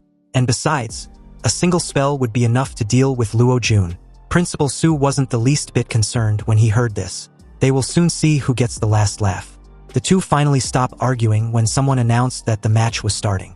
In the arena, Lin and Luo Jun were about to face off. Luo Jun's dark eyes were full of surging fighting spirit, and the black spear in his hands shimmered with a faint dark aura, as if a real dragon was lurking around it. He pointed his black spear directly at Lin, and a faint sound of a dragon's roar could be heard. Luo Jun, who apparently had been wanting to fight Lin ever since the results of the comprehensive ability assessment was announced, finally had the opportunity. Of all the candidates, Lin was the only one he considers as his rival. So as long as he defeats him, the top scorer in this college entrance exams would definitely be him. Of course, this was an insult to the other 2 remaining candidates, but Luo Jun didn't give a shit. Lin just silently unsheathed his sword and readied himself. Luo Jun's figure suddenly dashed forward with an incredible speed, intending on landing a critical hit before Lin could cast any forbidden spell. Unexpectedly, Lin, who had decided not to use any forbidden spells but rather evaluate his sword proficiency, countered with a sword slash, his blade drawing a half-moon in the air. With his current level, it was not impossible to match Luo Jun's speed. Luo Jun, shell-shocked, was caught totally off guard by this. He had only seen Lin use his Chaos Thunder, and was expecting something similar or another forbidden spell. Instead, Lin was using a sword, and not only that, he happens to be skilled in close combat as well. This unexpected development certainly was absurd as a forbidden spellcaster. Anyway, after the 2 exchanged a few strikes, Luo Jun grew uneasy. Although the Yangshuo's swordsmanship may seem simple, each of the sword strikes contains immense power, and this terrifying power was constantly accumulating. Lin's warblade kept colliding with Luo Jun's black spear, creating a series of crisp metallic clang and sparks. Luo Jun's black spear had an absolute advantage in the beginning, but as Lin swung his sword over and over, he felt more and more powerless as a cold sweat began to seep out of his forehead. The audience around the arena were stunned.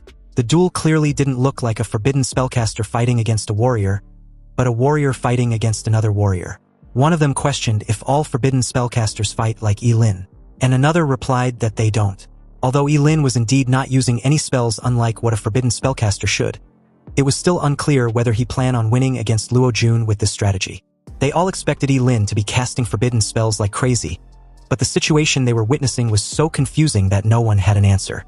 Nonetheless, their curiosity was piqued. As the scene cuts back to the principals watching the live broadcast, they were also dumbfounded as the battle seemed to be different from what they had imagined. However, they also noticed something peculiar and wondered if Lin's sword skill was a forbidden spell. Principal Gao informed the rest that Lin's long knife was a lifespan sword. Basically, it consumes lifespan to make each strike stronger than the previous one. Shocked upon hearing this, Principal Su's expression was extremely ugly. He never thought Lin would actually go as far as risking his already shortened lifespan. He asked Principal Gao how many times Lin planned on swinging his sword, and whether winning the match was worth sacrificing his lifespan. Principal Gao calmly replied Principal Su, reminding him how he confidently stated that Luo Jun wouldn't lose. But judging from the current situation, it seems he was bound to. Principal Gao's arrogant tone made Principal Su advised his friend not to get too excited just yet. His tone carried a subtle threat to which Principal Gao brushed off. Back inside the arena, Yilin's Yangshuo swordsmanship has been superimposed to the 15th level, and each sword strike carried a terrifying force. Luo Jun began to feel an unprecedented pressure that even made his knuckles cracked and bled. The power of each sword slash had increased exponentially as if it was endless. A trace of panic flashed in Luo Jun's eyes because he was going to lose if the situation didn't change. So with the use of the skill, the Shadow Heavy Break, Luo Jun gripped the end of his black spear tightly and lashed it towards Yilin like a giant pillar. Yilin held his blade horizontally to block the strike with great effort, but was still pushed back repeatedly. Seeing that his attack was successful, a fierce look flashed in Luo Jun's eyes. He questioned Yilin if he believes he was the only one who knew forbidden spells. It was in this moment that Yilin spotted Luo Jun activating a forbidden spell talisman, the Dark Dragon Fall. The dark talisman condensed at the tip of Luo Jun's spear as the entire arena seemed to tremble, and the air was filled with a murderous aura. The moment the black spear thrust out, a deafening roar erupted, and Yilin felt a huge force aimed towards his chest. He tried to block the attack with his sword as his body retreated several steps uncontrollably. The collision created an explosive fog which covered the entire arena. When it cleared out, Yilin had dropped his sword and was on his knees. In his chest, Luo Jun's black spear had created a bloody hole and dyed his clothes red with blood. Yilin looked down and saw that the tip of the black spear had pierced his heart and his entire body. Luo Jun approached Yilin with eyes full of pride and ridicule, informing him that since he won't live much longer, he should just be quick with it. At this moment, the entire Bluestone Square felt silent and still, like time had stopped. This sudden scene utterly shocked everyone present. No one could have imagined that Luo Jun would directly cast the forbidden spell, and even less could they have imagined that his black spear could pierce Yilin straight through the chest. An examiner couldn't help but comment on how Principal Su actually allowed Luo Jun to use a forbidden spell talisman just to become the top scorer. Lin Yuan agreed that it was indeed a shame, but only by winning would guarantee a candidate's bright future from a regular one. He then called for the medics to go treat Yilin. Furious, Principal Gao called his friend an old bastard. He was truly shameless to actually allow his student to use a forbidden spell talisman just to win. Did he not have a conscience anymore? Or did he forget that casting forbidden spells puts a huge burden on the body, especially since Luo Jun was an SSS level job changer with unlimited future? But in order to win the top spot, he actually chose to sacrifice a future genius, which was obviously contrary to their philosophy of teaching and educating students. Principal Su calmly questioned what the matter was since Luo Jun himself agreed on its use. And besides, there was no rule that prohibits teaching forbidden spells to students. Was his friend going to acknowledge his loss as a loss, or was he going to bitch about it? Zhuge Nini stared blankly at the arena, feeling indescribably complicated at the moment. She didn't expect that Yilin would actually lose to Luo Jun. However, that strike from Luo Jun was indeed extremely terrifying, and she wasn't even certain that she would have been able to dodge it. Originally, she was eager to defeat Yilin, but with his current state, he might even die. Zhuge Nini couldn't help but sigh. If Yilin had listened to her advice back then, he wouldn't have ended up in his current situation. Zhuge Changxing saw her daughter's demeanor and told her not to be so anxious because the match wasn't over yet. Not by a long shot. Back inside the arena, Luo Jun was sweating bullets, gasping for breath with a pale face. It was obvious that using the forbidden spell talisman had taken a huge toll on him, but who cares? The result was totally worth it. So what if Yilin's level was 18? He still lost to him. It was in this moment that Yilin raised his head and calmly asked the proud idiot what made him believe he had one. Seeing that fierce look in Yilin's eyes, Luo Jun was unable to comprehend what he just heard. Yilin's heart had been pierced, yet he was still acting tough. Pissed off, Yilin pulled the black spear from his freaking chest like it was nothing. It seems like a forbidden spellcaster hadn't appeared in so long that the world has forgotten how terrifying they really were. No one can kill them, and they can only die by their own forbidden spells. A mysterious power burst forth as Yilin cast a forbidden spell, Undying, and at the same time, the yin and yang bracelet on his wrist lit up, and a powerful energy started to rapidly restore his body. The bloody hole caused by the black spear healed at a speed visible to the naked eye until it disappeared completely. This sudden scene caused an uproar among everyone. They had never seen a job changer alive after being stabbed in the heart. Was this guy immortal? Only a few people figured out what was going on, including Lin Yuan and the other examiners. The undying forbidden spell had long been lost, and they were surprised that Lin had learned it. They never thought they would see it with their own eyes in their lifetime. Seriously, Lin definitely has great potential if he wasn't a forbidden spellcaster. Using his lifespan in exchange for immunity to a fatal injury, and an equipment to heal this injury, Lin was too calm to the point that his demeanor was bone-chilling terrifying. In the air, Lin raised his hand and coldly declared to Luo Jun that it was his turn. Since this fucker likes forbidden spells so much, he might as well show him what it's like to be at the receiving end. Summoning the world-destroying thunder, Lin pressed his palm forward, and the sky was suddenly covered with dark clouds. Thunder flashed wildly, as if to submerge the entire arena. With a crackling boom, a thick bolt of lightning fell directly from the dark clouds and headed in Luo Jun's direction. This was clearly the same forbidden spell as before, but it seemed terrifyingly powerful. Scared shitless, Luo Jun realized too late that he fucked up. Lin's heart was pierced, yet he still had such a terrifying strength after healing himself. He was truly a monster. Luo Jun tried desperately to dodge, but the lightning was so fast that he had no time to react. As the bolt of lightning struck him directly, Luo Jun screamed in agony like a pig being skewered alive. His entire body was charred black as the audience comments on how brutal the attack was. Staring at his miserable appearance, the sudden reversal felt unreal and left everyone at a loss as to how to react. Luo Jun was winning just moments ago. Then the very next second, he'd lost after being charred into charcoal. The invigilator officiating the match rushed over and called for the medics as Luo Jun's body slams to the floor. Lin stood calmly in the arena. Then, as if he suddenly thought of something, he coughed up blood and fell to the ground, his face extremely pale. If he wants to put on an act, then he has to act convincingly to the very end. This scheming fucker had just released a powerful forbidden spell. If he acts like nothing happened, wouldn't that arouse suspicion? Back to the principals watching the live broadcast, except for Principal Su, the rest immediately got alarmed seeing Lin's forbidden spell backfired. They believed his internal organs might have been damaged due to how powerful the spell was. Principal Su, who could not accept Luo Jun's defeat despite using a forbidden spell talisman, raised his hand and wanted to make a report. According to him, Lin of Qingcheng Academy, who was a level 18 job changer, deliberately used a powerful forbidden spell against a level 14 job changer, intending on killing him. Principal Su wanted Lin to be disqualified with all his scores cancelled because Lin's forbidden spell directly falls under attempted murder. Principal Gao called his friend out for having no dignity. And besides, Luo Jun was the first to initiate the use of forbidden spells in the duel. If it was a different scenario, Luo Jun's miserable dying state would have definitely persuaded the crowd and the examiners. But when they thought about how ruthlessly he had just pierced Lin's heart, no one was buying Principal Su's BS report. If anything, Luo Jun's case was the real attempted murder. Lin would be crippled or probably dead if he wasn't a forbidden spellcaster. Principal Su gritted his teeth, then turned and left, unwilling to continue watching. Principal Gao stared at him as if he were a clown when he declared his intention to report the incident to the Ministry of Education. Anyway, back in the arena, Luo Jun's charred state was being carried away by the medical staff. The battle ended with Lin's victory, and his score reached 140 points. Lin was already bored with the whole exams and wanted it to be done already. According to him, it was more tiring than killing the underground king of Qingcheng. And to make matters even worse, he had to duel that annoying bitch in the final. Yup, you heard that right. Zhuge Nini won her match with ease and was up against Lin in the final. Prideful as always, Zhuge Nini approached Lin and offered him a moment of respite before their duel. Zhuge Nini didn't mind waiting until Lin recovered. She didn't want to take advantage of his situation. Lin reassured her that there was no need. The prideful bitch didn't know that Lin's current predicament wasn't about his physical condition, but a way to defeat her without hurting her. It was bad enough that he couldn't use his sword to attack her, but also didn't know any forbidden spell which could do the job.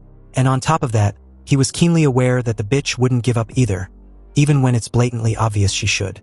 It didn't take long for 30 minutes to pass by like a bullet, and inside the main arena was the long-awaited final round of the college entrance exams.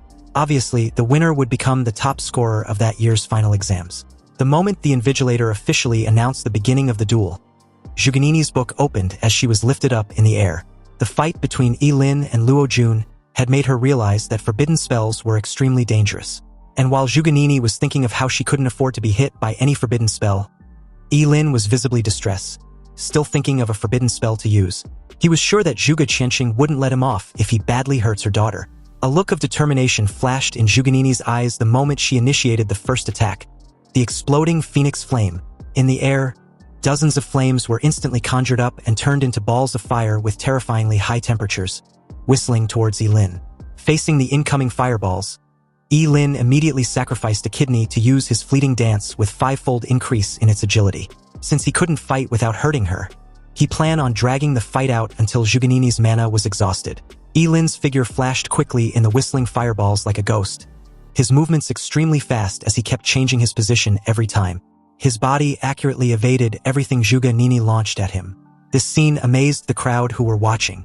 It was unbelievable that a forbidden spellcaster could have such high agility. But they soon realized that Yi-Lin was just dodging and not attacking. It was blatantly obvious that he could have won the match by simply using the Chaos Thunder spell he'd casted earlier. Some wondered if perhaps the Forbidden Thunder spell consumes too much energy, and Yi-Lin couldn't use it for the third time in just a day. That has to be the case, right? Otherwise, how could he only dodge and not attack? Someone even guessed that Yi-Lin must have felt pity for Zhuganini, but another called that BS. He heard rumors that Yi-Lin had already been accepted as a disciple by Zhuge Qianxing, and must be deliberately trying to give the top spot to Zhuganini. Back in the arena, Zhuganini was annoyed as hell with what Yi-Lin was doing. In her opinion, his behavior of dodging and not attacking was clearly a deliberate way to humiliate her. Yi-Lin just stared at her and shrugged dismissively. He didn't give two fucks about what she thought. And besides, there wasn't any rule that prohibited him from actively dodging whenever he feels like it. Zhuganini got pissed off upon hearing this. Her whole body engulfed in flames, displaying an extremely dazzling red-gold color. She raised her book with the intention of launching an attack that Yi-Lin couldn't dodge. Zhuganini summoned the red surging flame, the same insurmountable wall of flames she used against Ji Lingyu. In an instant, the air above the arena became extremely hot and the temperature rose rapidly. The red-gold flames formed a sea of fire and surrounded Yi-Lin. Frowning, Yi-Lin decided to teach Zhuganini a lesson. He sacrificed half of his liver and again increased his agility. The sudden increase caused his already extremely terrifying speed to increase at a monstrous rate. Although those red gold flames were terrifying, Yi-Lin's current speed was so fast that he plunged straight through and was upon Zhuganini in an instant. Zhuganini's eyes widened in shock, incredulous that Yi-Lin could actually increase his agility to this extent. She had no time to react at all and was hit playfully on the head with the back of Yi-Lin's sword. The hit on the head was so painful that she began to tear up. Yi-Lin informed Zhuganini that she'd lost and should admit defeat. But as the spoiled child she was, Zhuganini had never been humiliated like this, and this instantly broke down her psychological defenses. How could she suffer such injustice? Zhuganini refused to admit defeat to a disgusting person like Yi-Lin. She would rather be carried off the stage like Luo Jun than accept such a humiliating defeat.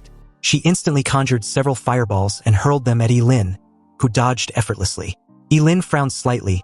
He didn't expect Zhuganini to be so stubborn and dumb. In that case, he would just have to forcefully kick her off the arena. Looking at Yi-Lin, who was dodging every fireball as slippery as a loach, Zhuganini's aura surged rapidly, and her flame ability reached its peak. She let out a delicate cry and quickly formed a seal with her hands. An even more powerful mana burst out from her body, and all the pages of the book in front of her suddenly got torn out and surrounded her. Above the arena, the air seemed to be distorted by a force as the crimson writings on the pages glowed ominously. Everyone, including Yi-Lin, watched the scene in stunned silence, noticing the strong pressure created from just the spell activation. There was a surging anger in Zhuganini's tone the moment she cast the curse spell, the Fire Tornado. Zhuganini pushed her jade hands forward, and the pages instantly gathered into several huge fire tornadoes which rushed towards Yi-Lin. These fire tornadoes were different from the previous flames summoned. They seemed to have a mind of their own as they danced wildly in the air. Every rotation released a terrifying high temperature, as if it wanted to burn everything to ashes. No matter how Yi-Lin dodged, the fire tornadoes followed him closely like a thorn in his flesh. He realized that the spell had the ability to lock onto and follow a target. Zhuganini made her way to the ground with her face slightly pale and her dress already soaked with sweat. It was obvious that using this skill had exhausted her extremely. Her book had been destroyed, but as long as it can guarantee her win, it was all worth it. She firmly believed Yi-Lin had nowhere to hide from the attack and should admit defeat. Upon hearing this, Yi-Lin was baffled. Was this bitch really dumb as rocks? You see, Yi-Lin had already thought of a solution the moment he realized the spell had a homing skill. With his incredible agility, he appeared behind Zhuganini in an instant. Zhuganini should have realized this simple truth when she casted her spell. thus releasing a spell with a homing skill without teammates to protect her when facing off against a fast opponent was tantamount to suicide as a mage. Had she not heard of this in class? Speechless, Juganini's eyes widen upon realization. And at this moment, the fire tornadoes were like raging storms, rushing towards them at a high speed. Elin calmly instructed her to end the skill and admit defeat. But this bitch, with tears in her eyes, replied that she would do no such thing. She won't lose to Elin, even if it means dying together. Instead of canceling the release of the curse spell, Juganini increased the output to the max, making the fire tornadoes even more violent. She truly intended on dying together with Elin rather than being humiliated again. The moment the crowd realized what Juganini had just done, her father shouted desperately, pleading for her not to do something so stupid. At the same time, the invigilators and the medics rushed towards the arena with urgency. Elin stretched out his hand and pulled Juganini to his side, then raised his hand as a terrifying force burst out from his palm. The arena under his feet trembled instantly with a deafening roar, and a stone wall suddenly rose from the ground between the two and the incoming torrent of flames. The stone wall, being one of the forbidden spells Elin just unlocked after upgrading, had an ancient and ominous aura with complex mystery, as if it was not made of solid material. The effect of this skill was as straightforward as its name, the Wailing Wall. It can be summoned from the deepest depths of hell by sacrificing a lifespan. The Wailing Wall can nullify any attack if the attacker isn't 20 levels above the spellcaster. Anyway, like a gate of the abyss, the Wailing Wall opened up and swallowed the overwhelming torrent of raging tornadoes of flames without making any sound. Some of the audience recognized the Wailing Wall and was shocked that an examinee was actually able to cast such a forbidden spell. The Wailing Wall dissipated shortly after as Elin thanked the heavens for being lucky to have unlocked this defensive curse spell. Otherwise, he really wouldn't have known what else to do. In an affectionate manner, Elin brushed Juganini's messed up hair in place and gave her a reassuring smile which snapped her out of her daze. Although Juganini finally realized how terrifying their gap in strength was, she also couldn't stop blushing. Juganini felt her heart beating way too fast than her normal heart rate, especially when she also realized that Elin might not be as bad as she initially thought. The crowd watched the heartwarming scene on the stage and couldn't help but smile. They felt that something was going on between the two and were interested to know more about their relationship. They were convinced that Elin was just afraid of hurting Juganini, hence why he never attacked but kept dodging. Then, like splashing cold water on their faces, Elin unceremoniously kicked the prideful bitch off the arena, reiterating that there can only be one top scorer. Juganini, who was completely unprepared, fell headfirst onto the ground with a dull thud. There was even a large shoe print on her perky behind to which the live broadcast gave a close-up shot. The speechless crowd just watched in stunned silence. How can a sweet hormonal atmosphere a second ago turned into an abrupt ass-kicking the next? Although Zhuge Qianqing was relieved that her daughter was okay, he couldn't help feeling embarrassed by the whole situation. Juganini sat up and declared her intentions to get back at Elin for this humiliation. The Invigilator announced Elin as the winner of the final round of the ring tournament, totaling his points to be 150 and declaring him as Qingqing's champion. As the crowd praised and congratulated him, Elin hoped these achievements would be enough to enter the Supreme Academy. A lady among the crowd asked Elin which academy he planned on attending. Elin's answer was obviously the Supreme Academy, and the crowd shared his excitement and enthusiasm. But as the supervisor of the Supreme Academy made her way inside the arena with Principal Gao and Lin Yuan, she apologized and informed Elin that he'd been rejected. Principal Gao and Lin Yuan, already aware of Su Chengxin's decision, remained silent with a gloomy expression. Although Elin had a fair idea of the reason, he couldn't help asking why. The reason was his profession as a forbidden spellcaster. Since the appearance of job changers, there has been 11 forbidden spellcasters, and their average lifespan was 22 years. The longest-lived forbidden spellcaster died at the age of 24. These 11 predecessors only proved that forbidden spellcasters have no value to be trained. Investing resources in them would be like throwing money into the sea. Su Chengxin was extremely blunt, but it was the truth. Elin understood this, of course, and so did the crowd. Universities train a job changer for 4 years, and Elin was already at the age of 18, which meant he would be exactly 22 when he graduates, tallying with the average life expectancy of a forbidden spellcaster. For a moment, there was a hint of pity in the eyes of the crowd as they stared at Elin. A figure suddenly appeared beside him with a familiar windbreaker, gold-rimmed glasses, and an elegant temperament. Zhuge Qianqing informed Su Chengxin and the examiners that he might have already found a solution about Elin's situation. Hearing this, Su Chengxin asked him to elaborate. Since Elin was his disciple, Zhuge Qianxing explained that he had developed a method that greatly reduced the impact of casting forbidden spells on his disciple. But if any of them didn't believe him, they can do a physical examination on Yilin's body.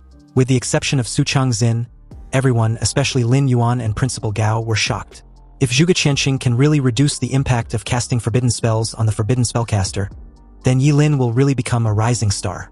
Su Changxin was doubtful. Sure, Zhuge Qianxing was a skilled astrologist, but he's now claiming to have knowledge about job changers. Was Zhuge Qianxing as skilled as the professors at the Supreme Academy?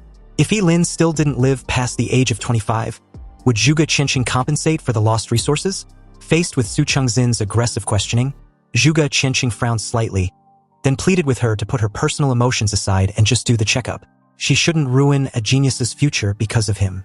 Su Changxin explained that her decision was not based on her personal feelings, but the will of the Supreme Academy. They just can't accept a forbidden spellcaster. At this moment, gossip gleamed in the eyes of the countless people. No matter how dumb they were, they could clearly see that there was a story between Zhuge Qianxing and Su Changxin. Yilin interjected, not wanting his teacher to embarrass himself any further. He told him to just drop the matter. It was fine if he didn't attend the Supreme Academy. After all, it was just a school. But in that precise moment, Yilin made his resolve known to Zhuge Qianxing. A teasing voice suddenly called him arrogant for the casual dismissal. Zhuge Qianxing saw the attack and warned Yilin, but it was too close for him to dodge, so he used his arm to block the attack. A powerful aura then burst out instantly from this hooded figure, intending on suppressing Yilin. Yilin could clearly feel the pressure, and deemed it not weaker than Kenson's. Yilin clutched the injury on his arm tightly and questioned who the guy was. The scrawny-looking fucker scoffed and introduced himself as Yun Guanlu, the person who just defeated Yilin and a freshman at the Supreme Academy. Yun Guanlu explained that the Supreme Academy was more than just a school, and Yilin's careless dismissal only proved how arrogant he was. Su Changxin warned the scrawny-looking fucker not to dare harm anyone again. Otherwise, she would make him write an apology letter when they return. Yun Guanlu replied that he was just saying hello and didn't mean to hurt anyone, but who knew the top scorer of Qingqing was so weak. Lin Yuan and Principal Gao rushed toward Yilin and asked of his injury. Yilin reassured them that he was fine, but knowing how scheming this guy was, it wasn't a stretch to think he wouldn't make something out of this disappointment. Yilin's expression turned cold as he approached Yun Guanlu, vowing to remember what happened just now. Seeing Yilin still acting tough and even daring to give him a cold stare, the corner of Yun Guanlu's mouth raised slightly. If the top scorer of Qingqing wasn't convinced, he was welcome to challenge him at any time. Anyway, if Yilin were to go all out regardless of the consequences, then there's a high probability of him defeating Yun Guanlu and even killing him. But for now, there was too many audience, so he will let things slide. However, Yun Guanlu shouldn't make no mistake about his threat. He will definitely get his revenge another time, one way or the other. Yun Guanlu, incredulous for a moment there, started laughing in sheer disdain. Was Yilin seriously threatening him just now because he sure as hell didn't notice? And talk about a loser, did he really think he would amount to anything that was worth his attention? Or did he think just because he attacked and talked to him, he cared? Yilin should quit with his empty threats because he wouldn't be able to beat him in his lifetime. Yun Guanlu then proceeded to belittle Zhuge Qianxing, which crossed the bottom line of what Yilin could tolerate. This idiot could insult him for all he cared, but disrespecting his teacher because of him, that's something he wouldn't let it slide. And since Yun Guanlu was confident he couldn't beat his arrogant ass, Yilin proposed a bet. He dared Yun Guanlu to accept his challenge in a life-and-death match in a year's time. This stunned the crowd into silence. They had never expected Yilin to be so bold as to sign a deathmatch agreement with Yun Guanlu, whose level was already close to 45. And it wasn't impossible to estimate him breaking through to level 50 and even reaching level 60 in a year's time. Zhuge Qianxing, on the other hand, wasn't worried that Yilin might lose, but was rather alarmed that he might accidentally expose the secret of his immortality. He warned him not to be impulsive, but Yilin reassured him that he wasn't. He was very much aware that Yun Guanlu, although arrogant and infuriating, had the strength to back it up, but it wouldn't matter in the long run. Yun Guanlu agreed to the challenge, but was also dismissive about it. With the deal set, Yilin coolly walked off the stage. To him, this death duel is to determine who's better, and he intended on using it to crush the pride of the Supreme Academy. He even felt an adrenaline rush just thinking of how interesting it would be. As the principal of Qingqing Academy, Gao Jingyu personally congratulated Yilin for becoming the top scorer, and in front of the cheering crowd, he thanked his student for finally elevating his school to new heights. Anyway, as the scene shifted to Zhuge family's villa that very afternoon, Lin expressed his concern about Zhuge Nini, wanting to know if she was alright. Zhuge Qianxing replied that she was. Her daughter was just feeling down because she lost to him, but she'll bounce back in no time. Lin then moved to the next obvious and a bit intrusive question. He was curious about the relationship between Zhuge Qianxing and Su Qingxin. Zhuge Qianxing was already expecting this question, so he wasn't exactly caught off guard with this open secret. He explained that Su Qingxin was his first love. Coincidentally, Zhuge Nini was on her way downstairs when she heard her father's disclosure. She was genuinely stunned by this news, and not only her, but Lin as well. The fact that the two had been in a romantic relationship was just surprisingly odd. Zhuge Qianxing sighed and explained that it was a long story. Back when he was just a young guy who had just entered the academy, he fell in love with Su Qingxin and they started dating shortly after. But after a while, they broke up due to their differences in personalities. Apparently, Su Qingxin likes to play mind games type shit in relationships. And what's even worse, she believes she's always in the right and her actions are completely justified. Anyway, 5 years after their breakup, Su Qingxin suddenly came back, saying she couldn't forget about Zhuge Qianxing and wanted to reconcile. The two, especially Zhuge Nini, wanted to know if they did. Zhuge Qianxing calmly replied that it wasn't even possible for them to do so, because by then he'd already had Zhuge Nini. This immediately shut them up. And Lin, like the rational guy he was, finally came to terms with his situation, though it was a shame on his part. Zhuge Qianxing, a bit regretful, really didn't expect his love life to affect his disciple's future. It seems Lin's next best choice was Daxia Academy.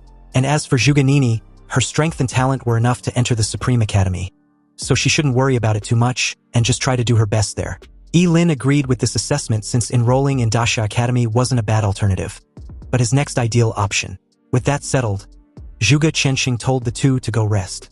The various admission officers would probably be waiting for them at school early the next day.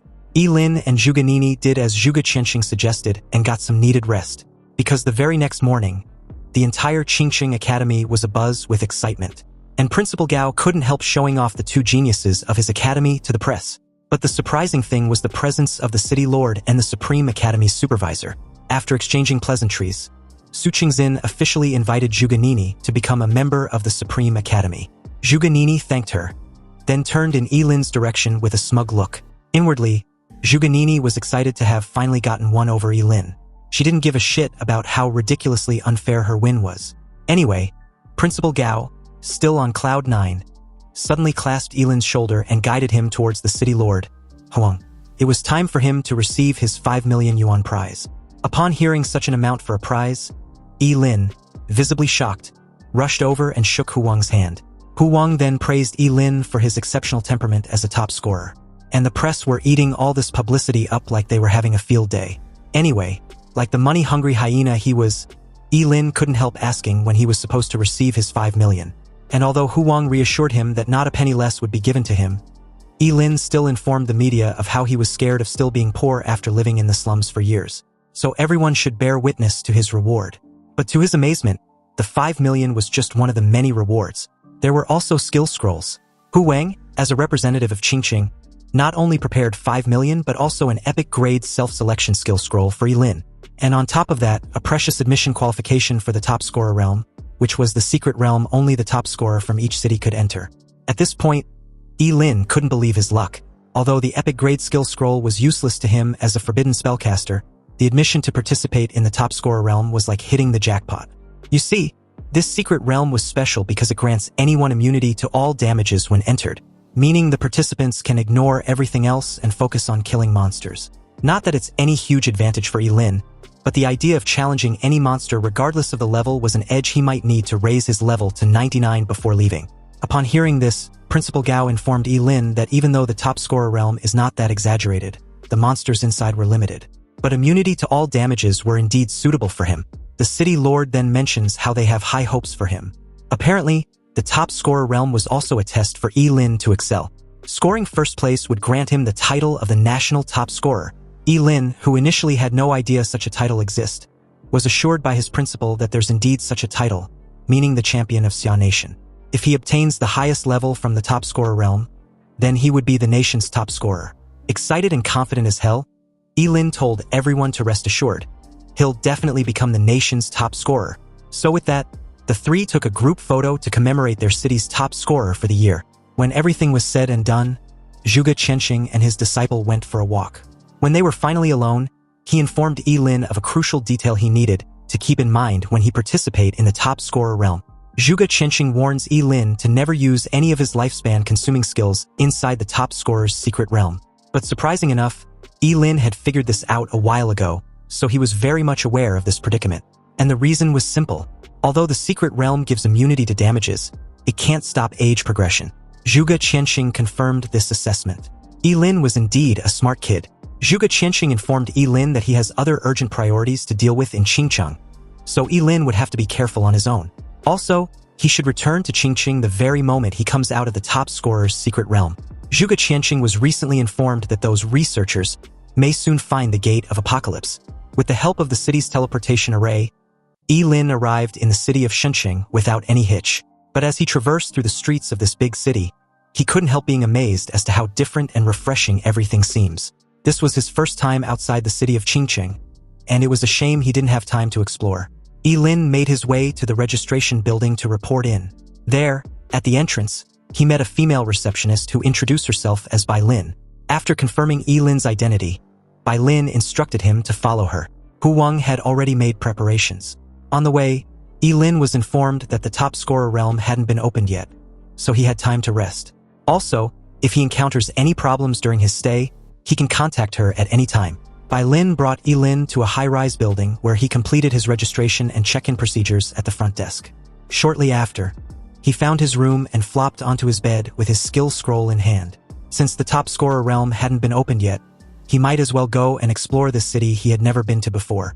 But in that very moment, a sudden noise and muffled voices at the door reached his ears. This person, whoever it was, kept whining on the other side about how strange it was that the room's keycard wasn't working. Yilin made his way to the door, wondering who was trying to barge into his room. Or perhaps the rooms were meant to be shared. He didn't even get a word out before the door was forcefully pushed open with a bang, destroying the locks and startling him. Then an innocent-looking petite girl wearing a blue dress appeared at the door. She carried a teddy bear backpack, and her blonde hair was tied with 2 cute bows. She blinked her big eyes and stared at Yilin with confusion, questioning who he was. And why was he in her room? Yilin was left dumbfounded. Shouldn't he be the one asking her these questions? But upon seeing Yilin's shocked expression, this petite girl suddenly misjudged him as a pervert. She'd even convinced herself on the spot that Yilin was hiding in her room after targeting her as an easy mark. Suddenly, with bulging veins, her arms instantly swelled up as she threw a punch in Yilin's direction. Yilin reacted quickly with his fleeting dance, sidestepping to the side and narrowly dodging this terrifying punch. Just the whistling wind from the release was enough to rattle the windows. Yilin, shell-shocked, was a bit incredulous that this little loli actually had such powerful strength. He hurriedly explained that he wasn't a pervert. But the little loli refuses to believe him. She claims that a pervert wouldn't actively admit to being a pervert, so Yilin was spouting lies. At this point, Yilin realized that he's left with no choice but to take action. He sacrificed his appendix and summoned the realm of woods. In the small room, countless woody vines emerged very abruptly and wrapped around the girl's fist like tentacles. She tried to break free with brute force, but the vines were so resilient that all her struggles were for naught. You see, the Descent of the Wood Realm was a forbidden spell that mainly restrained forceful movements, so it took a while for the girl, Mi Shui, to finally relent. Yilin then took out his room card and showed it to her. But upon seeing the matching number 6099, Mi Shui couldn't help exclaiming that it was impossible. Her room card was also 6099. Yilin released her from the spell and demanded she show her room card. Mi Shui, although puzzled, confidently took out her room card from her bag and showed it to Yilin. But to her dismay, the card number turned out to be 6609. At this point, it was obvious that she turned the card upside down and got the number wrong. So with the misunderstanding out of the way, Mi Shui started apologizing profusely for acting the way she did. But Yilin was more concerned about reminding her not to forget about informing the staff to fix the door on her way out. Mi Shui nodded in understanding, but still insisted of treating Yilin to a meal as a form of compensation. Yilin replied that there was no need. However, since she's still insistent, how about she accompany him for a walk down the streets? So as the two explore the streets outside, Yilin learned Mi Shui's name and her profession. She was an SSS-Class berserker, which explains her sudden explosive strength. Mi Shui was the top scorer of Haiqing. Yilin then informed her of being from Qingcheng, and of course he was also a top scorer. Since Yilin was able to subdue her with a terrifying skill, Mi Xue believed Yilin must have been admitted into the Supreme Academy. Hearing of the Supreme Academy, Yilin calmly explained that that's where he initially planned on attending, but unfortunately, the academy rejected him. Mi Xue's excitement turned into confusion. She couldn't comprehend why. With the strength Yilin had just shown, getting in should be easy. But Yilin shrugged dismissively and stated that his fate was decided elsewhere. And to clear her confusion, he added that he was a forbidden spellcaster. So with his short lifespan side effect of a sort, it's understandable. Hearing this, the guilt in Mi Xue's eyes became evident. A forbidden spell master had a short life to begin with, yet not only did she unknowingly made him use a forbidden spell, but she tore down his door, mistook him for a pervert, and tried to beat him up. She really needs to make things right. And the first thing they needed to do was to stop talking about such depressing stuff. Mi Xue grabbed Yilin's hand and dragged him along. She'd heard of a place nearby with amazing food.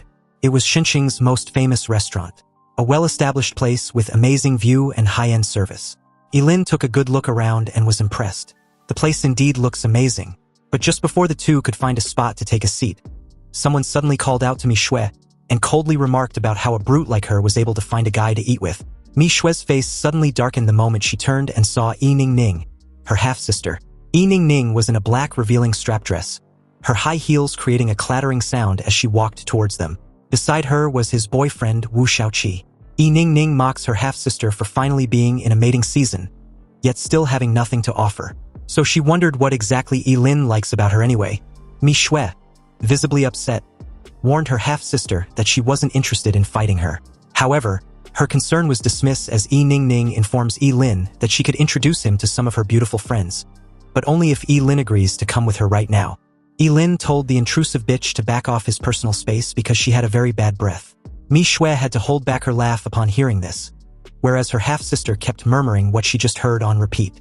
Seething with rage, Yi Ningning couldn't fathom the sheer audacity of someone she deemed as a nobody humiliating her like that.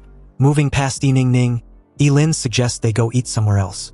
A place that wasn't suddenly smelly like the one they were in now. Mi Xue agreed in sheer delight, but before the two could proceed further, someone blocked their path. Wu Shaoqi, pissed off, declared that the two didn't get his permission to leave. The level 22 Angel Paladin demanded they apologize to his woman, not forgetting to add that he hated poor losers from small cities the most. Yilin might be treated as a treasure there, but in the city of Shenzhen, he was nothing but filth.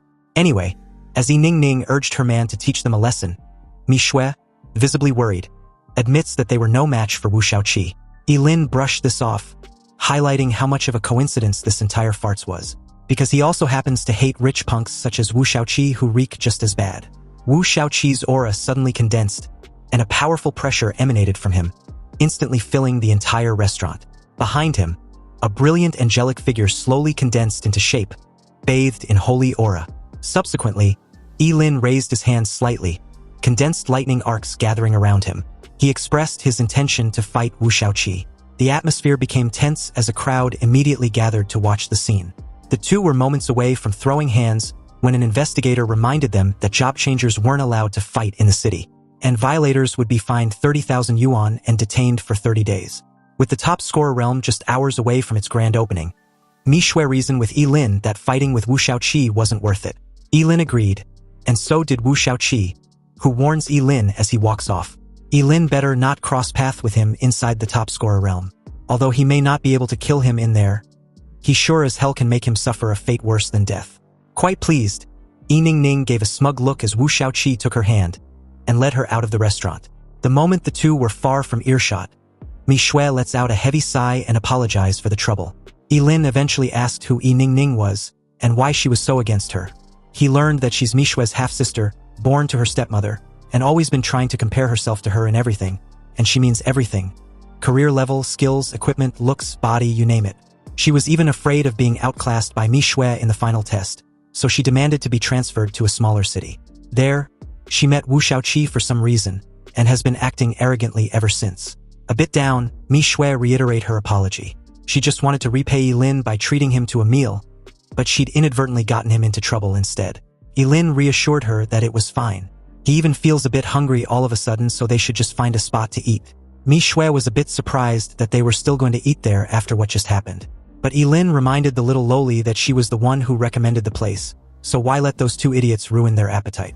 Early the next day, all the top scorers in the entire province gathered at a massive square near the outskirt of Shenqing City. There, an enormous red gate about 40 feet loomed over everything, and the entire event was being monitored with dozens of drones. On the platform, a middle-aged man introduced himself as Zhang Kenqi, the supervisor for this year's top scorer realm, which would be opening soon. Zhang Kenqi welcomed and urged everyone to ready themselves. Somewhere amidst the crowd was Yilin and Mi Shui, who were busy doing a last-minute checkup. Yilin checked his backpack to find it full with so many food. When she asked Mi Shui about it, she replied that since they were staying inside the secret realm for a few days, she thought it was best to pack everything they could eat in case of any emergencies. Back to Zhang Kenqi, he calmly stated that before the secret realm officially opens, there were a few things he needed to inform them. The first thing was the rule of this secret realm. Although all test takers would be immune to damages, this effect was available only inside the secret realm. If any test takers take continuous or lethal damages, they should remember not to leave the secret realm. They had prepared priests above level 50 to heal anyone unfortunate at the entrance, so they should get healed before exiting the secret realm. Otherwise, the consequences will be severe. The second thing was in case any of them lose a limb or leg, they should bring it along if they can. Then find a priest to reattach it before exiting. This was far better and less difficult than finding the means to regrow a new limb or leg. The third thing was to remember not to get eaten by a demonic monster, because having their torso get digested was not a pleasant feeling to have. Just the imagination was unpleasant, and the very idea of it was very terrifyingly painful to think about. However, from this intel, Yilin deduced that their body would just be immune to all damage taken inside the secret realm, not blocking it. Zhang Kenqi then proceeded to wish all the top scorers to come back safely with good grades. He instructed for the teleportation portal to be opened. Also, everyone had 10 minutes to form a team or find their teammates. But if anyone had the confidence to enter alone, there are no rules against it. Mi Shui proposed forming a team with Yilin. Yilin agreed to the team-up, but she needed to carry his bag. The little lowly had no problem with this arrangement. After all, such lightweight was nothing to her as a berserker. A guy nearby saw this scene and accused Yilin of being ungentlemanly. How could Yilin make such a cute little girl carry a heavy load for him?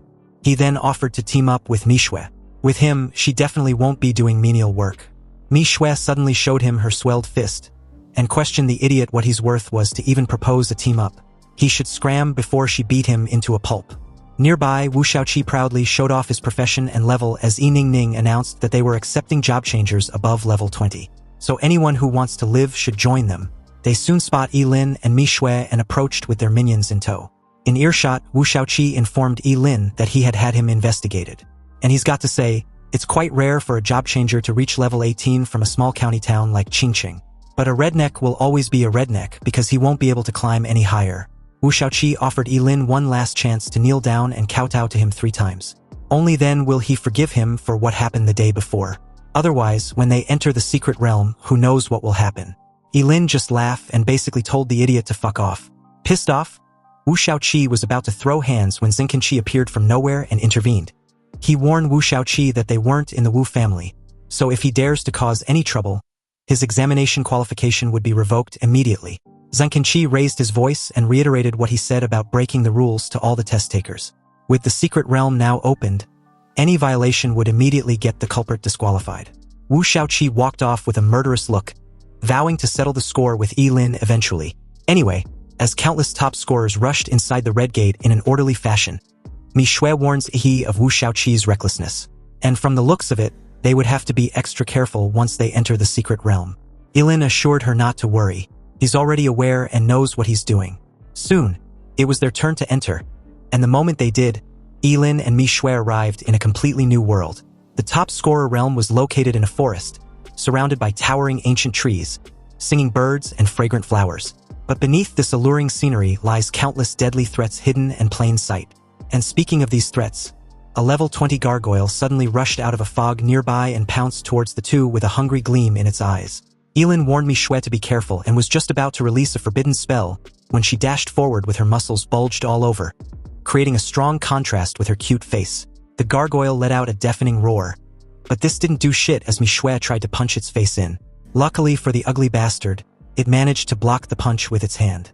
Stone chips flew all over as the gargoyle's hand got completely destroyed.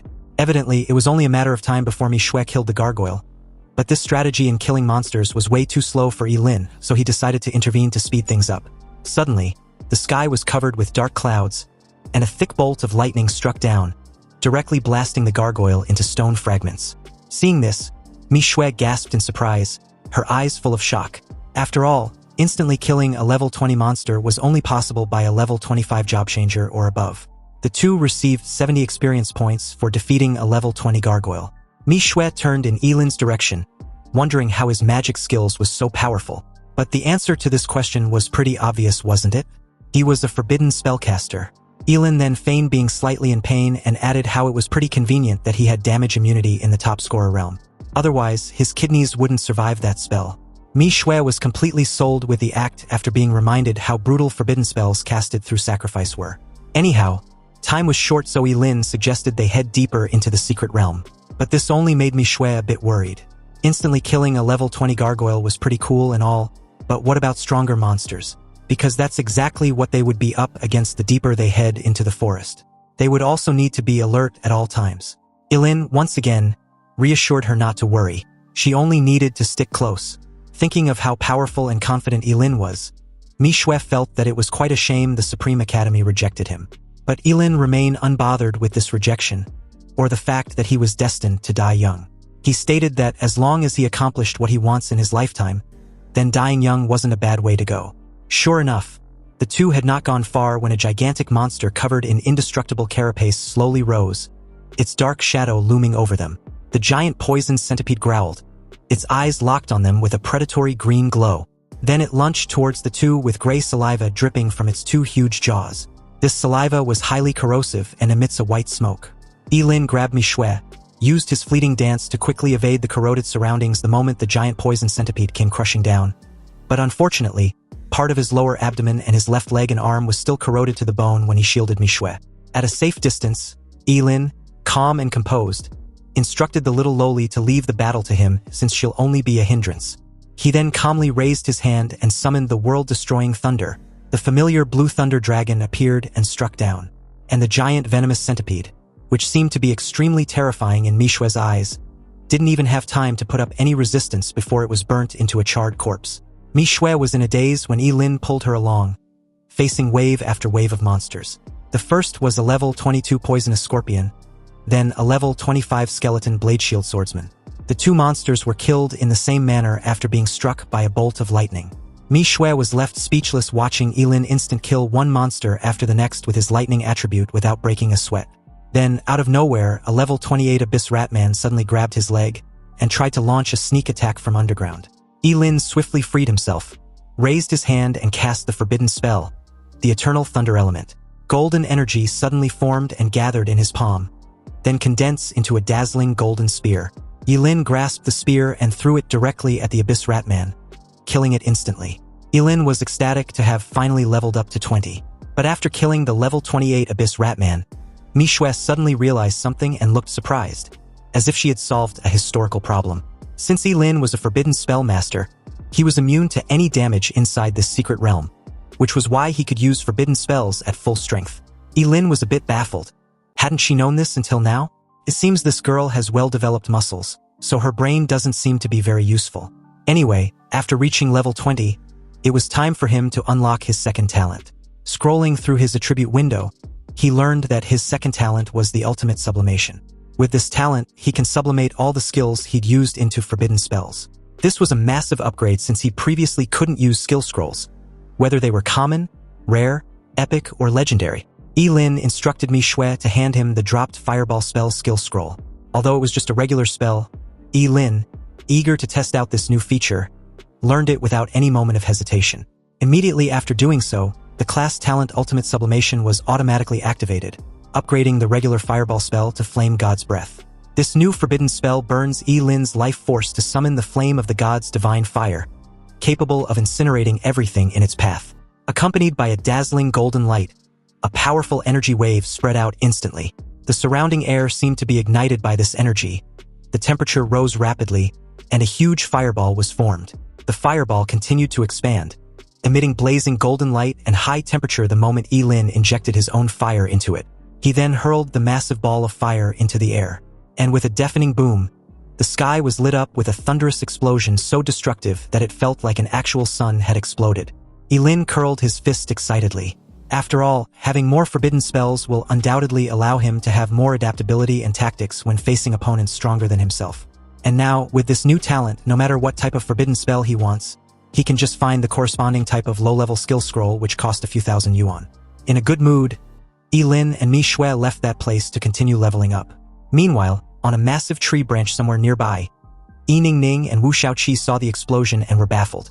When Yi Ningning questioned what skill could cause such an explosion, Wu Shaoqi guessed that it might be an invigilator, because there wasn't anyone else among them who had a skill of that magnitude.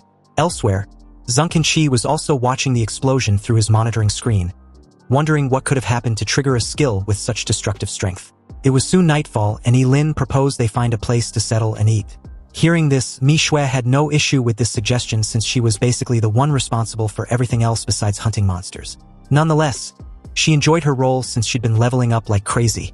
Anyway, in the meantime, Yilin, still fully alert of any possible danger, decided to scout around when he spotted something that made his eyes widen with a hint of excitement and shock. In a whisper, he called Mi Shui over to take a look. Not far away was a clear spring with its water constantly flowing in like a small waterfall. And on a huge black rock beside the spring was a golden toad. Its skin sparkled brightly in the nightlight, as if it was coated with a golden thin layer. This extremely large monster was the treasure toad. It was about 4 or 5 meters tall with a pair of bright vertical pupils. And its specialty was hoarding treasures in its stomach. The higher the level of the toad, the more valuable the treasures it contains. And luckily enough, this treasure toad was level 25, so it would definitely drop good rewards if caught. Yilin motioned for Mi Shui to be extremely quiet. They couldn't risk scaring it off. Yilin planned to approach it quietly and control its movement to Mi Shui to catch it. It took about half an hour for the two to silently make their way behind the treasure toad. But just as they were about to enact on their plan, a sinister voice suddenly came from behind them, arrogantly declaring how annoying it had been in searching for Yilin. Wu Shaoqi and his group's sudden appearance alerted the treasure toad. And by the time Yilin tried to restrain it by summoning the realm of woods, it was too late. The treasure toad had already fled away. Yilin's face darkened as he cursed through his gritted teeth. The idiot had ruined their plans. And to make matters even worse, he was still running his mouth. Wu Shaoqi informed Yilin that it was time for him to settle his debts. He was going to make sure Yilin experienced a life worse than death. A crowd nearby heard the exchange and pitted Wu Shaoqi's nest victim. In their eyes, Yilin was unfortunate to run into Wu Shaoqi and his minions even though the secret realm was vast. They also blamed him for bringing this misfortune upon himself. However, at this moment, Yilin's facial expression was extremely cold with no trace of fear. He was on his last nerve, so he sure as hell wasn't going to let this slide. If a life worse than death was what these fools were expecting, then they should rest assured because that was exactly what he planned on letting them experience. Yilin calmly raised his hand and summoned a fireball. But upon seeing this, one of Wu Shaoqi's minions smiled even more disdainfully. After all, fireballs were the lowest and most common skill, and anyone who changes their job can learn it. But Yilin actually wants to use a fireball to deal with them, which was simply a pipe dream. However, his smile froze on his face the moment Yilin raised his finger slightly. The seemingly ordinary fireball suddenly expanded several times, turning into a dark golden sun several meters in size. It carried a terrifying high temperature as Yilin hurled it towards the minion beside Wu Shaoqi. The guy didn't even have time to scream before he was turned into a charred corpse, barely clinging to life. This sudden scene left everyone stunned with their mouths wide open, not knowing what to say.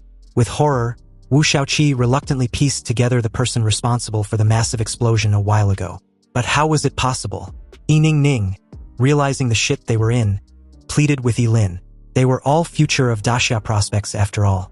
Plus, he wouldn't dare make an enemy of the Wu family, right? Yilin picked up another skill scroll in his hand, and at the same time, replied calmly that he was a fair guy and won't stand any impartiality. He believed in equality for all, so they would soon be able to experience what the guy just experienced. And like the fireball, the other skill scroll, the ice vortex spell, was also a very common skill. Specifically, it condenses a sharp spiral ice cone and spins it towards the enemy. But in Yilin's hands, the ice spin curse instantly underwent earth-shaking changes. Countless sharp ice spikes hundreds of feet thick formed in the air, like crystal-clear pillars, emitting a biting cold. They spun rapidly in the air, like a huge ice-colored gyroscope, carrying a destructive power, and shot towards Wu Shaoqi and his group who were still in shock. Wu Shaoqi was reeling in shock, wondering how it was possible for a regular spell to have such destructive power, whereas a puzzled Yi Ningning couldn't comprehend how Yi Lin was able to use both fire and ice spells. Wu Shaoqi immediately used his professional angel paladin and raised the holy shield emitting golden light high to resist the attack of the ice spikes. But after blocking just the first attack, countless spiderweb-like cracks appeared on his golden shield. When the second ice spike hit, the golden shield shattered on the spot. Wu Shaoqi's face changed drastically, and he immediately used his most powerful move. A golden sword condensed in his hand and slashed towards the ice spikes in the sky in a cross shape. Wu Shaoqi instructed his group to attack together, believing Yi Lin couldn't deal with them at the same time. The crowd initially thought Yi Lin was an elemental mage, but soon realized from their exchange that he was rather a forbidden spellcaster. However, the obvious conclusion was them figuring out the reason for his outburst without any regard to his health and lifespan. And although Wu Shaoqi was strong, he was completely powerless in the face of a forbidden spellmaster in the top scorer realm. After learning yet another low-level spell, the rockfall technique, Yi Lin raised his hand and summoned a rock to fall from the sky towards his target. However, what fell from the sky was no longer an ordinary rock, but a massive freaking boulder like a meteor, and smashed straight towards Wu Shaoqi and the others. Everyone seems to recognize the forbidden spell that Yi Lin had just casted, and their face turned pale instantly. They tried desperately to resist, but the weight of about 1,000 pounds pressing them down directly left no room for it. The fallen rock left Wu Shaoqi and his group completely battered and broken without a single ounce of resistance left. At this point, Wu Shaoqi could only bring up his family background once again, warning Yi Lin whether he plans on going against his Wu family. But Yi Lin simply assured him to relax. He wasn't going to kill him, and since his Wu family was so powerful, then he would just have to endure a bit of pain. Yi Lin raised his hand and summoned another boulder which came crushing down, shocking the crowd who could only watch. Yi Ningning tried reasoning with Yi Lin. Even if he wasn't afraid of the Wu family, what about the Supreme Academy? Wu Shaoqi nodded slightly, adding that they were all students of the Supreme Academy.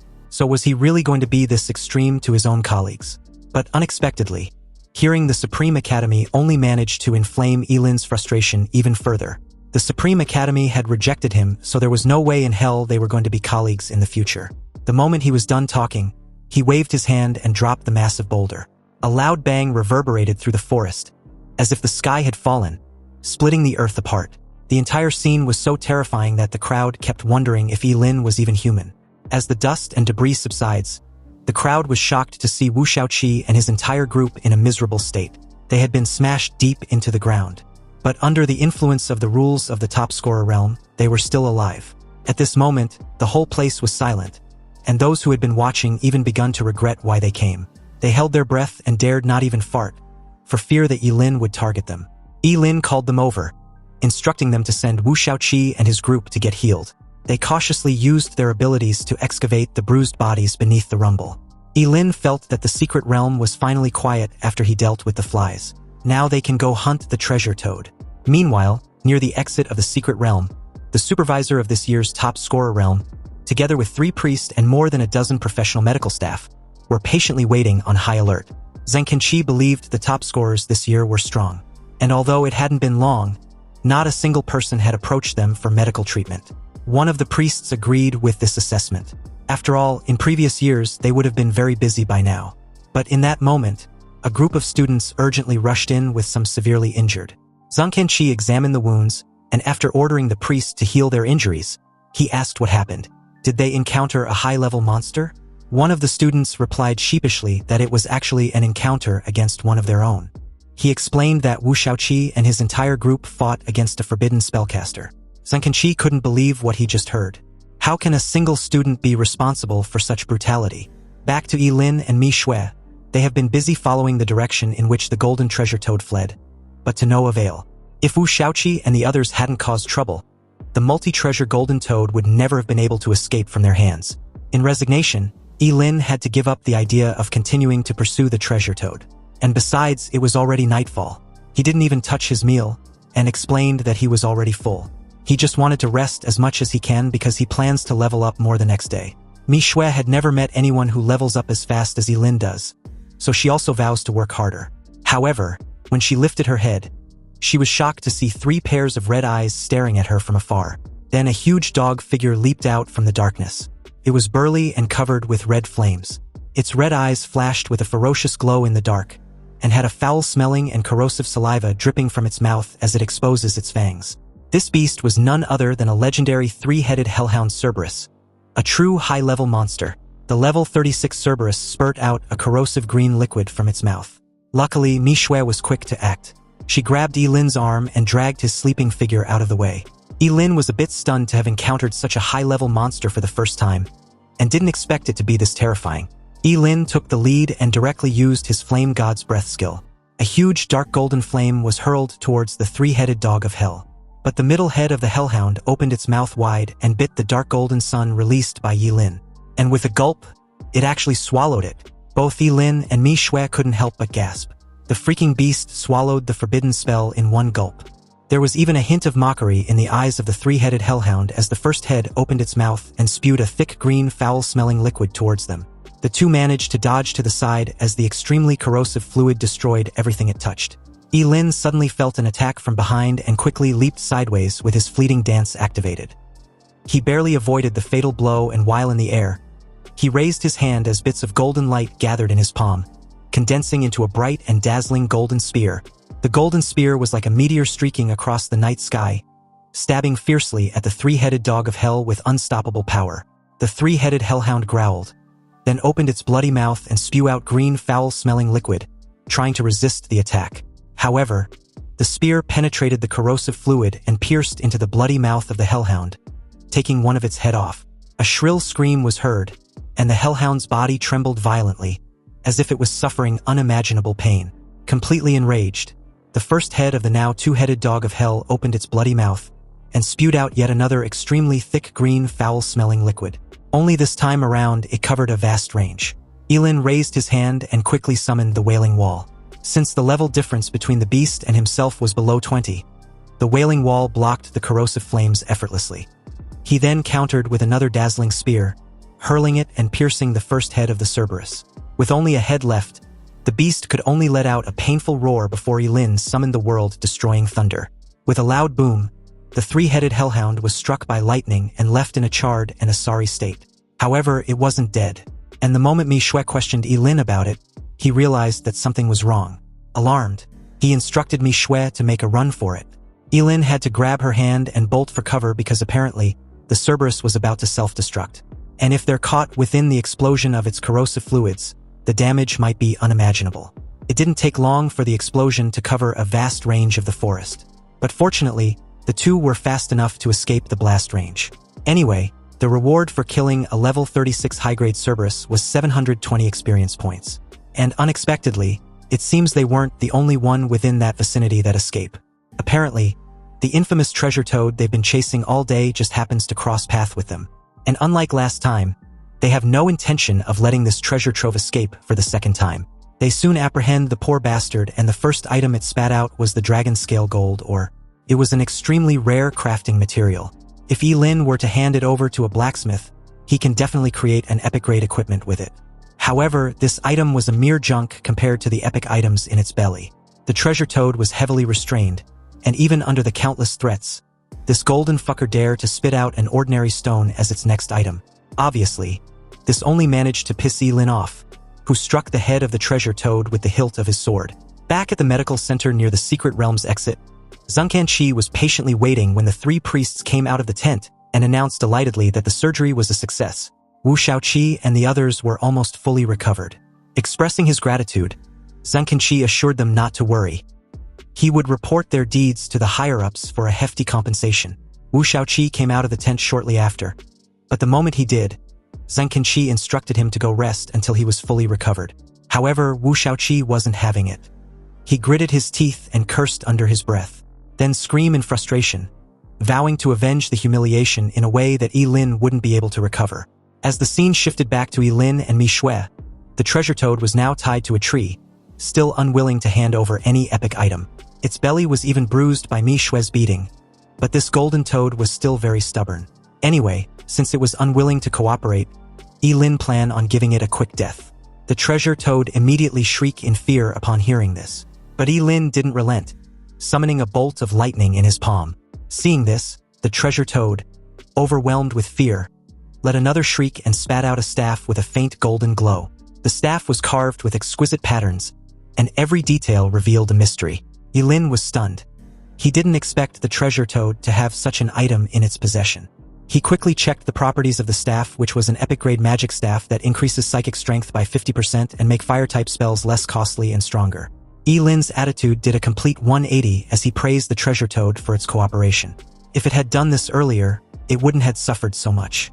With his ultimate sublimation activated, the staff was enhanced into the flame god's fury slash.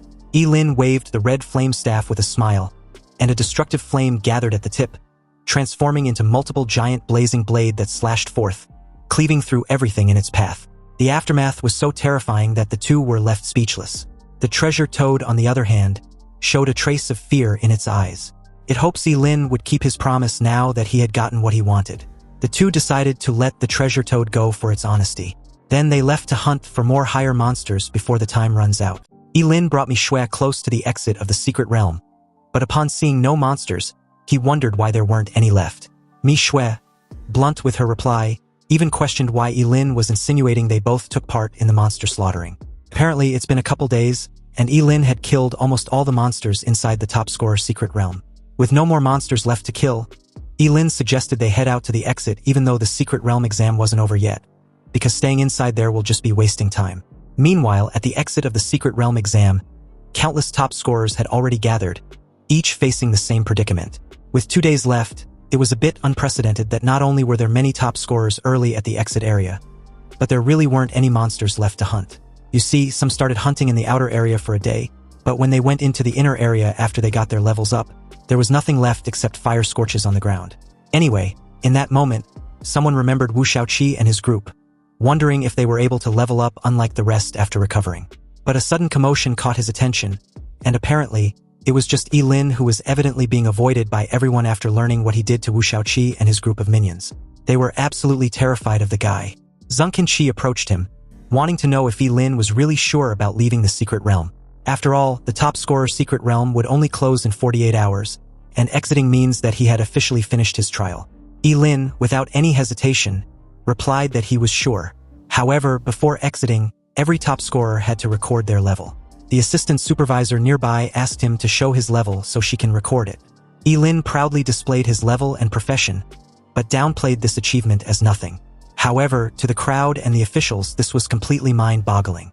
Seriously, leveling up 7 times in just a few days, even Zheng Qinqi, the supervisor, had never seen such leveling speed. The crowd was also thinking the same since most of them clearly recall him being level 18 before entering the top scorer realm. At this point, it didn't take a genius to figure out that the person responsible for killing all the monsters in the inner area of the secret realm. Yilin paid them no mind and asked the supervisor if he could leave now. But Zheng Qinqi unexpectedly replied that he couldn't, and the reason was simply his level. Yilin was most likely be the Nationals' top scorer this year, so he must wait until the secret realm officially closes to claim his reward. Obviously, hearing of a reward, Yilin's eyes suddenly lit up as he made a prompt decision to stay. He had originally planned to return to Qingqing ASAP in order to keep out of trouble. After all, he had offended Wu Shaoqi, who was the local tyrant in Shenzhen City. And speaking of that fucker, he suddenly appeared, complaining like the rest of the crowd. Wu Shaoqi was also unlucky, and apparently, he had spent so much effort to catch a golden treasure toad, but there was nothing inside its stomach. And on top of that, he saw no monsters despite searching for an entire day. Anyway, like everyone else, his attention was immediately drawn to the commotion nearby. Wu Shaoqi wondered curiously what was going on, only to be informed that all the monsters inside the secret realm were wiped out by Yilin.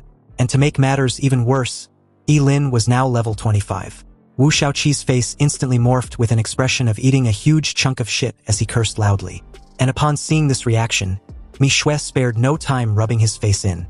After all, it was a bit embarrassing that the infamous young master of the Wu family entered the top scorer realm with level 22 and was now exiting with the same level. Wu Shaoqi scoffed and replied sharply, commenting on how disgusting it was that a short-life forbidden spellcaster snatched all the monsters. Yining Ning agreed. After all, no one with Yilin's class had lived past the age of 25, so what was the point of cultivating? Yilin was simply affecting them, the real future of Daxia. Mishue was furious on Yilin's behalf. She believes it was Wu Shaoqi and his group's own incompetence that their skill wasn't enough to kill high-level monsters in time. And yet they have the audacity to mock Yilin. Suddenly, the sky over the top scorer realm instantly became gloomy, As if all the light was swallowed up, everyone's heart tightened, and an inexplicable fear spread. At this moment, a deafening roar came from the center of the secret realm, as if something was awakening underground. Immediately afterwards, the entire secret realm began to shake violently, making them dizzy. Their face changed drastically the moment they saw that the exit of the top scorer's secret realm had been closed at some point, and no matter how Zheng Qi tried, he couldn't reopen it. Then a scarlet light shot up from the depths of the secret realm, breaking through the shackles of darkness and illuminating everyone's face. In the light, huge monsters could be vaguely seen. They had different shapes, some had horns, others had wings, and the rest were covered with scales, emitting a strong evil aura. Zheng Qi's pupils shrank sharply, unable to maintain his composure. His voice even trembled slightly. It was a demon invasion. You see, monsters are divided into low and high levels. High-level monsters can even command low-level monsters. And above these monsters, there was an even more terrifying existence, the demon clan. No one knows where the demons came from.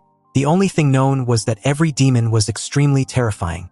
Not only do they possess intelligence that was no less than that of humans, but they could even speak human language. Every time demons appeared on planet Blue Star, it was an unparalleled catastrophe. Yet, at this moment, Zheng Qi could clearly see them in their vast numbers. He suddenly calmed his nerves and faced the demons. He even got pissed off that they dare trespass in human territory. How bold, he shouted. However, the demons ignored him. They all bowed and knelt on the ground, as if they were welcoming someone important. And under the shimmering dark purple portal, a mysterious tall figure with incredibly white skin slowly came out. The only difference from this figure, this demon leader, and humans was his strangely deep dark and cold colorful pupils. The demon leader stared at the humans below with contempt. After all, humans were just food to them. But not only did humans dare hold his kind as slaves in captivity, but they hunt them as well. They were truly courting death.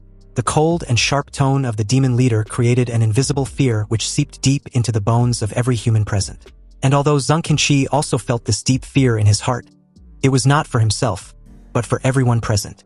These test takers were all top scorers selected from all over the country through the college entrance exams. So if they all die in this secret realm, it would definitely be a devastating blow for the entire Daxia. Zheng Qi instructed them to stay behind him. The abnormality in the secret realm must have already been noticed by Xinqing. They might even be on their way by now. Suddenly, a figure as tall as an iron tower appeared before him very abruptly. Then a devastating punch soon followed as Zheng Qi was forced to block. Zheng Qi, a level 70 job changer, was effortlessly forced back a couple of steps. The demon leader casually dismissed the human and instructed the towering monster, Luta, to deal with Zheng Qi. Luta muffled a response as Zheng Qi desperately threatened the demon leader, wanting to keep his attention on him. But the pale bastard ignored his threats and just made his way in front of the test takers. Then reassured them not to worry. He just wants to play with them. The demon leader showed his level to be 20, and explained he had heard they were the strongest humans selected this year. And according to humans' leveling system, since he was just level 20 at most, he was someone they can deal with, right? The demon leader wants them to fight him, and if they win, he would let them leave the secret realm.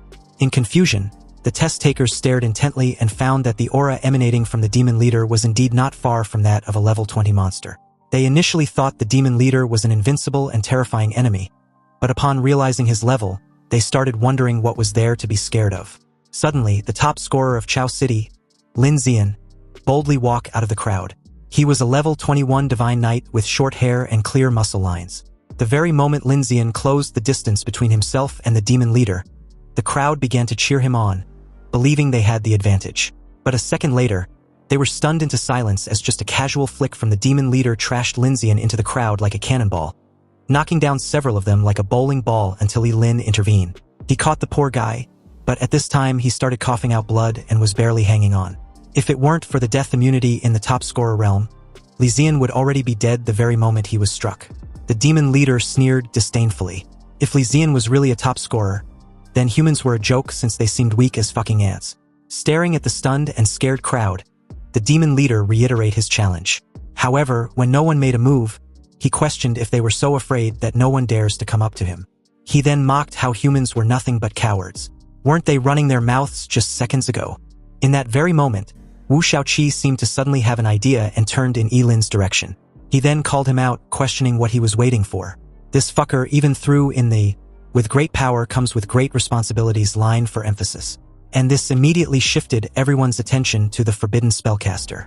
With Wu Shaoqi taking the lead, the crowd also began to morally blackmail Yilin. But Mi Shui, almost fuming with anger, pointed at the large crowd and cursed. They were all just mocking Yilin just moments ago, and now they're trying to pressure him to risk his life to save them. Aren't they disgusted with themselves? And as for Wu Shaoqi, seriously, how shameless can he possibly be? Wu Shaoqi countered with a rebuttal of his own. He stated that if Yilin hadn't injured them and killed all the monsters, preventing them from leveling up, they wouldn't be in this situation where he's the only one capable of facing the demon leader. Yilin, cool and composed, walked up to Wu Shaoqi and replied that he was fine facing the demon leader. But his equipment, on the other hand, wasn't on par, so how about Wu Shaoqi and his group hand theirs over? They can give him their high-grade equipment to increase his chances of winning. Wu Shaoqi didn't like this suggestion and replied that Yilin was asking for too much. Yilin simply asked if risking his life to fight a demon leader wasn't already considered asking too much of him, yet Wu Shaoqi wasn't even willing to give him a high-grade equipment. Cornered, Wu Shaoqi agreed to the request, and even advised Yilin not to be too cocky. They were handing their high-grade equipment over, but whether Yilin would live to use it was a different matter. After gathering all the high-grade equipment, Yilin entrusted them to Mi Shui and made his way to the demon leader, who was patiently waiting for the entire farce to end. He scoffed, a bit baffled at the humans who he sees as nothing but food, were actually having an internal strife even at a moment like this. Well, that's the nature of humans. They were really interesting, and from his experience, there's always at least a rotten apple among them that stirs up a conflict. The challengers from the two races, the demon leader with an amused look and Yilin with an expressionless face, stared at each other for a moment too long. Perhaps the previous match ended way too quickly, so the demon leader was waiting for Yilin to make the first move. Yilin raised the red flame staff, concentrated his mental power at the tip and conjured a fireball. But the moment the fireball spell was released, the crowd couldn't hold back their shock. They were puzzled that Yilin didn't cast a forbidden spell, but used a lowly fireball spell. Wasn't he already aware that the demon was incredibly powerful? Even the demon leader couldn't help smirking as the fireball whizzed past him. The damn pathetic spell wasn't even aimed right, and the demon leader just couldn't help himself. He started laughing. Yilin was really a whimsical to use a fireball spell against him, and although the demon leader seemed to be caught off guard, he effortlessly blocked Yilin's sneak attack with his falling star warblade. However, the smirk on Yilin's face made him wonder if he'd missed something. The demon leader turned to his left, only to see the originally small fireball suddenly expand violently into a red-gold sun, hurling towards him. With a deafening boom, the temperature around him rose rapidly as it directly submerged him. The surging heat wave could even be felt by the crowd below. They were stunned and puzzled upon seeing just how different and powerful Yilin's fireballs were. Only Wu Shaoqi and his group had gloomy expressions. After all, they had witnessed this horror firsthand just a few days ago. Anyway, after a moment of stunned silence, everyone was pleasantly surprised, believing Yilin had won. But just as everyone was immersed in the joy of victory, the blazing flames disappeared without a trace, as if instantly swallowed up by a black hole. The demon leader, slightly irritated, appeared to be slightly burned on his left arm. Then, in just a few breaths, his left arm was restored to its original state. He admits to be interested in Yilin after seeing how he was different from the rest, and for that, he would grant him the honor of becoming his dog. This damn demon leader wanted to recruit the forbidden spellcaster, but Yilin countered with an offer of his own. Yilin replied that he also admired the demon leader, so why don't he become his son? When he becomes the emperor, the demon leader would be crowned as the prince of bootlicking. Realizing that there was no point in talking, the demon leader decided to just kill Yilin. The very moment Yilin used the spell, Illumination, the demon leader was upon him in an instant, interrupting him. Stunned, Yilin sacrificed his left kidney and used his fleeting dance to dodge the attack, which left a large crater on the ground. Anyway, the very second Yilin tried casting the Illumination spell again, the demon leader blitzed to his side with another yet devastating punch. Yilin, a bit caught off guard even with his fleeting dance still active, spurted out a mouthful of blood as he was forced to block the punch. Yilin tried again, but just like earlier, he was interrupted. This kept repeating as the confusion from the crowd below grew with every passing second. They believed Yilin was insane for attempting the same thing repeatedly, expecting a different outcome. And the craziest part was that he had yet to use a forbidden spell. He just kept dodging wave after wave of attacks that his defeat seemed to be predetermined. And since everyone was aware that if Yilin dies, their deaths were also assured. But out of nowhere, someone suddenly pointed out of being thirsty, and this alerted the rest since they too felt the same. And not only that, the entire area was getting hotter and hotter that their lips were cracking as well. Back to the duel, the demon leader laughed and mocked Lin, stating that as long as he interrupts his spell, Lin can only escape like a cornered rat. So in the end, Lin was just as weak as the rest below. Lin, huffing profusely, simply told the idiot to look around since he hadn't caught on what he had been doing. The demon leader was stunned to see countless illuminating spells hovering everywhere around him. The entire airspace became a landmine, waiting to be detonated. The demon leader, baffled and confused, turned from side to side, wanting to know what and when this happened. Lin spared no time triggering the ordinary illumination spell to explode. You see, the spell, Illumination, was practically a little skill of the fire element which releases a minuscule ball of bright flame. However, under the shocked and horrified gazes of everyone, flames even more violent than before burst forth as the air around the demon leader seemed to be ignited, forming a vortex of hot flames as it closed in on its target. And although the demon leader was caught off guard yet again, he was quick to cast a huge dark magic shield condensed from the surging magical power around him. The collision of flames and magic stirred up a massive gust of wind, and the surrounding air seemed to be distorted by this force. Then, with a contemptuous sneer, the demon leader mocked Lin for the failed attempt. But before he could get another word out, a dazzling golden spear, the eternal thunder, streak across the space in between the two and pierce the bastard straight through the chest.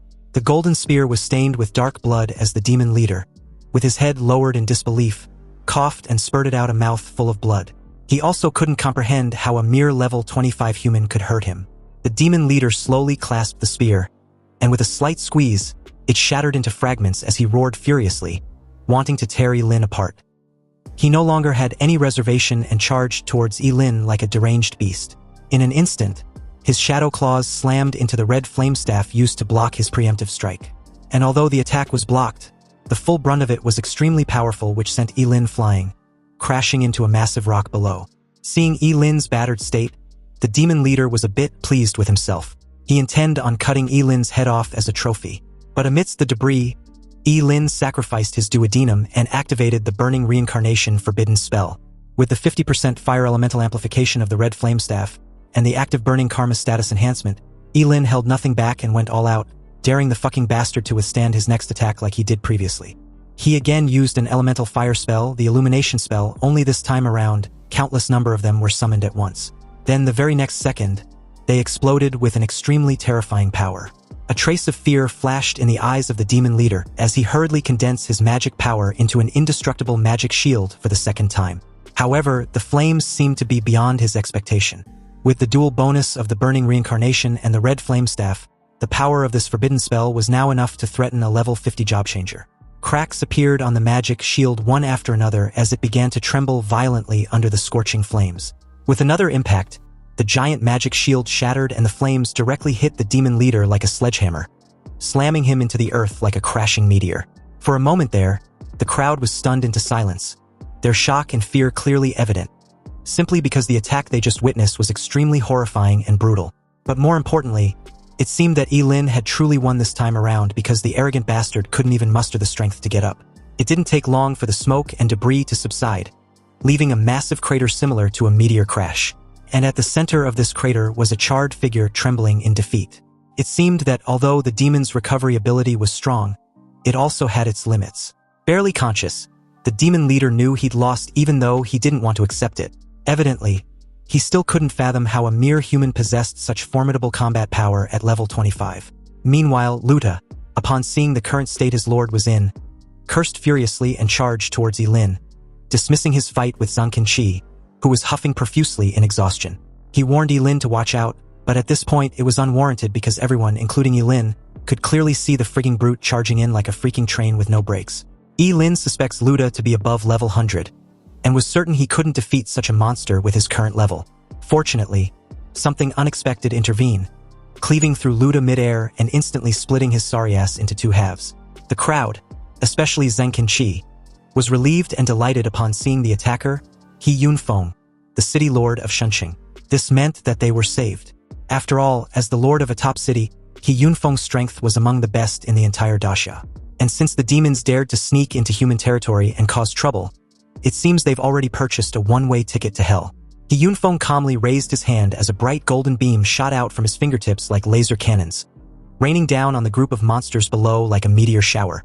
Obviously, this overwhelming showcasing of power further dazzled the crowd, whom were astonished just witnessing how strong the city lord of Xincheng really was. Anyway, as the scene cuts back to the demon leader, the contemptuous fucker no longer had the arrogant demeanor he flaunted earlier, and as a subordinate of his helped him to his feet, he was urgently informed about the need to leave because they were clearly outmatched against He Yunfeng. The demon leader, already aware of Yi Lin's name, finally introduced himself as Gallagher. He promised to remember Yi Lin, declaring that one day, he would avenge his humiliation by cutting off Yi Lin's head as a reward. And with that, he fled towards the shimmering rift connecting to the demon realm. Yi Lin just watched his departing figure without engaging. But luckily, He Yunfeng spotted this and was even more annoyed that Gallagher was now fleeing like a sewerage rat. He shot out a massive golden beam which streaked across the night sky like a bullet.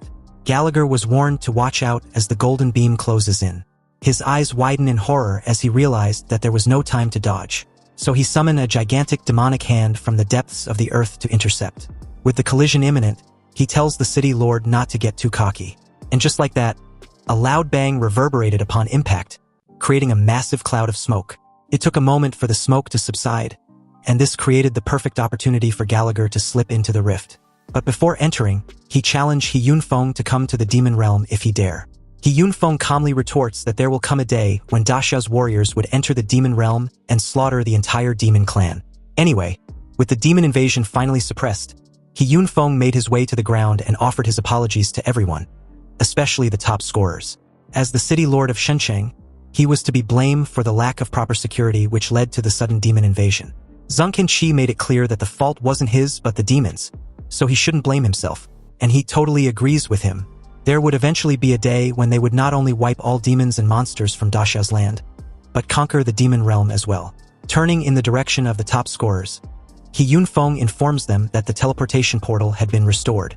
Also, they can rest assured knowing the test results would be published later. The candidates who were seriously injured by Gallagher and his demon minions stayed to receive treatment, whereas the rest left the secret realm and made their way back to the hotel where they originally stayed. Outside, Yi Lin silently let out a sigh of relief, glad the entire incident was finally over. Back at the hotel, Yi Lin was still reeling about the demon encounter in the top scorer realm when a sudden knock on his door jolted him out of his thoughts. As the knocking persisted, he even wondered if it was Mi Shui knocking on the wrong door again. Yi Lin made his way to the door and upon opening it, he was surprised to see He Yunfeng. He invited him in and questioned the reason for his sudden visit. He Yunfeng made a lame excuse of checking up on his injuries. Yi Lin appreciated his concern and replied that he was almost fully recovered. After all, they weren't major injuries to begin with. He Yunfeng was a bit surprised but didn't dwell on it. What he was more concerned about was Yi Lin defeating a royal blood demon in a head-on confrontation. Yi Lin tried being modest about it, but this only further impressed He Yunfeng. He was even willing to back Yi Lin as a rising prospect to serve Xincheng. Stunned, Yi Lin reiterated what he just heard, questioning if He Yunfeng was really serious. He Yunfeng confirmed that he was. He was very much aware that Yi Lin was a forbidden spellcaster, and although cultivating a student of his profession was indeed not worth it, the demon clan seemed to be scheming something major, so the city of Xincheng needs an existence capable of deterring them if the need arises. Yi Lin was still reeling about the fact that a prosperous city like Xincheng was willing to cultivate him. This was an extremely beneficial deal no matter how he looks at it. And although he really wants to accept the offer right away, he needed to first ask Zhuge Qianxing, his teacher. He Yunfeng agreed and even offered to personally go to Qincheng and ask Zhuge Qianxing himself. This was unexpected, but before he could reply, another knock on his door interrupted the two. Yi Lin informed the person at the other end that the door wasn't locked. A waitress wearing a maid outfit with cat ears and black stockings presented a tray of fruits after being invited in. She informed him that the fruits were prepared by the hotel for the top scorers. Yi Lin, sensing that something was off, thanked her as she walked in with the clattering of her high heels. The moment she placed the fruit tray on the table, Yi Lin cleverly antagonized her, pointing out the sudden pungent smell from the fruits. The waitress, upon hearing this, realized she'd been made and her expression suddenly changed. He Yunfeng was quick to notice her murderous intent and warned Yi Lin to watch out as she launched towards him with a dagger. He Yunfeng intercepted the attack and questioned who sent her. The level 50 assassin's face was ashen to see the city lord as he reiterated his earlier question. And even though he threatened to kill her, she was unwilling to reveal the person responsible. She knew very well that being caught in the act by He Yunfeng, she would either die or live a life worse than death. But her family will be fine, however. If she offends the Wu family, her whole family might be ruined. Therefore, in the current situation, the best option was her death to settle her debts. And as for whether the city lord would investigate the person responsible, that's his business. So, the moment she was trashed across the room by a simple kick from He Yunfeng, she quickly grabbed the dagger she dropped. And without any hesitation, she plunged it straight into her stomach. It took less than a second for the bitch to drop dead from the poison coated on the dagger. He Yunfeng narrowed his eyes, his face gloomy as he stared at her lifeless corpse. Obviously, the people behind this assassination weren't ordinary, since a level 50 job changer chose suicide rather than reveal their identity. And what's more, the poison used seemed to be extremely powerful to be able to instantly kill her. Lin suspects the Wu family, as He Yunfeng reassured him not to worry. He would personally investigate this incident thoroughly and make Wu Shaoqi apologize to him. But Lin knew a simple half-ass apology wouldn't stop the Wu family for trying again. So he decided to give up the offer on joining Shenqing. His reason was simple. He was afraid he wouldn't live past a month if he stayed. He Yunfeng walked off, furious at the Wu family for crossing the line and fucking up his deal. But he still intended on investigating. And the moment he left the room, there was another knock on the door. Lin was close to losing it when he noticed that it was Mi Shui. She rushed inside, all excited, informing Lin that the results were finally out. And as expected, he was the nation's top scorer. Mi Shui even added that he had brought honor to his family. But upon realizing Lin was an orphan, she visibly tensed up, a bit embarrassed. Anyway, since her teammate was awesome, she wanted to take a photo to commemorate his achievement, and also boast about clearing a dungeon with the nation's top scorer. But in doing so, she found the dead woman behind them. Mi Shui freaked out, questioning why a dead person was inside Lin's room. But before answering, Lin delegated the task of cleaning up to her. He also had to stop her imagination from running wild. The dead bitch was an assassin sent by Wu Shaoqi to kill him. Upon hearing this, Mi Shui got pissed off, suddenly all fired up to teach that spoiled fool a lesson. Meanwhile, Wu Shaoqi, upon receiving the news about the failed assassination, got furious as he questioned what kind of worthless trash carried out the attempt. After all, the disparity was so vast that he couldn't comprehend how a level 50 assassin couldn't kill just a mere level 25, regardless of the profession. But no sooner was he done lashing out in anger than a dignified middle-aged man walked in. And upon seeing this person, who happens to be his father, Wu Shaoqi's face immediately turned ashen. The middle-aged man sneered, his face full of disappointment and rebuke as he questioned Wu Shaoqi if he even respected him as his father. He didn't care if his son sent someone to deal with Lin, but why did he have to be so stupid to do it in front of the city lord? A sudden unease washed over Wu Shaoqi, and he could only reply that he didn't know. He had no idea He Yunfeng would be there, but his father wasn't having it. Anyway, since he was the direct heir of the Wu family, He Yunfeng will most likely give him a minor punishment as a warning, and won't do anything devastating to him. Wu Shaoqi was then instructed by his father to pack his things. They were going to apologize to the city lord. The young master of the Wu family immediately deflated like a wilted eggplant, not daring to utter a single word in rebuttal, but his resentment towards Lin only grew stronger. Later during the next day, Lin soon received the National Champions Award, which was personally presented to him by the city lord He Yunfeng.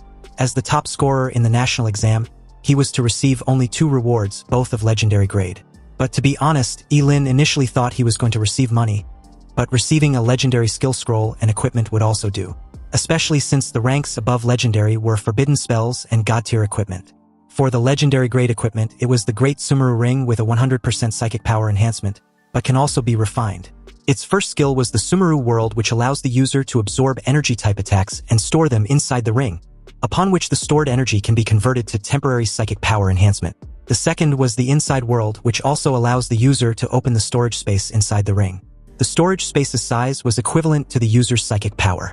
So basically, not only will the ring be able to absorb energy-type attacks and convert them temporarily into psychic power, but it also comes with a storage space. Lin couldn't help but smile slightly. Obviously, with this ring, even if he's attacked by a group of mages, he can absorb all attacks and convert them into temporal psychic power, then use forbidden spells to retaliate and quickly make light work of them. It's evident that the Sumeru Ring, together with his undying body, significantly makes him stronger the more attacks he's dealt with. He thanked the city lord and promised to continue to work hard and improve. Pleased with this reply, He Yunfeng was also quick to add the matter concerning his earlier offer.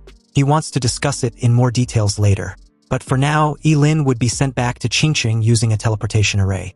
It didn't take long for the scene to cut back to the city of Qingqing, specifically the teleportation square. The very moment Yilin stepped out of the portal, a series of high-pitched sounds filled the air, and for a moment there, these chorus of cheers and praise startled him. Principal Gao and Hu Wang, both beaming with joy, rushed over to congratulate him. The city of Qingqing now had a national top scorer.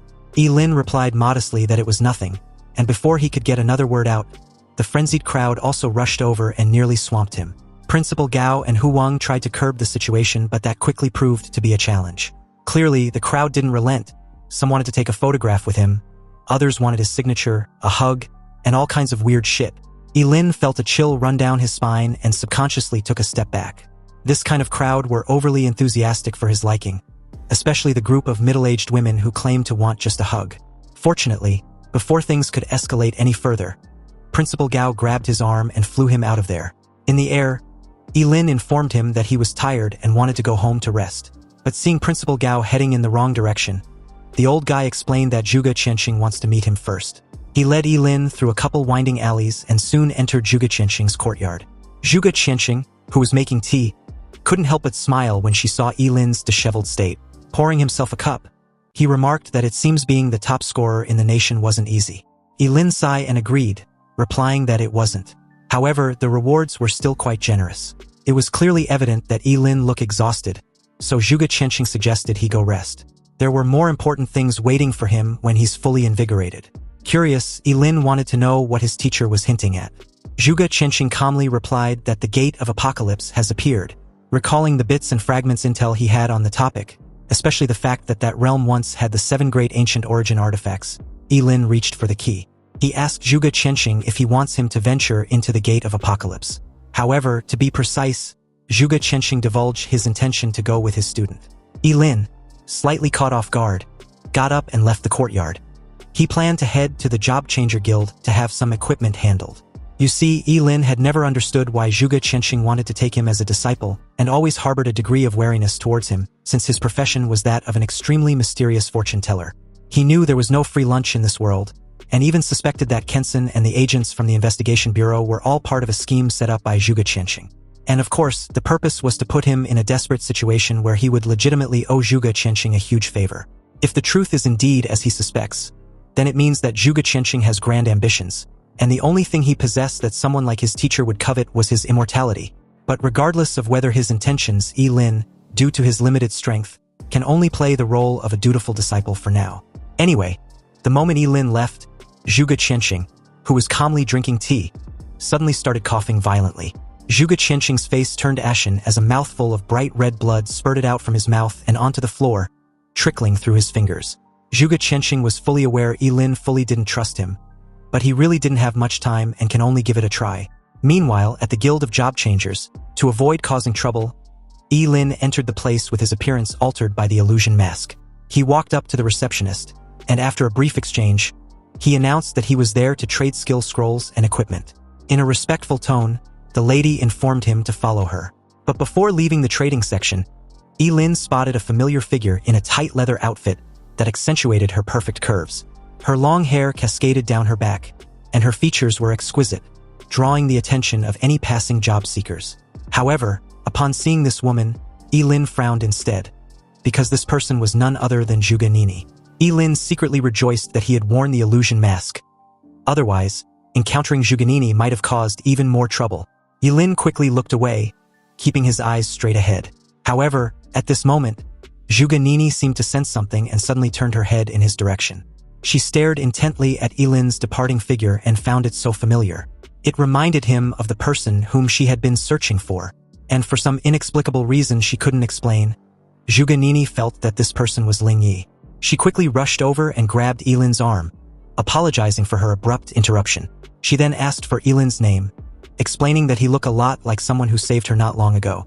Although Yilin replied that Zhuge Nini had mistaken him for someone else, he was inwardly rattled as he describes her intuition as terrifying. He then coldly shook off her hand. But to Zhuge Nini, this only confirmed his identity as Ling Yi. A faint blush even rose on her fair and delicate face as she blocks Yilin's path, wanting to know why Yilin won't admit it. To Zhuge Nini, there was no mistake. That cold indifference was the same as when Ling Yi saved her.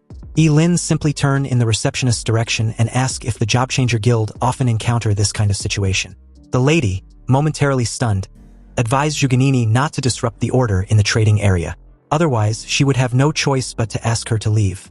Zhuge Nini reluctantly complied, not wanting to cause any more trouble. But the commotion attracted the attention of several job seekers around who clearly couldn't mask their envy and jealousy. They couldn't comprehend why such an outstanding beauty was fawning over Yilin, whose appearance seemed so ordinary. They deduced that Yilin must be rich, hence why he seemed so indifferent to Zhuge Nini. Yilin had originally wanted to keep a low profile, but Zhuge Nini had made him the center of attention. Fortunately, he hadn't been made. Yilin simply ignored the gazes of the others and took out more than a dozen high-level equipment from his great sumeru ring. These were the very pieces he had tricked out of Wu Shaoqi and his group of minions, along with the intermediate and low-level equipment that he got in the scholar's secret realm. In an instant, the trading platform was filled with piles of equipment, each piece exuding a different aura, some full of power, while others full of mystery.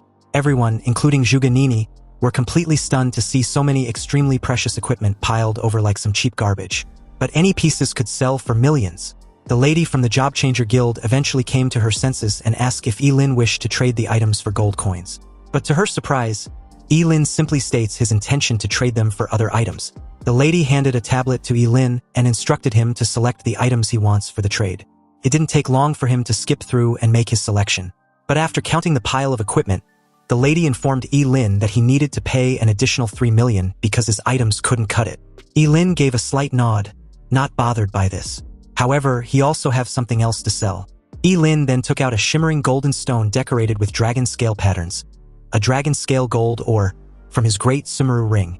The surrounding air seemed to freeze, emanating a chilling sense of oppression, containing a strange magical power. You see, the dragon scale gold ore was an incredibly precious material that can be used to forge epic-level equipment. The lady's reaction, like the crowd, were filled with shock, far more so than when Yilin had just taken out more than a dozen pieces of high-level equipment. Compared to the dragon pattern gold ore, a dozen or so high-level equipment pieces were nothing. Meanwhile, Zhuge Nini's eyes sparkled as she stares at Yilin in amazement. At this point, her resolve about the guy in front of her being Ling Yi was practically sealed. Suddenly, a calm and authoritative voice questioned the lady what the commotion was all about. This person, Chun Kai, made his way onto the stage and even added that he recalled teaching the lady about the importance of staying calm in these kinds of situations. Chun Kai was apparently the vice president of the Qingqing Job Change Guild, and his level was rumored to be close to 60. A hint of surprise flashed in his eyes when his gaze finally lands on the dragon scale gold ore in Yilin's possession. Pleased, he asked Yilin what he wants in return. Yilin calmly announced his desire to have a refining stone. Apparently, a refinement stone can refine the star rating of equipment, making it more powerful. A rare-grade equipment refined to 7 stars can even rival an epic-grade equipment that has not been refined in terms of attributes. Chun Kai had no issue with this request and even suggested exchanging 800 pieces for the dragon pattern gold ore. But Yilin asked for 1,000 pieces. The vice president readily agreed, considering it as a friendly gesture for future cooperation as the two shook on it. With this transaction, a mutual partnership had been formed, and Yilin plans on dealing only with the Job Changer Guild in the future. Chun Kai, delighted with this partnership, informed Yilin the guild would always welcome him to trade with any incredible item in the future. Then, as he instructed the lady to quickly arrange for someone to retrieve 1,000 refining stones from the warehouse, Chun Kai didn't forget to remind the lady to behave as exemplary as he just did during such situations in the future. But no sooner had he said this than Yilin, in his usual cold indifference tone, announced that he still had one more item to trade. He took out the legendary skill scroll from his ring to the shock of everyone present, especially Chun Kai, who was nearly losing his shit seeing such item. For someone bragging about always remaining calm and composed during transactions, he was practically screaming as he called for the president. Nearby, Zhuge Nini, in a daze, cemented her belief that Ling Yi was definitely not an ordinary person. After all, he just took out a legendary skill scroll which was previously non-existent in the entire city of Qingqing.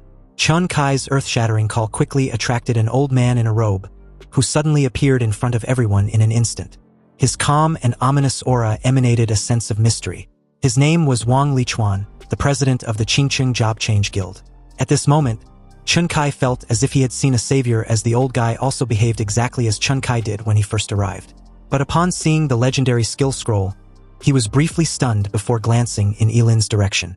Apparently, this legendary skill scroll, which was already incredibly precious, was also adaptive. You see, an adaptive legendary skill scroll was even more coveted simply because it was suited for any job changer regardless of the profession. Wang Lichuan calmly asked what Yilin plans on trading it for. Yilin declared his intention to trade it for all the normal skill scrolls the guild had. Obviously, with the ultimate sublimation skill, legendary skill scrolls were useless to him, so it was better to exchange them for a few thousand ordinary skill scrolls to cast forbidden spells. However, Wang Lichuan, like the rest, was dumbfounded upon hearing this. They all stared at Yilin as if he was an idiot, and wondered if they heard him correctly. Zhuge Nini quickly interjected, advising Yilin not to follow through with the trade. He was making a terrible mistake with this deal, and besides, ordinary skill scrolls can be bought with money, costing between 8 and 20,000 each, but legendary skill scrolls were priceless. Zhuge Nini even offered Yilin the needed fund if he was short on money. And although Zhuge Nini was sincere and resolved with her offer, Yilin directly refused without hesitation. Wang Lichuan asked if Yilin was sure about the trade, and the moment he replied that he was, the old man quickly ordered the staff to retrieve all the ordinary skill scrolls they had, and not a single one should be left behind. Soon, the transaction was complete and Yilin was offered the highest level membership card from the guild. With this card, he can enjoy a 30% discount when shopping in the Qingqing Job Changer Guild. Thanking the president, Yilin then left the guild immediately after. With his departure, Chun Kai suggested if they should have someone secretly follow and protect Yilin. After all, he was carrying so many valuable items. But the president advised against it. He reasoned that there was no need because someone who once possessed a dragon-scale gold ore and legendary skill scrolls couldn't possibly be an ordinary person. If they were to take the initiative without his knowledge, it might only make him resentful. Anyway, the very moment Yilin left the Job Change Guild, Zhuge Nini, who had been waiting patiently at the entrance, followed him without any form of discretion. At an intersection, she again confronted Yilin, and this time around, she was already convinced that he was Ling Yi. Even when Yilin reiterated that she had mistaken him for someone else, Zhuge Nini paid no mind. She wants him to follow her home. There was an imposter who had deceived her father with his identity, and she wants to prove that the real Ling Yi and that shameless scoundrel were not the same person. But seeing Yilin's hesitation, Zhuge Nini stated that it was okay if Yilin didn't want to admit the truth for now, but she clearly recalled Ling Yi's silhouette perfectly matching his, and if he was still unwilling, she would just have to involve the investigation bureau. Yilin reluctantly agreed to follow along, but once they turned into a less crowded area, he would immediately use his fleeting dance to make a quick getaway. It was already nightfall when Zhuge Nini dragged Yilin back to the courtyard to meet her father. Excited as hell, she introduced a disguised Yilin as Ling Yi. Zhuge Qianxing tried to tell her daughter the truth, but seeing as she was convinced now that the two weren't the same person, and on top of that, she was also practically trying to sell the person she brought as someone better than Yilin, Zhuge Qianxing, speechless and unable to shatter her daughter's fantasy, gave a tacit acknowledgement, even though this made the two guys cringe in embarrassment. And to make matters even worse, this annoying redhead wants her father to choose Ling Yi as apprentice and discard Yilin. Zhuge Qianxing adjusted his glasses and played along once again, complimenting her daughter. Ling Yi was indeed an outstanding young man, and he would like to have a private chat with him. Delighted with this response, Zhuge Nini gave the two some privacy since she needed to go change clothes anyway. She wanted to wear her most beautiful dress to please her guest. The moment she was out of earshot, Yiling asked his teacher if he was ever going to tell her daughter the truth. That's when Zhuge Qianxing revealed that the entire situation might not necessarily be a bad thing, even though it was all just a freaking coincidence. It had also inadvertently given him an idea to which Yilin was quick to catch on. He wants Yilin to enter the gate of the apocalypse as Ling Yi. This way, his real identity would be preserved and wouldn't conflict with him going all out if the need arises. Although Yilin looks calm and collected at the moment, giving nothing away outwardly, he was actually laughing maniacally inwardly, knowing full well that impersonating Ling Yi also meant that his disappearance inside the gate of apocalypse wouldn't matter either. And for some fucked up reason, this guy was excited, looking forward to what exactly his teacher was plotting against him. Yilin gave a reply, agreeing to go with Zhuge Qianxing's idea. So with this go-ahead, Zhuge Qianxing promised to deal with Zhuge Nini so they can set off in a few days. Back inside his room in the Zhuge family's villa, Yilin made thorough preparations for the Apocalypse Gate exploration by first refining his equipment. After all, he must always be wary of others regardless of how powerful he becomes. Unexpectedly, on his first try in refining his Sumeru ring, it was successful with its current refinement level at 1 star, and the mental amplification at 120%. Yilin was amazed. With just 1 star, the mental power bonus had increased by 20%, pushing it into the tier of wearing an advanced piece of equipment. And just like that, Lin, enticed by this stroke of luck, continued the refining process repeatedly and failed at every turn.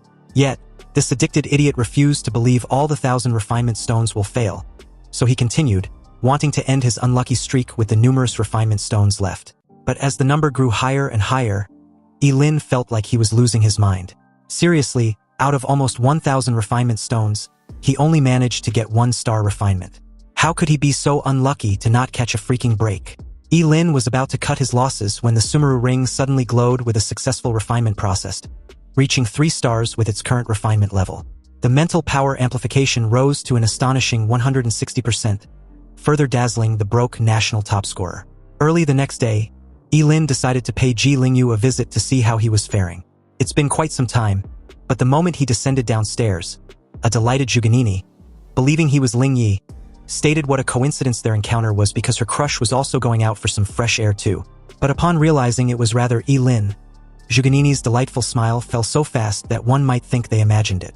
She was immediately irritated seeing her scoundrel classmate whom she believed deceived the world. And hadn't her father already made it clear to him that she had found the real Ling Yi? So what was he still doing in her house? Lin was not in the mood for her bitchy attitude, and simply replied that he was just leaving after packing up his stuff. But of course, this bitch wouldn't be called Zhuganini if she didn't have the last word. She rudely brushed off Lin's departure as something he should have done long ago, so she wouldn't be seeing him off. Lin also shouldn't leave anything behind just to have an excuse to return. Lin left without another word, knowing full well engaging in a verbal spat with this bitch was absolutely pointless. He made his way to the Ji family's villa an hour later, and the new butler led him into the villa's courtyard. It didn't take long for Ji Lingyu to spot him and quickly rushed over. Excited, he expressed how much he'd missed him, and also wondered why he wasn't informed about his visit in advance. If he had known, he would have sent a car to pick him up. After the two exchanged a quick pleasantries, Lin asked about his friend's injuries. Ji Lingyu replied he was doing great. His dad found him the best priest in Qingqing to treat his injuries. Lin then asked for a favor. He came to see Ji Lingyu about something important. Ji Lingyu just wants his boss to tell him what the matter was, and even though it was undisclosed, Lin basically wants Ji Lingyu to spread some information for him. Ji Lingyu, a bit puzzled, wanted to know if that was all, and Lin just simply gave a nod. He then assured Lin not to worry, this issue was no problem at all. Shortly after, at the center of the most crowded streets in Qingqing, the news of the student who just won the nation's top scorer title, Lin, was frequently seen visiting high-end entertainment venues. Most of the crowd, wanting to know exactly what was going on and why the national top scorer had become so depraved, speculated that Lin was probably really going to die soon from overexerting his body and snatching the title. This was why he had fallen so low. Then, gradually, they lost interest in him. After all, everything was about interests in the adult world. And a top scorer who indulges in wine and women and willingly degenerates can't provide them with much value. Some laments that it was a shame. If Lin wasn't a forbidden spellcaster, the city of Qingqing would have really produced a true dragon. Amidst the crowd, Zhuganini watched the news and comments on how hopeless her scoundrel classmate was. Anyway, after the days of build-up, Lin was certain the attention on him as the national top scorer had died down significantly. Disguised as Ling Yi, it was already nightfall when he returned to the Zhuge family's villa. And upon seeing his return, Zhuge Qianxing asked if he was ready. After receiving an affirmative reply, the two were about to set off when someone suddenly called out to Ling Yi. Obviously, it was none other than the redhead bitch, Zhuganini, who was blushing profusely as she invites her crush to go watch a movie when he returns. Lin curtly replied that they would talk once he's back, and Zhuganini could only dutifully agree, hoping he be careful. Her father bid her farewell, and soon the two took off in a black set of wheels. On the way, Lin asked if they were heading to the teleportation portal. Zhuge Qianxing replied that there was no need because the Gate of Apocalypse was right in the wilderness of Qingqing. Also, Lin shouldn't call him teacher, otherwise it could expose his identity. He can simply call him Mr. Zhuge Qianxing instead. The ride was brief, so they arrived in less than no time. They got out of the car and made their way to the Apocalypse Gate where it seems other people were already waiting. Lin was stunned with the gate's enormous size, and Zhuge Qianxing comments on how he too was surprised when he saw it for the first time. As the two approached, they met a familiar face who seemed a bit gassed that Zhuge Qianxing made it. If he hadn't arrived anytime soon, someone would have been sent to find him. As the two exchange a firm handshake and a forced pleasantries, Tanqing Jiang was officially introduced as the Deputy Director of Qingcheng Investigation Bureau. Tanqing Jiang handed the key in his possession back to Zhuge Qianxing, wanting him to do the honors by opening the Gate of Apocalypse. After all, time was tight. Zhuge Qianxing took the key, assured Tanqing Jiang, then approached the gate with Yilin. Yilin whispered to Zhuge Qianxing that he suddenly feels a chill down his back. And Zhuge Qianxing assured him that the feeling was mutual because he had tricked Tanqing Jiang with a fake key. So he would kill them if he finds out. This made Yilin ask if he should take out the real key. Zhuge Qianxing tells him that there was no need. He just need to get close to the gate. Zhuge Qianxing then pretended to fiddle with the fake key close to the stone gate. And at the same time, Yilin, who apparently had the real one inside his stomach, seemed to suddenly feel some kind of connection with the ancient stone door in front of him. He placed his hand on the stone door the moment Zhuge Qianxing instructed him to open the gate. Upon contact, the Gate of the Apocalypse seemed to sense the real heavenly revelation key and began to react. There were no earth-shattering phenomena or dazzling lights, just a deep and long mechanical sound. Then the stone door slowly opened just like an ordinary door, revealing a pitch-black passage that seemed to have no bottom. And an ancient and mysterious aura wafted from the passage, inspiring awe in all who beheld it. Tanqing Jiang's eyes lit up instantly with a hint of surprise and greed. After all, this was the place where 7 ancient artifacts of origin once fell out. He immediately requested for the key to be returned to him. Zhuge Qianxing obliged, adding that the ancient key of the Apocalypse originally belonged to the Deputy Director anyway. This was when an uninvited guest suddenly announced his presence, commenting on how the Gate of Apocalypse was actually right in their city of Qingcheng all along. This person was none other than Wang Lichuan, the guild president of the Qingcheng Job Change Guild. Tanqing Jiang's face immediately darkened. It was one thing for Zhuge Qianxing to follow along, but the guys from the Job Change Guild, that wouldn't do. Tanqing Jiang questioned Zhuge Qianxing if he was the one responsible for calling them. Zhuge Qianxing, who seems to be at loss, replied that he wouldn't do something this foolish, but he quickly deduced Yilin to be the most likely culprit to have called the Job Change Guild. After all, if he wanted to take action against him, the more muddied the water was, the more advantageous it would be for him. Wang Lichuan feigned being surprised about their coincidental encounter, and asked if they could tag along for the treasure hunt. Tanqing Jiang didn't like this idea.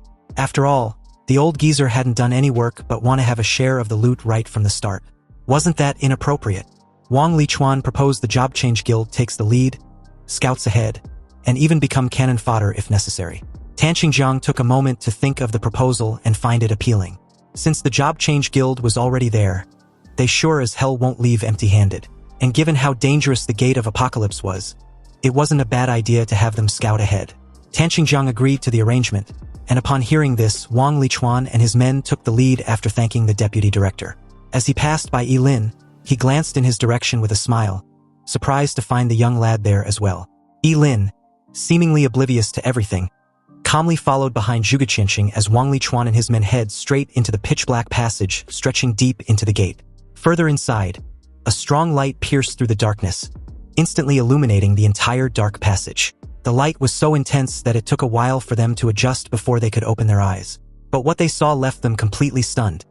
Even Yilin looked completely incredulous. The world behind the gate was not as bizarre and fantastical as they had imagined, nor was it a scene teeming with monsters. On the contrary, what appeared before them was actually Qingcheng. However, the Qingcheng before them was clearly different from the one they lived in. The towering city walls, winding streets, and lush trees have all been reduced to ruins and rubble. Cold rubble lay scattered, and dust flew everywhere, as if a devastating disaster had occurred. A gust of wind blew by, bringing with it an indescribable sense of desolation. The expression on everyone's face was still filled with shock and confusion, wondering if they were in some sort of an illusion. They had heard that the world behind the Gate of Apocalypse might be full of dangers and unknowns, but they never imagined it would be like this. It took a while before Tanqing Jiang gave an order for them to head inside to take a look. So, suppressing their shock, the members of the Job Change Guild scouted ahead, with Zhuge Qianxing and the members of the Investigation Bureau following behind.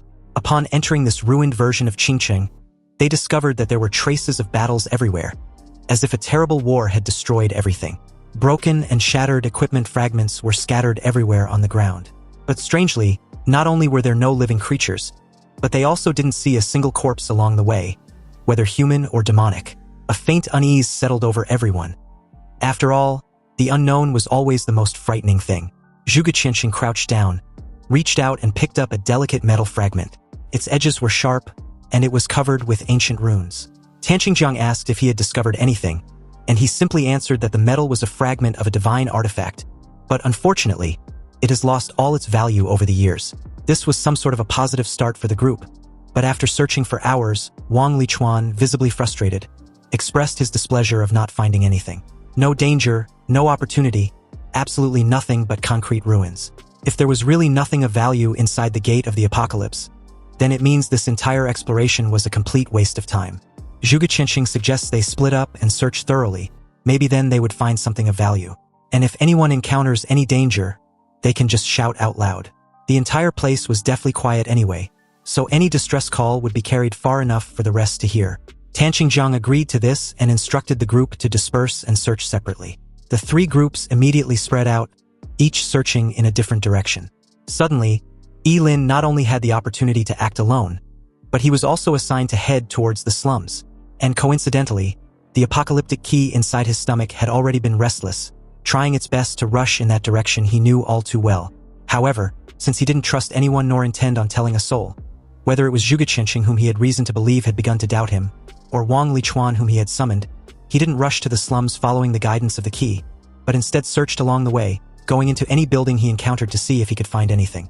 Then, out of any prying eyes, he took out a scroll containing the underground escape technique. It was a technique that allows a mage to manipulate the surrounding earth elements with their own mental power, allowing them to move freely underground within a distance not exceeding 50 meters. But upon using his ultimate sublimation talent, the technique was fully upgraded to Spatial Leap. And a Spatial Leap was now a forbidden spell that allows a forbidden spellcaster to sacrifice their own organs to achieve short-distance cross-space movement, during which they are immune to any physical attacks and most energy attacks. In an instant, the space around Yilin was torn apart, revealing a deep, wavy, boundless void that swallowed him whole and made him disappear from the spot. Elsewhere, a moment later, Yilin's figure got pieced back together like a jigsaw puzzle and appeared in the slums he was familiar with, and before him stood a dilapidated, low-lying apartment, its walls covered with withered vines and moss. This was his home back in the real city of Qingqing. An indescribable smell permeated the air, and everything there seemed more desolate than he remembered. A deep sense of unease washed over him as he realizes that his home was the endpoint indicated by the ancient key of apocalypse. Suddenly, the air was filled with an indescribable sense of antiquity and decay as something calls out to him from behind, glad that he'd finally made it. Yilin turned to see what appears to be a huge ball of flesh, and this fleshy mass looked more like a massive brain, with an uneven surface, as if it were made up of countless small pieces of meat. Its color was a sickly reddish-gray, and it emitted a nauseating stench with numerous tiny tentacles extended from the surface of its grotesque fleshy ball, sticking to the walls of the room. It introduced itself as the guardian of the ancient artifact of origin, and declared that it had been waiting for him for many, many years. Yilin, still reeling about the fact that the monstrous ball of flesh actually spoke and knew his name, asked why. But the creature simply mentions that with his arrival, the eternal scale should be returned to its rightful owner. Suddenly, the large ball of flesh began to writhe violently, as if something was about to break out of its shell. Then immediately afterwards, several of its tentacles plunged into its ball of flesh and pulled out an ancient artifact before Yilin. The object looked like a balanced scale, with an ancient and deep luster and intricate patterns carved on its surface. After spitting out the balance scale, the mass of flesh became noticeably weaker. The appearance of this balance scale seemed to freeze the air in the room. On one side of the scale floated a dazzling golden gem, while on the other side was a cloud of black mist, and the two seemed to represent light and darkness, eternally confronting each other. The creature disclosed that the ancient artifact once belonged to Yilin. This was why he had the power of infinite regeneration. After all, only ancient artifacts can create such abilities that were completely beyond the realm of common sense. Yilin's heart pounded wildly as the eternal scale was handed over to him, and as it drew near, a sense of familiarity etched deep within his soul swept over his entire body, intertwined with his flesh and blood. Suddenly, a familiar voice whispered in Yilin's ears, complimenting him for really finding the ancient artifact. Then a piercing beam from the person's fingertip tore a hole on the side of Yilin's abdomen. Yilin used his fleeting dance to instantly put some distance between himself and this familiar middle-aged man in an elegant trench coat who was none other than Zhuge Qianxing, his face devoid of any emotion. He demanded Yilin hand over the ancient artifact of origin. This was the first time Yilin had witnessed his teacher in action, and his power seemed to be totally underestimated as he connected the dots, everything making sense to him now. Since the astrology profession allows a job changer to glimpse the secrets of the unknown, Zhuge Qianxing apparently had the power to even see a glimpse of the future. But such a powerful profession would naturally suffer a backlash. However, if he had an immortal body, the backlash from peeking into the future can be ignored.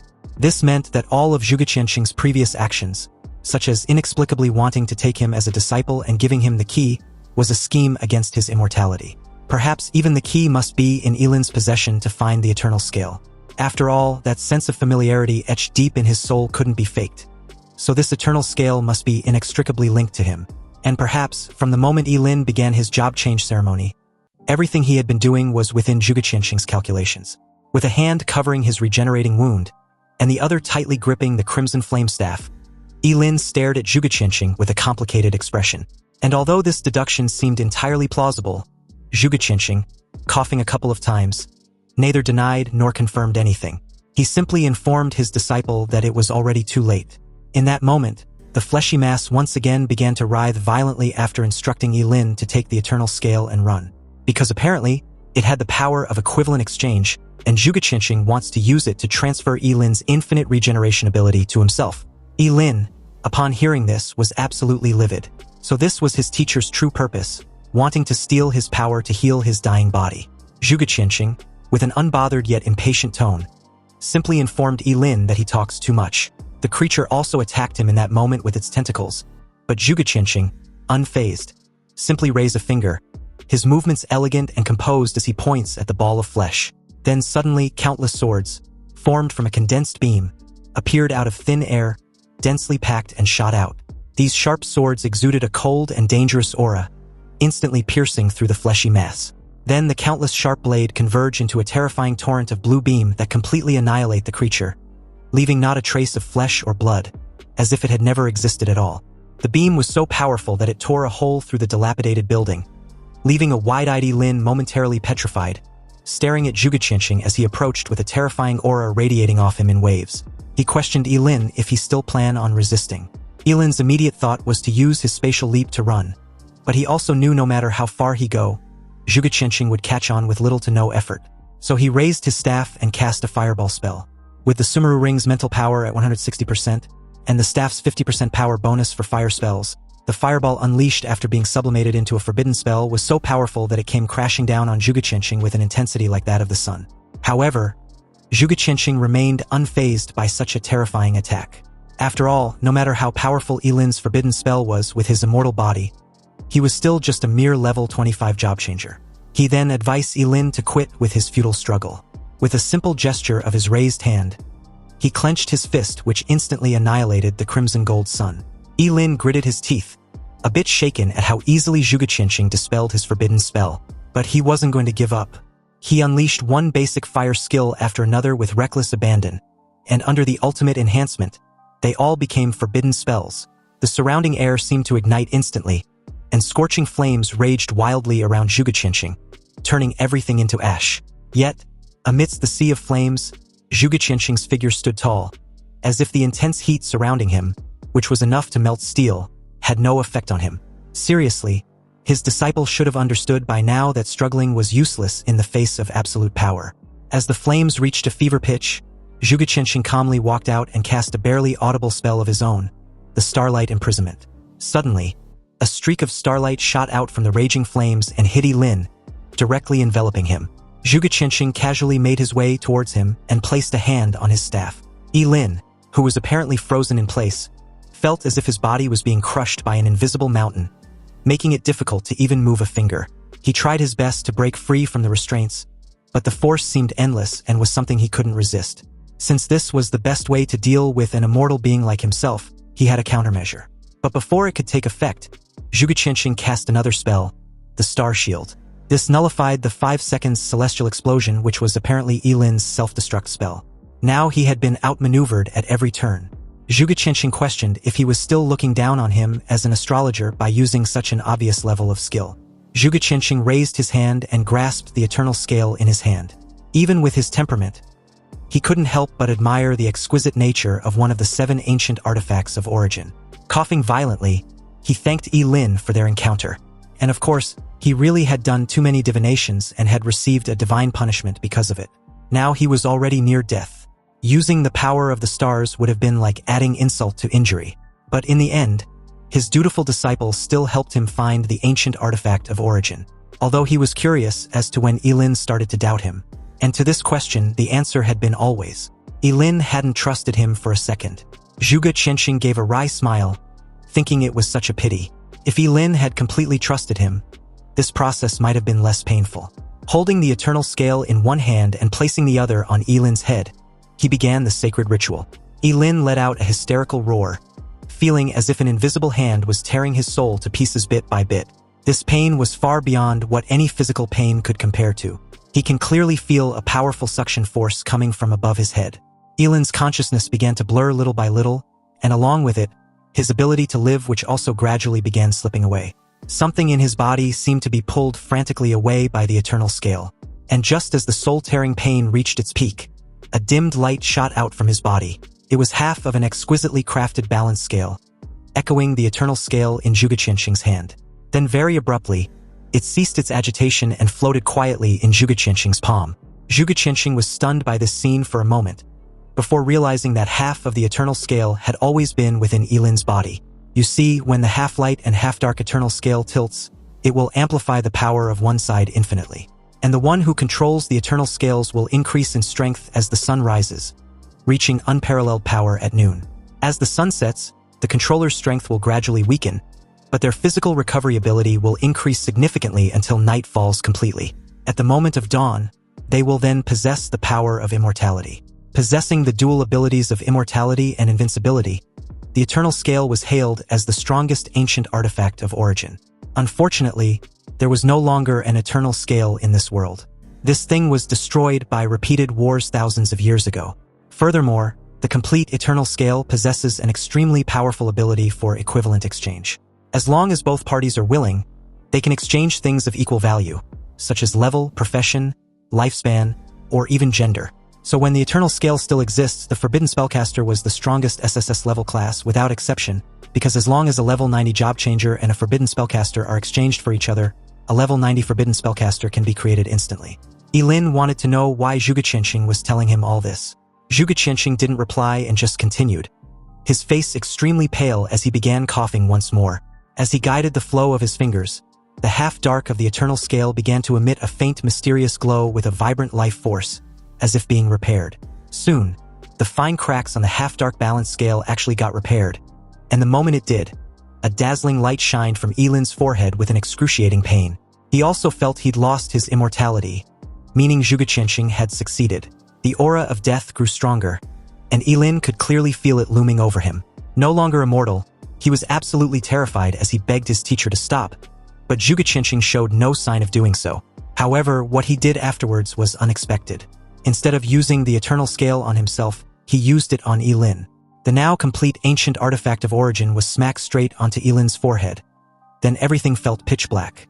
When his sight returned, Yilin stared wide-eyed, panting heavily, a look of terror still lingering in his eyes. He was still alive.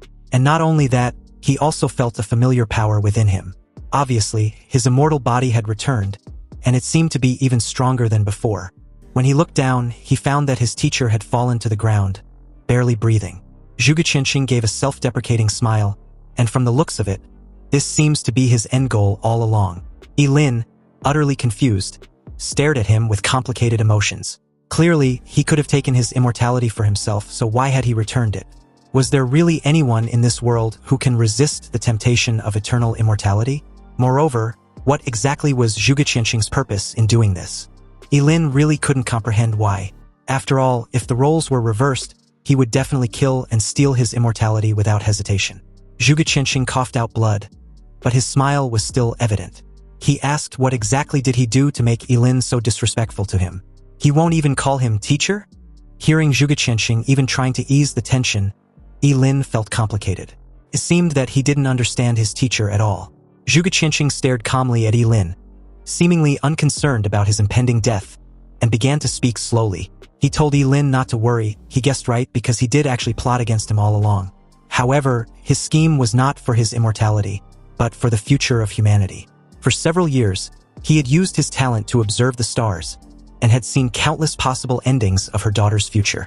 But in all those possible endings, she always dies at the same point in time. Even if he obtained Yilin's immortality for himself, then passed it to Zhuganini later on, she would still die in various ways at that point in time. In the future, Zhuge Qianxing had seen Zhuganini die over 1,000,000 times. Of course, a couple of times could be a coincidence, but if the same thing happens that many times in the future, it can no longer be a coincidence. There was only one possible explanation for this. That is, at that point in time, it is very likely that the entire Great Xia dynasty, and even the entire human civilization, was completely wiped out.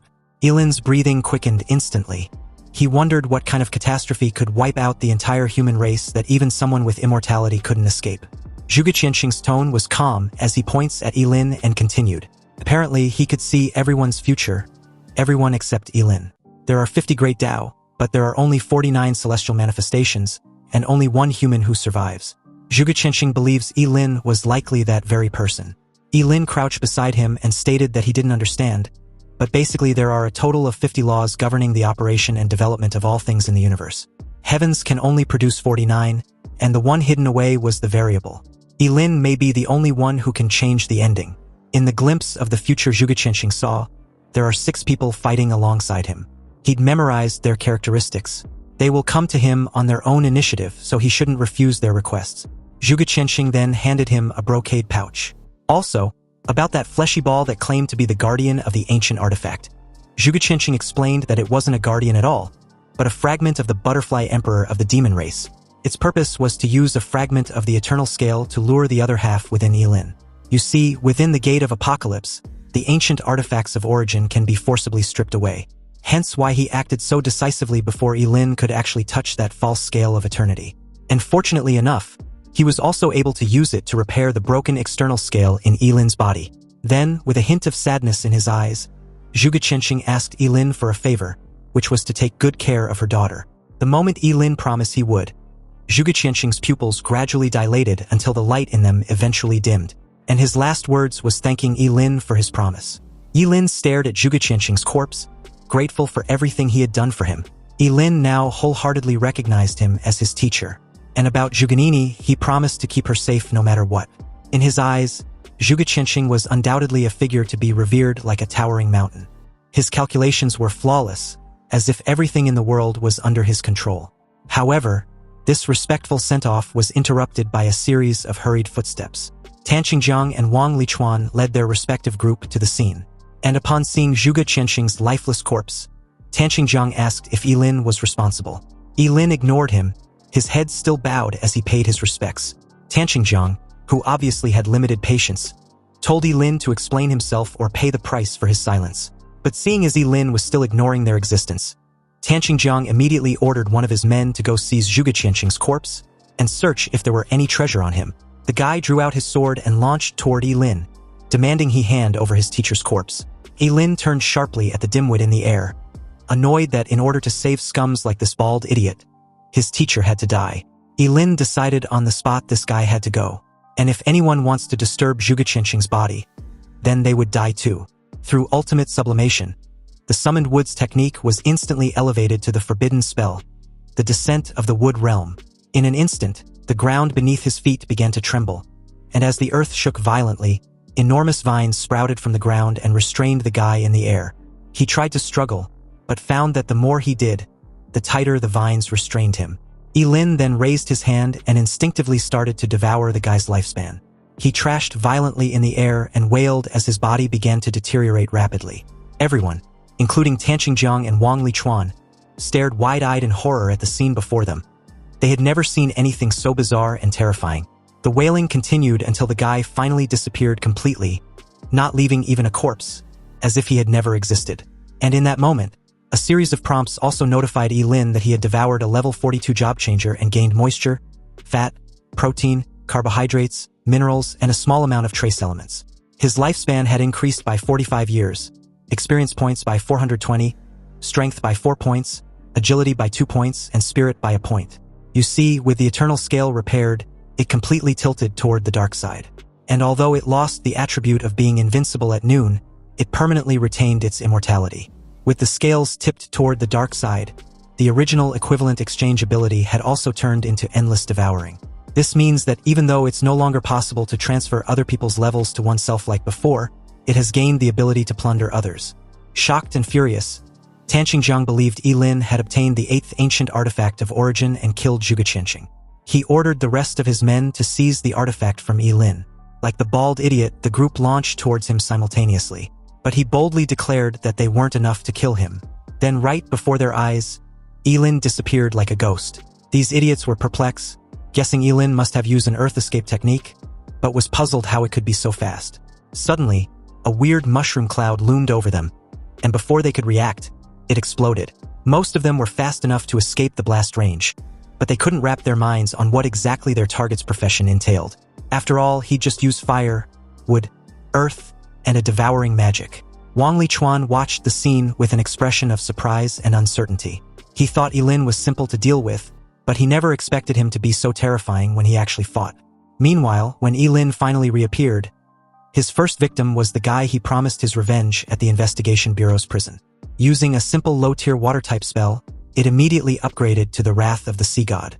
This was a forbidden spell that allows the user to condense the surrounding water element and summon the phantom of the sea god's trident after sacrificing 2 kidneys.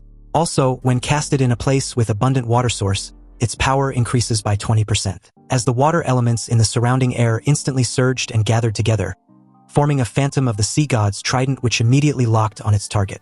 It had a terrifying aura, and before the guy could even process what had just happened, the phantom trident tore a massive hole within his body, cleaving it in uneven halves. Blood gushed from his mouth, and he could clearly feel his life force draining away in a split of a second. Subsequently, under the cover of his death, a sharp energy arrow, transformed into a streak of light, was shot toward Yilin, to which he barely dodged with a slight tilt of his head, though he was still nicked on the cheek. Tanqingjiang, a level 62 holy bow hunter, cursed loudly upon realizing he'd missed. He even blamed the idiot who just died for not providing a proper cover before instructing the rest to attack in unison. If they were incapable of defeating Yilin, then they should at least overwhelm him to create an opportunity for him to deal a fatal shot. Unexpectedly, Yilin neither chose to block the barrage of skills meant to overwhelm him nor dodge with his spatial leap, but instead activated his Sumeru ring to absorb all the energy-based attacks. As for the physical attacks, he simply bore the full brunt of it with little to no effort. But at this moment, with all the energy-based attacks converted into a temporary psychic boost, the spiritual power bonus of the 3-star refined Sumeru ring also increased from 160% to 220%. Now, with his amplified mental strength, Yilin raised his hand and unleashed a fire-type area of effect spell, the Rain of Flames. But in its ultimate sublimation, the Rain of Flames became a forbidden spell, the world-devouring heavenly fire. Above, pitch-black clouds gathered, as if the end of the world had arrived. Countless crimson gold flames condensed from the dark clouds, then poured down on Tanqingjiang and the others with an earth-shattering power. Apart from Tanqingjiang, the rest could only let out shrill screams as the flames engulfed their bodies. When it eventually subsided, leaving a thick cloud of white smoke, Tanqingjiang was the only one left alive, encased in an energy barrier. His expression was that of annoyance as he claimed to be surrounded by a bunch of useless people. Anyway, seeing how effortlessly Yilin wiped the floor with their asses, Tanqingjiang realized he couldn't defeat Yilin in a head-on confrontation. So he aimed and shot an arrow at Zhuge Qianqing's corpse. Rather than aiming at a target that could teleport, it would be simpler to aim at a dead person. And since Zhuge Qianqing seemed to be extremely important to Yilin, Tanqingjiang gambled that he will try to block the arrow, giving him a chance he'd desperately been hoping for. The arrow was unleashed with no restraint, its ferocious aura sweeping out. With Tanqingjiang's level, this arrow was enough to obliterate Zhuge Qianqing's remains. However, just as the arrow was about to strike the dead body, a violent fluctuation came from the space in front of Zhuge Qianqing's corpse as Yilin's body teleported over. Tanqingjiang's arrow pierced Yilin's forehead with a soft click. Then the violent power attached to the arrow encased Yilin in an ominous bubble, rapidly altering his metabolism. Tanqingjiang approached him with a scornful laugh. He'd made the right guess, and Yilin was stupid enough to use his own body to shield a dead man from the demon god's arrow. Yilin felt like his body was being torn apart internally. Then with a loud bang a moment later, he exploded into a cloud of blood mist. Fragments mixed with blood splattered everywhere right in front of Tanqingjiang, who confidently believed Yilin wouldn't be able to recover after being blown into a pile of fresh meat, regardless of the eternal scale. Tanqingjiang snorted coldly, a glint of shrewdness flashing in his eyes as he walked off with a smile of a victor, or so he thought. But unbeknownst to him, Yilin's body fragments began to show movements, twitching ever so slightly before starting to regenerate wildly. In one breath, the blown-off hand grew into an arm. In 2 breaths, half a shoulder grew out of a fully recovered arm. In 3 breaths, a head grew out, connected to the shoulder as muscle fibers constantly started to build together like silkworms, regenerating flesh and blood in the blink of an eye. Although Yilin only had 1 head and an arm in just a few breaths, that was enough. He raised his hand and unleashed a forbidden spell at Tanqingjiang from behind. The level 60 Holy Bow Hunter froze very abruptly with an expression filled with absolute disbelief as blood trickled down his mouth, and the intense pain caused him to spurt out fresh blood. His whole body convulsing as a golden energy shot seemed to have pierced him directly from behind. In that moment, Yilin's entire body had almost recovered, and if it weren't for his clothes being blown into shreds, there would be no trace of his injuries. He stared down at a terrified Tanqingjiang, who tried to use his status as the deputy director of Qingcheng Investigation Bureau as a threat, warning Yilin the trouble he would be in if he kills him. But Yilin sarcastically asked if he should be scared.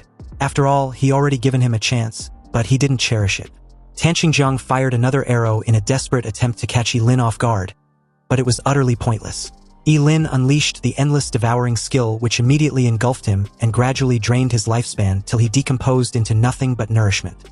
He had devoured a level 62 job changer and gained moisture, fat, protein, carbohydrates, minerals, and a small amount of trace elements. His lifespan had increased by 2 years, experience points by 620, strength by 8 points, agility by 4 points, and spirit by 4 points. Yilin also devoured the rest, which suddenly shot his level from 25 to 28 with the 3 main attributes simultaneously improving significantly. He then called out to Wang Lichuan, telling him to stop hiding and come out. Wang Lichuan came out from his hiding spot with a forced smile, reminding Yilin that he was never his enemy and didn't have any intention of attacking him like the rest. Yilin wouldn't want to kill an old man to silence him, would he? Yilin questioned why President Wang would think of such an act. They were friends after all, weren't they? Wang Lichuan felt slightly at ease after hearing this, and now that it's certain Yilin possesses divine power, he promised to submit under his command, along with the entire Job Changer Guild in Qingcheng. Since the benefits of keeping the old geezer alive as a puppet outweighs his death, Yilin agreed to this arrangement. He was looking forward in working with the Job Changer Guild in the future. With that out of the way, Wang Lichuan politely suggested they leave the apocalyptic dungeon as soon as possible since it wasn't a suitable place for a long stay. Yilin agreed once again, but before they leave, he still had something to take care of.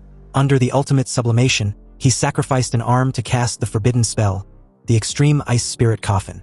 When the strange blue light suddenly condensed into a crystal-clear ice coffin, Yilin slowly picked up Zhuge Qinqing's body and carefully placed him in the ice coffin, promising to take him home. He then hoisted the ice coffin onto his shoulder before instructing Wang Lichuan to follow. As the two raced to the entrance of the exit, Wang Lichuan, upon realizing the men he left behind to stand guard had disappeared, comments on how the dangers of the Gate of the Apocalypse, though it might seem desolated, was beyond their current abilities to explore properly. Yilin simply replied that they would return once they have enough strength.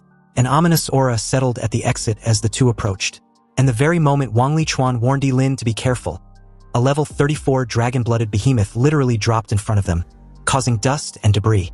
It spurted a massive torrent of fire breath to which Yilin and Wang Lichuan effortlessly evaded. Yilin told the old geezer he would handle the monster before taking out his staff. He then casted the forbidden spell, the Flame God's Breath, which literally dropped a massive ball of flames on the monster's head, killing it instantly. Wang Lichuan was gobsmacked once again upon seeing such a terrifying forbidden spell. Yilin then devoured the level 34 dragon-blooded behemoth and gained moisture, fat, protein, carbohydrates, minerals, and a trace of extremely rare elements. His lifespan increased by 424 years, experience points by 340, strength by 6 points, agility by 2 points, and spirit by a point. Yilin also received the Dragon Bloodline with its current concentration at 0.000001% of unknown effect. Although Yilin was pleased to have absorbed a considerable amount of lifespan, he couldn't help wondering what exactly the Dragon Bloodline was. But he didn't have time to mull things over because in that very moment, the entrance looked like it was on the verge of collapse, so the two rushed in without hesitation. But the very second they did, a strong force began to suck them in. Then the key of the apocalypse inside Yilin forcefully came out and automatically flew away to close the gate. The entire experience seemed to be completely different from when they were entering. Fortunately, they made it to the other side in one piece. The gate immediately started to disappear, and along with it the ancient key of apocalypse, meaning the next time the Gate of Apocalypse and its ancient key appears, no one would know when or where that would be. Anyway, as the two bid a farewell to each other, Lin expressed his desire to give Zhuge Qinsheng a proper burial before anything else. But if any problem arises afterwards, he will come find Wang Lichuan. As Wang Lichuan watched Lin take his leave, he declared that the Job Change Guild would always be at Lin's service. Meanwhile, as the scene shifts to the Zhuge family's manor, Zhuge, faced with the truth about his father's death, still desperately denied the very sight and convinced herself that it was a prank. Like a drowning person desperately grasping at the last straw, she yelled at Ling Yi to confirm that the person lying in the ice coffin wasn't her father. She believed the two must be playing a trick on her. But faced with Zhuge question, Lin could only reply with an apology, explaining that he failed to protect his teacher. And per his wish, her father wants to be buried together with her deceased wife. Zhuge still didn't want to accept the truth, claiming that her father was a renowned strategist. So how could he possibly be dead? Zhuge collapsed onto the ice coffin and wept bitterly, tears streaming down her cheeks and freezing on the coffin. Lin remained silent as Zhuge gradually got overwhelmed with grief. In this world, very few people can remain calm and composed after witnessing the unexpected death of a loved one. He didn't know how to comfort Zhuge, so he could only stand there like a statue, quietly watching her to prevent her from doing something foolish because of her emotional state. After crying for an unknown amount of time, Zhuge sobs subsided somewhat. Her gaze remained fixed on her father's corpse as she asked how he died. Lin replied calmly that Zhuge Qinsheng did too much divination and received divine punishment. He also died for the sake of all humanity. With this intel, Zhuge understood that her father had already foreseen his death. But he had been so cruel not to bid her a proper farewell. Zhuge then tells Ling Yi to leave. She didn't want to see him anymore. Lin was about to tell her about his promise to her father, but Zhuge didn't want to hear none of it. She then yells for Ling Yi to get the hell out of the manor. Lin opened his mouth as if to say something, but in the end said nothing. Perhaps what Zhuge wants most right now was to be alone for a while. Lin turned and left, gently closing the door behind him. The very next day, news of the sudden disappearance of Tanqingjiang and several other important figures was broadcasted throughout the city of Qingcheng. Moreover, the famous astrologer Mr. Zhuge Qinsheng also suddenly passed away, and the specifics related to his death was still being investigated. These deaths had surely caused a stir in Qingcheng. Also, needless to say, the death of Zhuge Qinsheng had shaken the entire Daxia kingdom. At this point, with just a little bit of investigation, it can be found out that Zhuge Qinsheng went out of the city with Ling Yi. This also meant that the identity of Ling Yi must never be traced back to Lin. But the main issue lies with the investigation bureau, specifically Officer Huang, who was dead set on finding Ling Yi. So in order to create more evidence that Lin, who was still suspected of being Ling Yi, hadn't left Qingcheng in the past 2 days, he kept visiting high clubs arranged by the Ji family. Investigator Huang paid Lin a visit in one of these clubs, wanting to know where he had been all week. Lin feigned being oblivious and replied that he wouldn't know. He had done so many things in the last 7 days, so how can he possibly remember anything of importance? Annoyed with the antics, Officer Huang suddenly grabbed hold of his hand, then directly asked if he disguised himself as Ling Yi to accompany Zhuge Qinsheng out of the city. Unexpectedly, Lin simply pulled out his phone and calmly informed Officer Huang that he was recording their conversation. So if he didn't have any evidence to back his accusations, he would be sued for defamation. His female junior reminded him in a whisper that there was currently no evidence proving Lin went out of the city. For the past few days, he had been seen appearing in high-end entertainment venues. So with reluctance, Officer Huang let go of his hand, but still expressed his desire to find the evidence to prove his claim. Lin then gave him a piece of intel that made the uptight officer do a double take. And since he had eyes that can see the falsehood of any statement, he was completely shocked to find out that Ling Yi got blown into pieces just a few days ago. Lin claimed to have seen the entire thing with his own eyes, which was technically true since he did get blown up. Upon realizing that Lin wasn't lying, Officer Huang started wondering how it was even possible. And although he hadn't had any conclusive evidence yet, he had been so sure about his investigation. Anyway, as his junior questioned if something was the matter, Lin walked off after inviting them for a drink sometime. On a massive downpour the very next day, which also happens to be the day of Zhuge Qinsheng's funeral, the entire Zhuge family's courtyard was enveloped in a somber atmosphere, filled with people, their faces etched with reluctance and grief. Some wept silently, while others bowed their heads in prayer. Inside, a shrine with a portrait of Zhuge Qinsheng, his face still bearing a faint smile, and enwreathed with white chrysanthemums densely packed together, was set up. Many important figures, some shrouded in vague mystery and clearly not from or rarely seen in a small place like Qingqing, had gathered there at this moment, paying their respects one after the other. But the faint whispers of Zhuganini shouldering this heavy loss alone with no one to take care of her was the topic of discussion. Though they also recall that the deceased astrologer had taken in a very capable disciple not long ago, and his absence at such an important day not only seemed disrespectful, but unforgivable.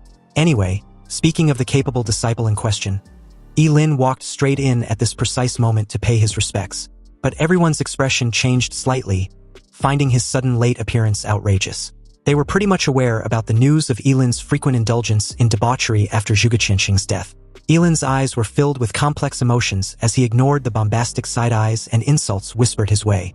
He also asked for forgiveness for arriving late. But a moment later, he was cut short by Zhuganini, who questioned if he was done paying his respects. If he was, then he should leave because he wasn't welcome. Lin reiterated that he had no other intentions and just wants to see his teacher off on his last journey. But Zhuganini wasn't having it. She claimed Lin shouldn't pretend to be her father's disciple anymore. He had long since cut ties with him, the fraudster who keeps deceiving everyone. Zhuganini's words caused an uproar as Lin became the target of everyone's scorn. They wondered what kind of unorthodox thing he had done to make Zhuge Qianxing severed his master-disciple relationship with him. Lin tried to reason with her, but she was too emotional and only wanted him to get lost. Didn't he understand human language?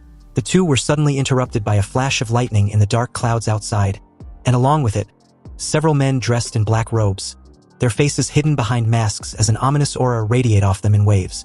The leader of the group calmly offered his condolences. And the moment Zhuganini asked who they were, the guy told her to rest assured. They mean no harm. He explained that they were there to examine Zhuge Qianxing's body to find out the cause of death, which seems suspicious. Zhuganini immediately asserts her displeasure. They were not allowed to mess with her father's corpse. But the masked leader wasn't asking for permission. He instructed his men not to dilly-dally and advance. They were to secure their target at all cost. But Zhuganini didn't give a flying fuck about their suspicion. She warned them not to cause trouble at her father's funeral, so they needed to get the hell out before she's forced to torch their asses. The gathered crowd were also enraged on her behalf, agreeing to stand with her. They won't tolerate their rude misbehavior at such an important funeral. With the exception of the leader, the rest were equipped with swords, and with a sharp click, their swords were unsheathed, followed with the splattering of blood as they began killing anyone who dared oppose them. This sudden scene startled the crowd so much that they froze for a moment, never imagining that these masked men would dare to kill people indiscriminately in full view of everyone. They were so frightened that they scattered and fled. They respected Zhuge Qianxing, but they were not willing to join him, especially when it's over a simple autopsy. But in the next instant, the surrounding air around Zhuganini became scorching hot as the temperature rose rapidly. A dazzling crimson-gold flame erupted from her, forming a raging inferno which she directed towards the masked leader. However, the guy didn't take her all-out attack seriously at all. He casually brushed off the crimson sea of flames like it was nothing. And at this sight, an indescribable fear rose in Zhuganini's eyes as she realized that the masked leader wasn't just a regular job changer, but a level 50 at that. A level considered as the pinnacle of power in Qingqing. The masked guy grabbed hold of Zhuganini's throat and hoisted her in the air. He wasn't going to kill her simply because of her father. But if she keeps up with her pointless antics, he would be forced to do something drastic. He then asked if Zhuganini was willing to do them the honors by opening the coffin. But before she could tell them to fuck off, Lin yelled for them to stop, his tone chilling and commanding. The masked leader, who hadn't even noticed Lin's presence until now, turned in his direction, only to see him charging towards him with a hand crackling with blue lightning. Fortunately, with his faster reflexes, he was able to let go of Zhuganini in time and evade most of the lightning attack with ease, though the lightning still scorched his arm upon detonation. And since it was solely directed towards him, Zhuganini was unharmed. Lin declared his intention to kill them all if they still insist on taking the ice coffin. But instead of feeling intimidated, the masked group were rather excited. Since Lin also insists on looking for death, they will send him off with a bang. The leader then instructed his masked guys to set up a barrier. In an instant, energy pillars dropped from the sky and sealed Lin in a rectangular prison. But within the slight gap in the barrier, his crazed expression could be seen as he sacrificed his liver to summon the eternal thunder. A golden spear instantly broke through the barrier upon release, tearing through the air and creating a gaping hole in one of the masked men before piercing another into a wall. The two didn't even realize when they got hit before dropping to the floor with a thud. The leader cursed, his eyes filled with disbelief. Lin had just used a forbidden spell to instantly kill one of them and fatally wounded another, a power that made his scalp tingle. But Lin seemed to be on a roll. He raised his remaining hand and released a terrifying energy beam that totally obliterate another masked man and anything in its path into nothing but a pile of ash. The rest stood there dumbfounded, not knowing what to do. Lin, on the other hand, was huffing profusely, looking disheveled and deathly pale, but his gaze never left the masked men. Zhuganini watched Lin with a somber look, wondering if he was out of his mind. But the masked men, upon seeing Lin's exhausted state, believed he wasn't much of a threat now, no matter how strong he was, though it was a poor lack in judgment on Lin's part for sacrificing his life just to save a corpse. At this point, the masked men were no longer afraid and charged towards Lin, flanking him from both sides while the leader delivered a fatal blow from an opening. So the very moment Lin got close and fell into the trap, the masked leader suddenly appeared behind him and delivered a shot that tore through his throat. Zhuganini tried to warn him, but it was too late. A gaping hole was pierced through Lin's throat, and bright red blood gushed out from his artery. Such injuries clearly indicate certain death. The masked group secretly breathed a sigh of relief, realizing how truly terrifying it was when forbidden spellcasters fought with their life on the line. Meanwhile, Zhuganini was left clutching her chest with a look of horror. Although she never particularly liked Lin, she felt remorseful seeing him get killed. The masked leader instructed his men to go retrieve Zhuge Qianxing's body. But when they suddenly heard the voice of the person they believed was dead, they turned with a look of fear in their eyes. Meanwhile, despite his horrific state, Lin was pretty much alive. He reiterated his earlier threat about sending them off to hell if they insist on taking his teacher's corpse. Lin then cast the undying forbidden spell, and immediately upon doing so, the blood hole in his throat repaired and regenerated at an incredible speed, and so did his arm. This sight stunned the three remaining masked men speechless. Lin should be super dead at this point, so how is it even possible? Was he the devil? Zhuganini was also left wondering the same thing. The entire scene was beyond anyone's comprehension. Lin's eyes shriveled, and 2 lines of bloody tears flowed from the empty eye sockets as he cast the forbidden spell. The eyes of eternal freeze. The expressions beneath the smiling masked men changed drastically as a chilling aura instantly spread out, and their bodies were bound by an irresistible force. They wanted to escape, but found that they could not move. Everything around them began to slowly freeze, even the air seemed to be frozen solid. And as Lin's figure gradually blurred in their vision, a pair of eyes shimmering with a ghostly blue light appeared in their view. The coldness and deathly stillness in those eyes amplified the fear in their hearts. As the smiling masked men let out a defiant roar, their voice filled with despair, they were frozen into crystal-clear ice sculptures, completely losing all chance of survival. A couple audience who still stuck around were gobsmacked upon seeing this terrifying showcase of power. After all, it wasn't every day you see a level 27 forbidden spellcaster kill 4 level 50 job changers. This record was enough to make anyone's scalp tingle. Even though Lin was now blind and emaciated, he calmly walked over to the ice coffin and hoisted it onto his shoulder. Initially, Zhuganini tried to say something but stopped short, and Lin didn't even spare her a glance as he confidently walked off. It was then that Zhuganini, finding Lin's silhouette weirdly familiar, asked where he was taking her father. He simply stated his intention to bury Zhuge Qianxing himself, exactly per his wishes. Meanwhile, as the scene shifted to a high-rise building not far away, a middle-aged man dressed in an elegant dark suit stood in front of a floor-to-ceiling window, calmly watching the city below. His gaze was deep, exuding an air of authority, clearly the kind of charisma cultivated from years of holding a high position. As a black-robed man in a brown trench coat and wearing a rat-face mask walked up to the middle-aged man, he casually asked if Tiger and the rabbit had returned. The rat-face masked man replied respectfully that they had. He also reported that inside a valley 79 kilometers east of Qingqing, there were traces that showed that the Gate of Apocalypse did indeed appear. The middle-aged man gave a slight remark about how he just knew. Otherwise, how could the esteemed Zhuge Qianxing have died so inexplicably? Though he also wondered what exactly he did inside the gate to have even lost his life so suddenly. The rat-face masked man then asked if they should continue to send men to retrieve Zhuge Qianxing's corpse. But the middle-aged man simply raised a hand to gesture that there was no need. They've already made too much noise. But some men should be sent out to spy on Lin and Zhuganini. Also, he needs him to find someone. When the rat-face masked man asked who, the target was revealed to be the president of the Jobchanger Guild, Wang Lichuan. Meanwhile, as the last handful of yellow earth was gently scattered, Zhuge Qianxing's funeral came to a solemn and successful conclusion. The afterglow of the setting sun was cut into mottled golden fragments by the leaves, which were scattered on the freshly turned soil, giving the final resting place of the famous astrologer a faint glow. As time passed and the sun gradually began to set, Juganini thanked Ilin for what he did earlier. She then took out a card and offered it as compensation. Juganini declared that the money inside the card was enough to cure Ilin's eyes if the need be, and also ensure he had enough to eat and wear for the rest of his life. As of now, she doesn't want the Juga family to owe him anything. Ilin rejected the offer and walked off. When she asked the meaning of his refusal, Ilin calmly replied that he didn't need any reciprocation for what he did, and besides, it was to repay his teacher, not the Juga family. But Juganini's problem was that she was too opinionated and arrogant. If her father wasn't Mr. Zhugaqianxing, she would have been a useless person. Ilin's words stunned Juganini, her face turning pale, a truly fascinating sight. She desperately wanted to refute or argue her case, but remained silent. Though it might be harsh, every single word was true. She had always lived under the protection of her father until his death. And when she realized how weak she was to not even have the power to protect his dead body, her proud self-esteem was completely shattered. Juganini, as if she had lost her soul, slumped down in front of her father's grave, gently stroking the tombstone and questioning if she was indeed really useless.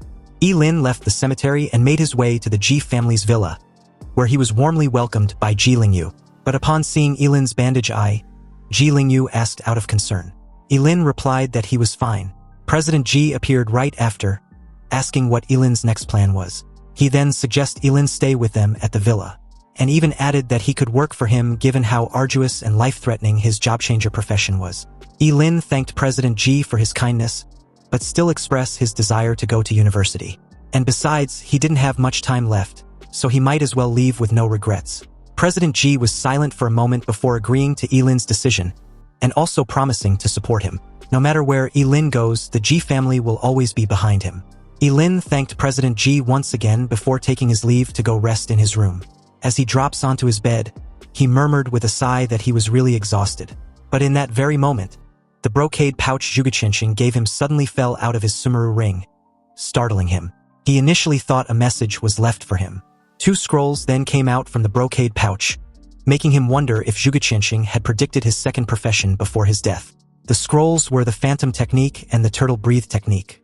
The Phantom Technique allows the user to create a phantom shadow in front of them to confuse the enemy, and the Turtle Breath Technique allows the user to slow down their breathing rhythm until it completely stops, entering a state of apparent death.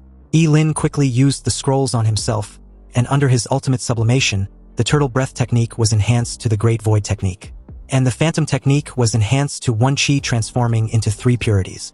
Anyway, the Great Void Technique allows the forbidden spellcaster to sacrifice a bone of their own body every minute to enter a void state, achieving complete invisibility. When attacking or being attacked, this forbidden spell will be nullified. And for the 1 Qi transforming into 3 purities, the forbidden spellcaster loses half of their lifespan to create a clone identical to the current self.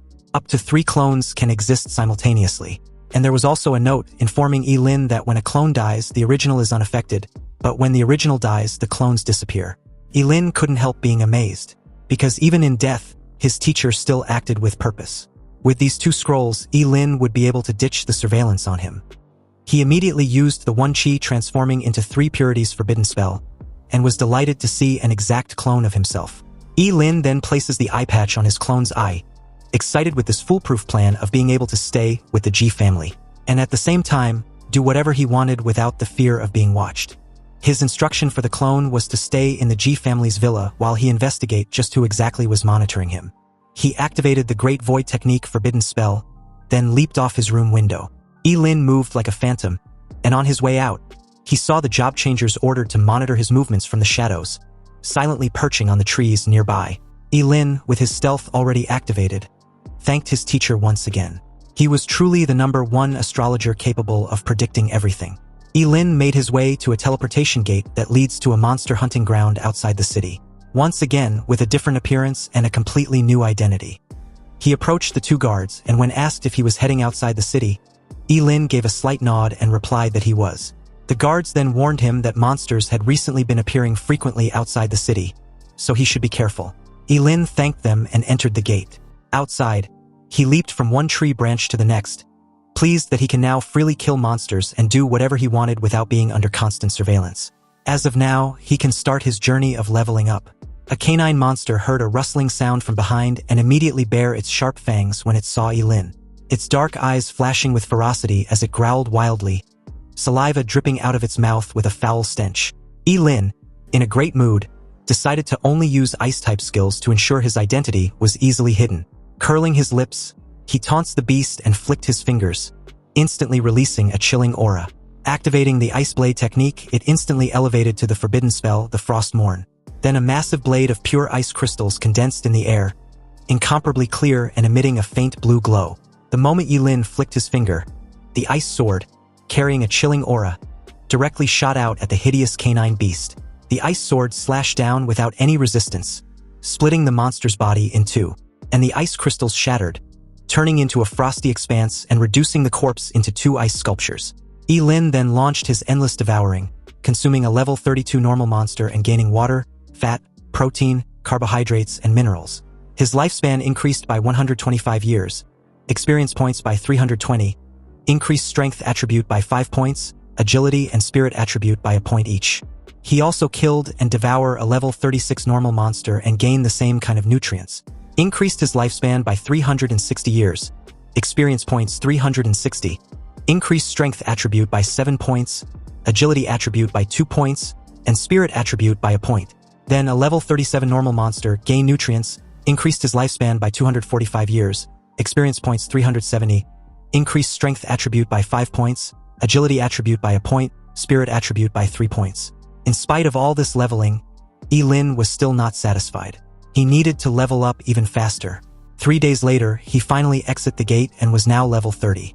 The speed at which he had been killing monsters these past 3 days showed that he'd already reached his limit, but it was still not enough. He wondered if he should ask someone else for help.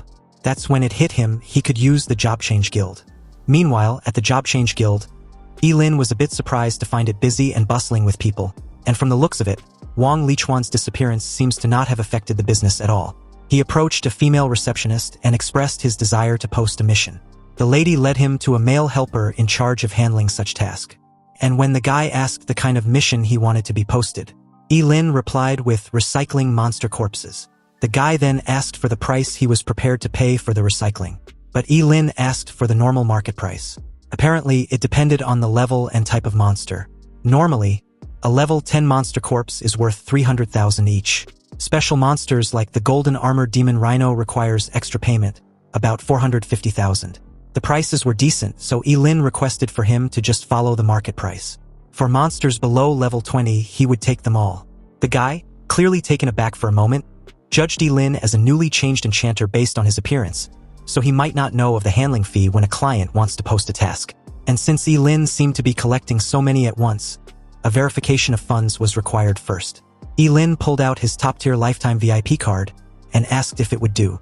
The guy, stunned upon seeing the card, immediately started the procedures. And in just 3 days after, job changers had been rushing in the guild with different types of monster corpses non-stop. Just the submission of this task had created a long queue which no one could ignore. They wondered who this mysterious spendthrift was, and why he needed so many monster corpses.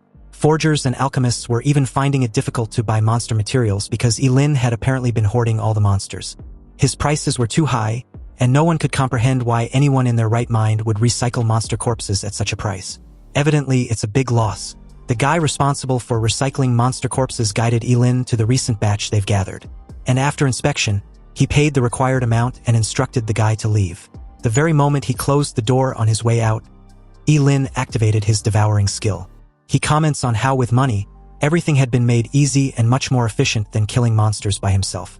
Notifications started pouring in the moment he consumed all the monster corpses, gaining a massive boost in nutrients, lifespan, experience points, strength attribute, agility attribute, and spirit attribute. About half an hour later, all the monster corpses in the entire warehouse got devoured, and Yi-Lin's level was also successfully raised to 32.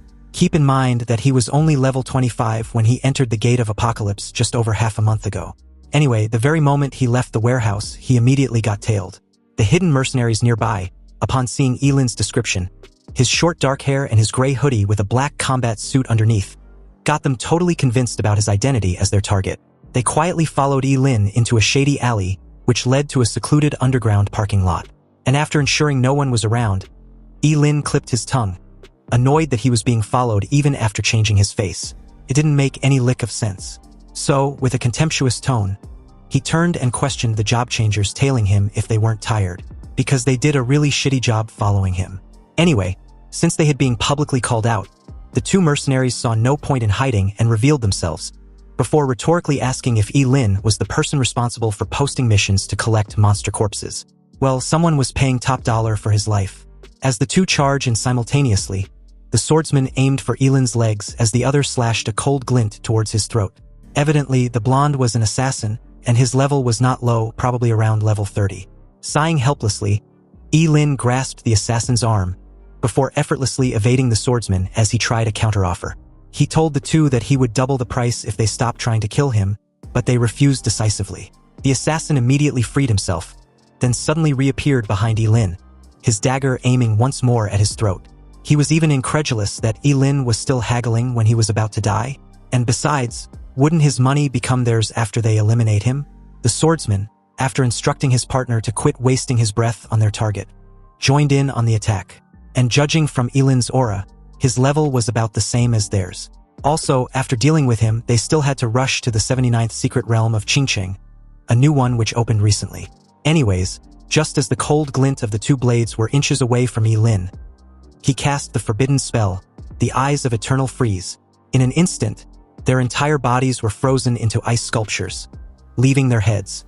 Only then did they realize what a terrifying monster of a person they had provoked. Lin casually approached, wanting to have a proper chat with them. Mainly, he was curious as to who sent them. The two chose to remain silent and Lin wasn't having it. So with just a flick of a finger, the left ear of the swordsman was sliced off with blood splattering over. Yet he insisted on not saying shit. Then yelled for the assassin to do the same. But the fucker was scared shitless and began to spill everything. The people who hired them were a group of professionals from the Life Skills Job Changer Alliance. They felt that the quest Lin released had disrupted the market. Lin pressed for their names, and was informed that it was the high-level blacksmith Yin Xiang, and the two high-level alchemists Yuning and Zhou Heping.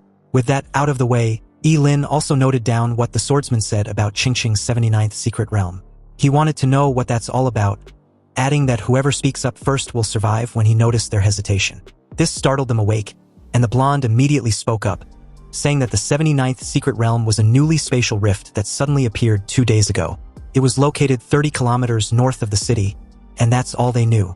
After getting the intel he needed, Lin walked off, and the swordsman begged for them to be freed. They would freeze to death if left like that.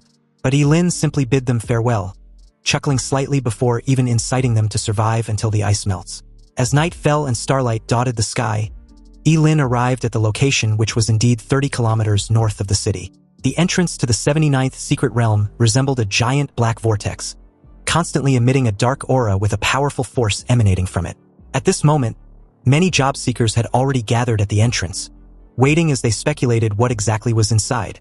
Apparently, there hadn't been any feedback from the first group of job changers who went in 2 days ago, and this had made them cautious. They now wanted to wait until someone comes out before going in, since there was the possibility of the secret realm being a dead zone, which made it unsuitable for them to enter to level up and improve their strength. Undoubtedly, there will be other secret realms in the future, but they only had one life. So each one of them was hoping the other would go ahead and explore the realm first. Anyway, just as everyone was discussing this, the black vortex at the entrance to the secret realm suddenly became transparent. And through the transparent vortex was a dazzling light, which seemed to be projecting an object. As the light dimmed slightly, a slender scepter hovered at its center, its body shimmering with a colored radiance. A transparent crystal gem was set at the top of the scepter, engraved with ancient runes which exuded an ominous aura. But to the crowd, who only saw the scepter to possibly be a divine artifact, forgo all reason or the terrifying aura it exuded and suddenly rushed inside like a plague of locusts. Their greed palpable as they all expressed their intention to kill one another if it means obtaining the scepter. After they all entered, Lin approached the black vortex with a slightly narrowed eyes. He had a vague feeling that this was likely a trap. After all, if there really were divine artifacts in the secret realm, real powerhouses would probably have arrived long ago. Just as Lin was hesitating whether to go in or not, a very pleasant voice reached his ears from behind, stating that he must have also noticed it too. Something was seriously off with this secret realm. Upon first glance, Lin noticed that this lady, Xie Xiaoxiao, had disguised herself as a guy. So when he asked why, Xie Xiaoxiao was shocked to have been figured out almost immediately. She began to wonder if her disguise was that clumsy. And indeed it was, because Yilin gave his honest critiques, saying that no guy would put on so much lip balm, and with her figure, she should have hidden it a bit more. Xie Xiaoxiao's cheeks flushed slightly, finally realizing why everyone had been looking at her strangely. Yilin shook his head helplessly and turned to leave, but she pleaded for him to wait. When Yilin asked what else she's got to say, Xie Xiaoxiao explained that if she's not mistaken, this secret realm was very likely set up by demons to lure human job changers. Therefore, she proposed they team up and enter together. Demons were indeed powerful, and if Yilin could devour just a few of them with his ability, what would his level be afterwards? Yilin was intrigued but feigned being disappointed, pointing out that the risk was way too high. Xie Xiaoxiao, upon seeing Yilin's disinterested look, promised to pay him if they team up. But Yilin refused the offer, stating that the education he received growing up doesn't support him doing that kind of thing. However, the very moment she proposed paying him with an epic-level piece of equipment, Yilin was beside her in a flash. And with a fawning smile, he made a deal with her on the spot before even asking for her name. Xie Xiaoxiao, a bit shell-shocked with Yilin's sudden attitude, wondered just what kind of education he received as a child as she introduced herself. And as for the equipment, she first inquired what profession Yilin was in order to know what epic level was suitable. Yilin gasped in shock. She can even choose her equipment type? This woman was a real rich lady. He announced that he was an ice-type mage, but wasn't picky about the kind of equipment since he can practically use anything. Fortunately, an ice-type mage seemed to be perfect because Xie Xiaoxiao actually had something that would suit Yilin. She took out a small box from her spatial ring and opened it.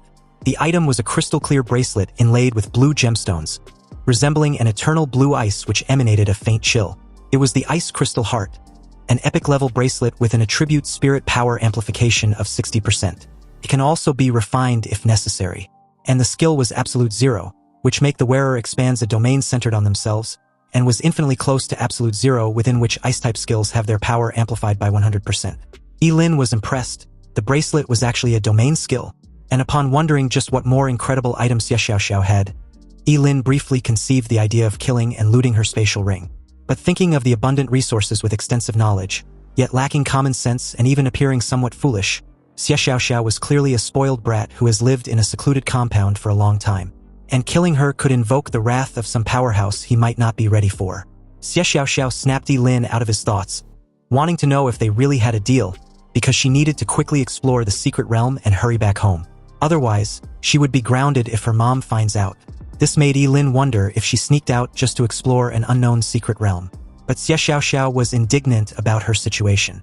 So what if she sneaked out? She was very capable of protecting herself. Anyway, from their brief encounter, Xie Xiaoxiao had a gut feeling that Yilin was pretty powerful. She asked of his level and name, and Yilin introduced himself as Yi Mushuang, a level 45 job changer. Xie Xiaoxiao was a bit taken aback because Yilin looked about 20 years old, yet he was already level 45. Was he a genius? However, compared to her, who turned 17 this year and was already at level 37, Yilin wasn't even close. Seriously, like who wants to be compared with her? Yilin feigned being amazed, and even cheered her on as she basked in the delusion of her greatness. With her level, then she must have been the top scorer in the final exam. Xie Xiaoxiao replied that she wasn't, simply because she didn't take the final exam. Her dad said it was a waste of her time. That's true. After all, even the top scorer in the country is only rewarded with a legendary piece of equipment. And for people with powerful backgrounds, the college entrance exams being a waste of time was perfectly valid. Anyway, since that's the case, Yilin agreed to team up with her to enter the secret realm. Xie Xiaoxiao, pleased to hear this, immediately handed over the bracelet before urging that they enter the rift right away. From now on, they were a team. The scene then shifted to a vast expanse of black earth, seemingly an abandoned ancient battlefield inside the secret realm. The ground was covered with dark red soil like dried blood, and in the sky, there were only 2 or 3 stars, twinkling with an eerie light. There were also majestic mountain ranges, each with different shape and size. Every now and then, the roars of monsters can be heard from deep within the mountains. It seems Xie Xiaoxiao was right. There must be real demons inside this secret realm, and the stench within the place also seemed very familiar. Yilin wondered if she often deal with demons. Xie Xiaoxiao gave a slight nod, before whispering that she always deal with them under her parents' supervision. But this time around, she planned on facing them without their assistance. At the moment, she kept wondering where all the job changers from earlier had disappeared to. Did they get randomized locations? Suddenly, a giant claw loomed over her, and before it could pounce, Lin grabbed her and evaded the crashing paw, which caused a cloud of dust upon impact. After putting some distance between themselves and the beast, Lin cast the Ice Blade spell, which immediately froze the giant demonic monster into an ice sculpture. Xie Xiaoxiao was amazed, questioning why Lin's Ice Blade spell was so powerful. Lin simply reiterated that he was an ice-type mage, so of course his ice spells would be powerful. But his next action left Xie Xiaoxiao a bit puzzled. He stashed the monster corpse inside his sumeru ring. When she asked why, Lin suddenly starts to cry dramatically as he explained that he's an orphan, and these monster corpses can be worth quite a lot of money. He really had no other way of making money besides this, even though it was too hard. The job change fee alone was 100,000 yuan. Then there's equipment, skill books, and materials. None of them were free. But he had no family, no support, no one to back him up. His life is so hard that he doesn't believe in fate. Lin kept rumbling on, laying it on so thick that Xie Xiaoxiao had to beg him to stop. She apologized for even asking. Lin shouldn't worry. He can have all the corpses of the demons they hunt, since they were much more valuable than monster corpses. She doesn't want them anyways. However, he had to help her record a video of her dealing with the demons they would hunt. Xie Xiaoxiao wants to prove to her family that she can hunt demons on her own. Lin thanked her for her generosity, adding that she was truly a good person. And as for the video, she needn't need to worry, he would make sure he capture everything in 4K. Inwardly, he admits that Xie Xiaoxiao's mind doesn't seem very sharp. Anyhow, judging from the journey they've covered, it's either she had been intentionally leading Lin in one direction all along, or she can sense the traces of demons in this secret realm. On the way, they finally encountered a group of job changers around a campfire, and upon sensing their presence, the group paid them no mind. One of them deduced the two were there to snatch kills, but another judged them not to be very strong. The two in question left the scene as Lin points out that their gazes feel unfriendly. Xie Xiaoxiao told him to ignore them. As the two ventured deeper into the mountains, passing through a gorge, the air around them seemed to grow heavy and cold. They leaped out as Xie Xiaoxiao informed him that they were very close, just up ahead. Lin nodded and followed the direction she indicated. There, they encountered a giant demon, nearly 3 meters tall. The demon, startled to see them, had its body covered in black scales, its eyes as dark as the abyss, and its fangs protruded from its mouth, making it appear exceptionally ferocious. Judging from its aura, the demon was probably around level 40. Lin asked with concern, wanting to know whether Xie Xiaoxiao was certain she could handle the demon. Under the same level, the combat power of demons was far more terrifying than that of monsters. A level 40 demon can easily defeat more than a dozen level 40 monsters. In other words, demons were an enhanced and evolved version of monsters. As Xie Xiaoxiao dashed forward, she calmly reassured Lin not to worry. He should just start recording. A sly glint flashed in her eyes as she waved her hand. The next moment, her 10 jade fingers began to move gently, and the surrounding air seemed to be drawn by an invisible force, trembling slightly as well. Using a cell phone, Lin zoomed in and saw thin lines, which were almost invisible to the naked eye, being constantly thrown out from Xie Xiaoxiao's fingertips. These fine threads only occasionally shimmered faintly under the flashlight, and like nimble snakes, they swiftly coiled around the demon. The demon seemed to sense the danger. It let out a roar, and its dark scales seemed to harden even more, trying to withstand the attack of the fine lines. However, these fine lines were as sharp as swords, completely ignoring the demon's scale armor and easily piercing through it. In an instant, dark blood began to seep out from beneath the dark scales. Lin, who was filming, was astonished.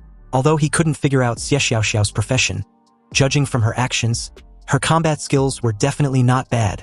These nearly transparent threads were absolutely the best weapon for sneak attacks. Even a level 50 job changer could easily have their head cut off by her if they're not careful. Xie Xiaoxiao was confident in her star puppet strings, believing that once it entangled its prey, they can't break free. Furious, the demon tilts its head back, opened its blood-red maw, and gathered a dark red energy. And although Lin warned her to watch out, it was already too late as the demon shot it out towards Xie Xiaoxiao. If this energy were to hit her, she would be seriously injured and even die. Fortunately, she reacted very quickly as countless fine threads wrapped and crossed in front of her, forming a semi-transparent shield. A thunderous boom resounded as the energy unleashed slammed heavily into her shield, picking up a cloud of dust. And as it eventually subsided, Xie Xiaoxiao had been pushed back dozens of meters, but fortunately, she was protected by the thin silk shield and was not injured. although her breathing was a little disordered and her shirt had also been shredded.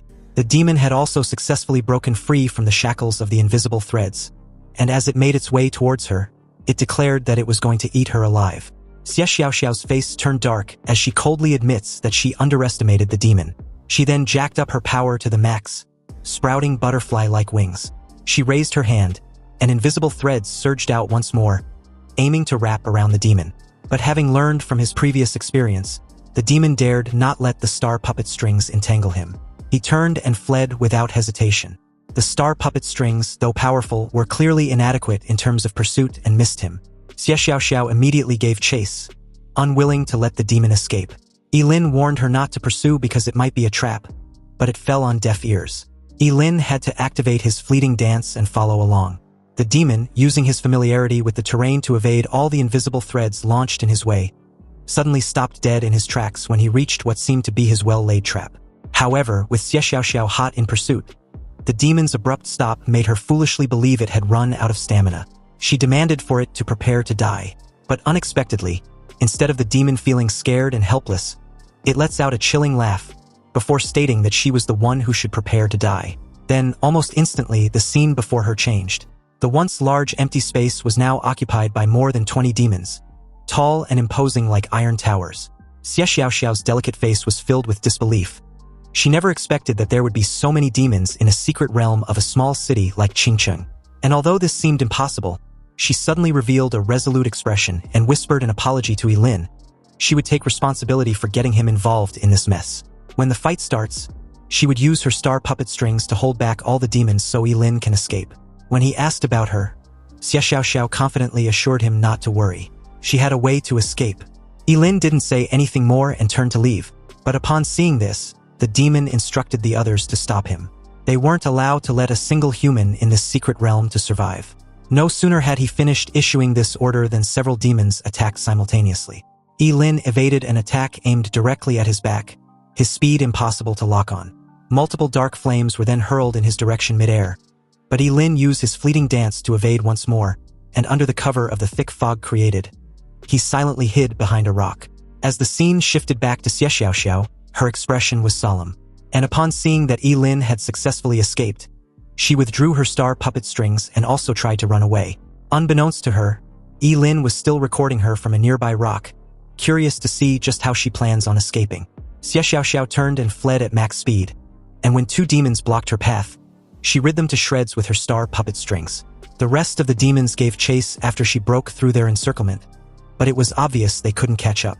In that moment, believing she was in the clear, she promised to settle the score with them in their next encounter. But the scaled demon had other ideas. He condensed a dark energy orb in his palm and hurled it at Xie Xiaoxiao. It traced a strange trajectory in the air and chased after her with an eerie chill. Xie Xiaoxiao felt it closing in from behind and tried her best to lose it. But the damned energy sphere was like a leech locked tightly onto her. She then tried her fine threads next, but it too was of no use. This shocked her greatly as the dark orb rapidly approached, hitting its target with a perfect bullseye. Meanwhile, Yilin decided to step in when it became obvious that Xie Xiaoxiao couldn't escape. As the scene cuts back to the explosive hit, Xie Xiaoxiao was now trapped in the very center of a spherical cage known as the Heavenly Demon Cage. And this surprised her since the demon was actively spending big just to capture her. Apparently, the Heavenly Demon Prison Cage was a human capturing device forged only by demon with imperial bloodline. Once trapped, unless one's strength surpasses that of the creator, it was impossible to break free in a short time. Xie Xiaoxiao, who never expected the demon to actually have something like the Heavenly Demon Prison, wondered aloud if the secret realm was possibly related to the demon race with imperial bloodline. The demon deemed Xie Xiaoxiao's status in Xia Kingdom to be quite high, and to think at her age, she can actually use the star puppet strings, a divine artifact. If captured and brought back to the demon realm, his reward would far exceed the price of a single Heavenly Demon Prison Cage. Xie Xiaoxiao refuses to be used as a bargaining chip, but she's got no choice in the matter. The demon reached a hand inside the cage and demanded for the star puppet strings. However, his finger claws suddenly got frozen, then his entire arm, which frightened the hell out of him. He demanded for the culprit to show himself. Meanwhile, Xie Xiaoxiao, upon seeing the frozen demonic hand, immediately realized that it was Yilin. She turned sharply in his direction and asked why he didn't escape. Yilin just casually tossed back her phone and said he'd finished the recording, but he only kept the previous parts. Xie Xiaoxiao was incredulous that Yi-Lin didn't run away, but instead kept recording the video from wherever he was hiding. Yi-Lin simply replied like it was a matter of fact since he was paid to do so. Xie Xiaoxiao still reiterated that he should have run away. After all, in such conditions, which sane person would still keep filming a video? Nearby, the demon clutched his frozen arm and ordered the rest to kill Yi-Lin. With this order, they pounce on him like a pack of hungry wolves. But very abruptly, a powerful chilling aura emanated from Yi-Lin, spreading outwards to form an extremely cold domain. Obviously, this was the Ice Crystal Heart skill, Absolute Zero. And within this domain, the power of all ice-type moves was doubled. Then, in an instant, countless enormous ice spikes were released and exploded outward, crashing down on the 20-odd demons. Immediately after that, 2 demons tried to flank him from both sides, but Yi-Lin froze them dead in their tracks, creating 2 ice sculptures on the spot. At the same time, another sneaked up and brutally attacked him from behind. Yi-Lin conjured an ice blade in his left hand, spun around and sliced the demon in half. Xie Xiaoxiao pleaded with him to stop fighting and run, saying he would die if this continues. Yi-Lin sarcastically tells her that if he dies, she should take him out of the secret realm and bury him. He didn't want to get chewed up and swallowed by these monsters, but she still kept pleading for Yi-Lin to run already. Yi-Lin got pierced through in the chest by an energy bullet. A red vortex attack appears in front of him, and although he conjured an ice wall to block the attack, he was thrown away upon impact. Xie Xiaoxiao yells his name in worry. Yi-Lin starts to cough, but apart from looking exhausted, he seemed fine. This made the dark-scaled demon wonder if he was even human. How was he not dead after taking that much damage? Yi-Lin got up and clutched his wounded chest with a smile on his face. These demons have had their fun, and now it was his turn.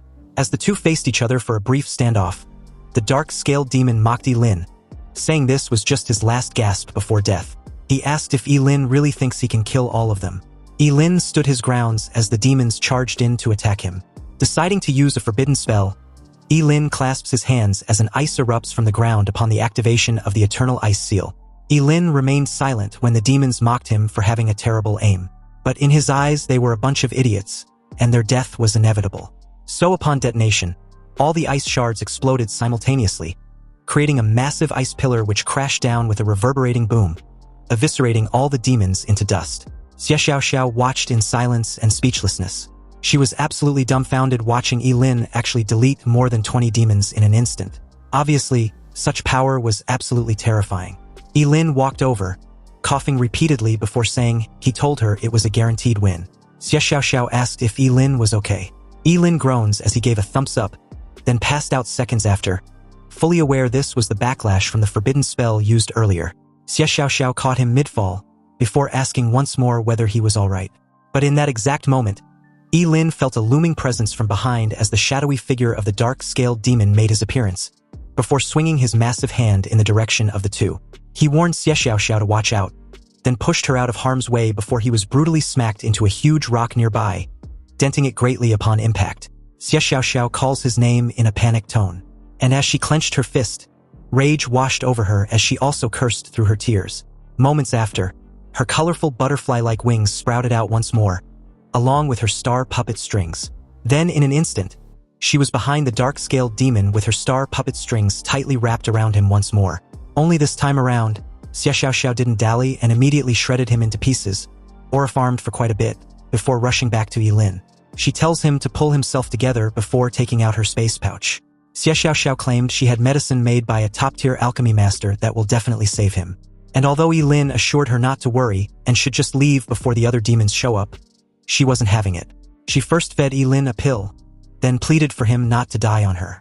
Xie Xiaoxiao began feeding Yi-Lin pill after pill until his mouth got completely stuffed, unable to swallow anymore. But she misjudged this and began to sob, thinking Yi-Lin was dead. And through her tears, she promised to become stronger, avenge Yi-Lin and take him out of the secret realm. Xie Xiaoxiao hugged Yi-Lin's body tightly as she sobs heavily. And it wasn't until this presumed corpse cough violently once more did she freeze with realization.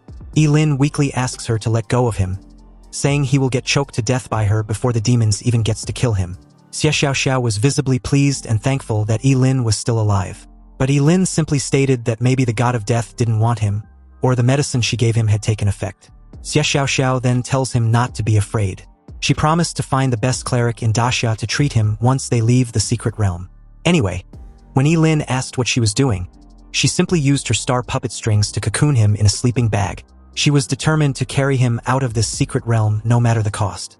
The two soon began moving across the rocky terrain in search for the exit. The scene then shifted to a massive statue head with a glowing portal right beneath it. It was the exit gate of the secret realm, so several demons were tasked to guard it, ensuring that no human could escape. And as for those now entering, their fate was sealed the very moment they made that decision. Nearby, Xiaoxiao, hiding behind a huge rock, noticed the pile of corpses the demons had killed and reacted in shock. Cursing, she can finally confirm that the secret realm was a trap set by the demons to hunt humans. They were killing every human who enters the secret realm. Yilin tells her to put him down and leave by herself. This way, she would be able to escape and bring back other survivors to save him since he was dragging her down. Xiaoxiao refuses immediately and tells Yilin that he isn't a burden. He was her teammate, so she wouldn't leave him behind. Unfortunately for the two, a demon spotted them in that very moment and alerted his fellow demons about their presence. Yilin and Xiaoxiao were soon surrounded and marked as easy targets. In their eyes, the two were merely reduced to a worn-out human and a cripple. Xiaoxiao lets out her star puppet strings and expressed her desire to tear them into pieces, while Yilin, on the other hand, wants to be released, explaining that he can protect himself. Xiaoxiao didn't argue and released Yilin almost immediately.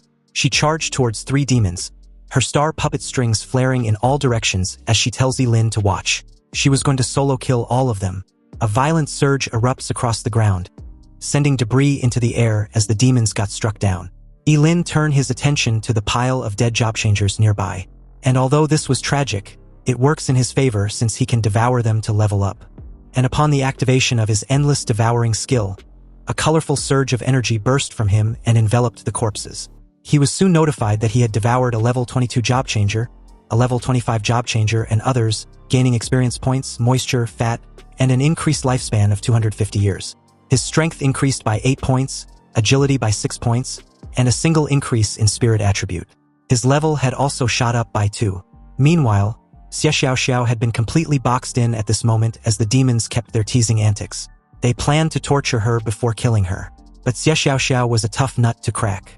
With resolve, she calls them despicable and declares that she would rather kill herself and leave no remains than to be tortured.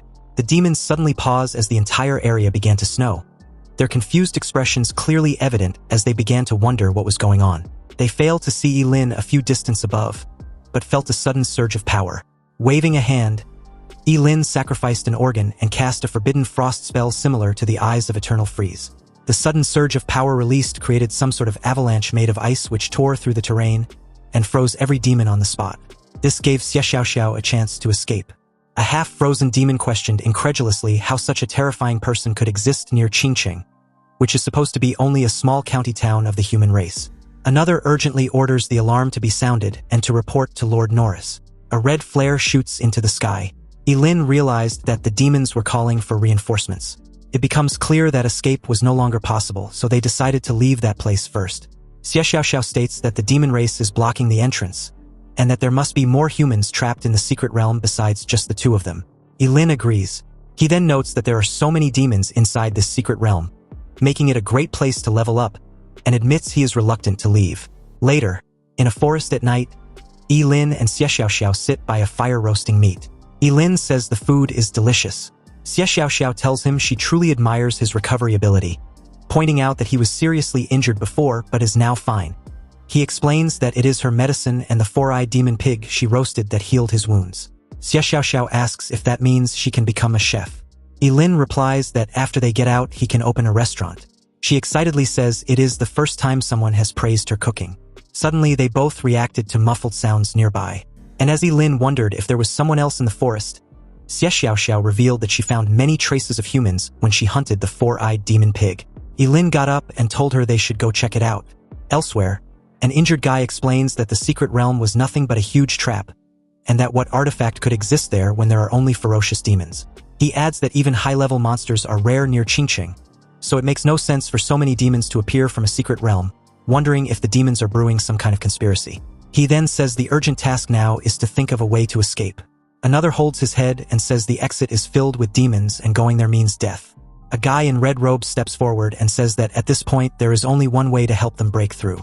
The others call him Wu Hao and state that he is currently the strongest among them, urging him to speak quickly if he has a plan. They promise that if he leads them out, he will be a great hero, and they will remember his kindness. Wu Hao, being a level 48 extreme flame swordsman, says his plan is somewhat cruel and explains that those who are seriously injured obviously cannot escape and are a burden. He proposes that if they act as bait to lure away the demons at the entrance, the rest might be able to break through together. He then asks who approves of this plan and who objects. 2 injured men protest, saying using them as bait is just sending them to die and it's too cruel. A woman also agrees, saying her husband is badly hurt and she cannot leave him behind. Wu Hao asks if anyone else disagrees with his plan. When no one else answers, a red arc flashes through the air. The 2 injured men are struck down instantly, blood gushing out of their wounds as they collapse in pain. The woman shouts that Wu Hao hurts people for no reason and calls him too cruel. Wu Hao licks the blood on his blade and says that now they have 2 more pieces of bait, asking if anyone else disagrees with his plan. He states that since no one opposes, they will proceed as he said. He adds that they should seal the mouths of the injured first in order to not let them tip off the enemy. Xie Xiaoxiao steps forward in that moment and declares that she objects.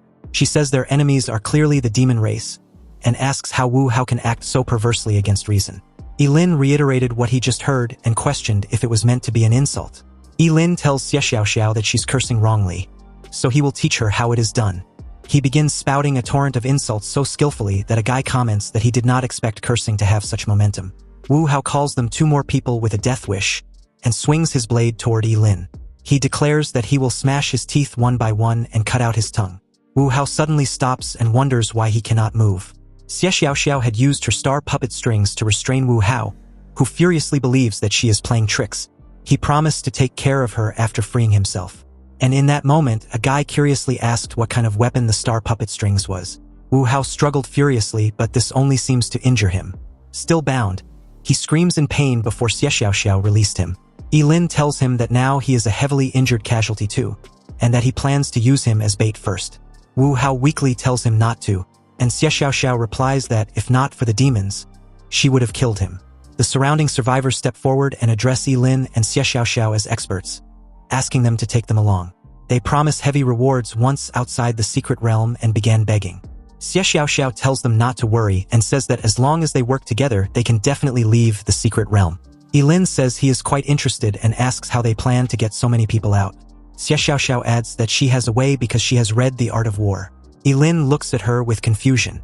She draws a map on the ground with a stick and tells everyone to look, saying that this is their position. She points out the exit and explains that at least 15 demons are guarding it, likely even more now. She states that they need to split their forces into 2 groups, Team A and Team B. She says those with combat power will fight to buy a chance for the wounded to survive. She explains that mages and the wounded will go into Team B, while Team A will be responsible for attracting the demons' attention, so they need classes with high speed. She then asks who will join Team A. Yilin says that although he is an ice mage, he is not slow and can join Team A. A man says he will join too. The woman says she is injured but has a speed-up skill and will join as long as they can get her husband out. Her husband calls her a fool and says that if they die together, asking how he could allow her to join alone. She calls out to him. Another agrees, saying that if they are getting out, they will get out together and join too. Xie Xiaoxiao responds that this is good. She says that since no one else wants to join Team A, 6 people are enough and they will proceed according to the plan. Everyone agrees. In the distance, Wu Hao thinks that this silly girl still does not understand the sinister nature of the human heart. When the time comes, he will not care whether they live or die, and that they should just wait and watch the show. The scene shifts to a large cave-like area with a dark opening ahead. Yilin peers from behind a wall and says that sure enough, there are even more demons. He asks what they should do. Xie Xiaoxiao says that Team B should already be in position, and that they have to give it their all. She adds that in a moment they will rush out together and delay the demons as much as possible. But when she sees Yilin stepping out in the open, she asks him what he was doing. Yilin simply replies that they might not need 6 people to lure the demons away. He was enough on his own, so they should find a chance to escape through the exit. Yilin dashes forward before Xie Xiaoxiao can stop him. She shouts for him to come back and says that if he dies, she would have saved him for nothing. The demons notice the disturbance and turn their attention toward him. The cavern stretches wide, filled with scattered figures and a massive statue looming in the background. Xie Xiaoxiao could only watch from behind as Yilin silently assured her not to worry. He will live. Yilin unleashed his ice blade art. Sharp icy constructs streak downward like falling blades, shattering 2 frozen ice sculpture demons in an instant. The rest of the demons recognize him as the expert who wields ice. They judged Yilin's strength to be terrifying that even a dozen of them couldn't stop him before. However, they won't let him escape this time around. Yilin launched himself into the air and declares that the demons would be the ones who won't be able to escape. Not him. He activated the forbidden spell, the eternal stem element. Golden energy suddenly formed and gathered in his palm, before condensing into a golden spear. Yilin grasped and threw the spear, obliterating 2 demons in an instant. The remaining demons quickly surrounded him. A demon warns the others that Yilin wasn't easy to deal with, and notes that he can even cast forbidden spells. From behind a huge rock, Xie Xiaoxiao and the others watch the battle unfold, the clash echoing through the cavern. One of the guys says that now is the time, so they need to kill all those demons. Xie Xiaoxiao suddenly says something feels wrong. In the cavern, Yilin stands calmly amid the chaos and says the demons are too weak. A towering demon with a massive axe charges at him and declares that he is nothing but an ant. Yilin remains silent for a second there, then his gaze sharpens. He launches upward, ice erupting beneath him as the demon's axe slams into the ground. The rest of the demons quickly react. One orders the rest to continue blocking the exit, while a few chase Yilin to deal with him. Yilin glances back and urges them to chase him. He sprints deeper into the cavern, drawing several demons away. From the passage, Xie Xiaoxiao and the others realize he has succeeded in distracting a large group of demons. However, there are still a few guarding the exit. Xie Xiaoxiao realizes that they have no choice but to fight and move first. Another suggests waiting for the other team to come up and help, but seeing that they have already made their move, they couldn't wait anymore. As they rush forward, a demon notices and shouts that more humans are coming and orders them not to let anyone escape. Xie Xiaoxiao leaps ahead, accelerated by her colorful butterfly wings as she tore through the first 2 demons. Elsewhere nearby, Wu Hao watches as Yilin faces off with several demons. Hiding behind a rock, Wu Hao laughs and says the 2 idiots had really lured all the demons away. He turns to the group and orders everyone to leave the wounded behind and prepare to run. A guy questions him, asking if they were not supposed to bring everyone out together. Wu Hao calls him an idiot and asks if he still wants to live.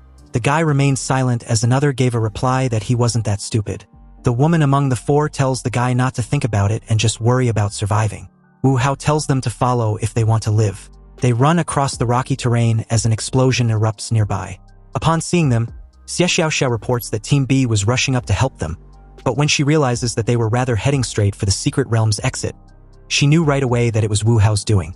And to make matters even worse, he left the severely injured behind. Xie Xiaoxiao hopes that this troublemaker gets his retribution soon. Wu Hao comments that thanks to those fools, they can leave safely. He even hopes there are more fools like them in the world so that people like him can live long lives. Suddenly, a massive stone pillar drops down and blocks the exit with a heavy crash, making the group react in shock. Wu Hao wonders what is going on. Another questions why the exit is blocked by a stone door and suggests they might have triggered a trap. Wu Hao curses and says this might be the backup plan of those demons, insisting it is just a wall so they can break it down together. They attack the wall, but the impact only sends debris flying without breaking it. Wu Hao questions how so many of them attacking together cannot even break a single wall. Meanwhile, Xie Xiaoxiao observes that they seem to have fallen into the demon's trap and have been stopped. Another agrees and states that it serves them right, calling them a bunch of cowards. Someone suddenly alerts the group about the reinforcements. Xie Xiaoxiao sees about a dozen demons heading their way and warns the others that the demons were coming back. The red-skinned demon charges forward, calling them a bunch of damned humans. He declares that all of them would go to hell. The demons quickly surround the group. Wu Hao states that they are surrounded and that they should fight them. The red-skinned demon leader rushes forward and declares that all of them will die. A blast of red energy tore across the ground. Xie Xiaoxiao comments that the demon leader is too terrifying and suggests retreating first. In a rocky ravine, Yilin rests against the cliff as a large slab of stone blocks a path nearby. He notices movement and looks up. Xie Xiaoxiao calls out to Yilin and asks why he is there and whether he is hurt. Yilin looks at them and wonders why they have not escaped. He asks if the demon had some kind of backup plan. Xie Xiaoxiao explains that the demons set a trap at the entrance and that Team B was wiped out. Another adds that a few of them abandoned the wounded, so it was their own fault. Hearing this, Yilin suddenly got fed up and admits it was his mistake. He tells the rest to follow, they were going back. He will show the demons just what they are capable of.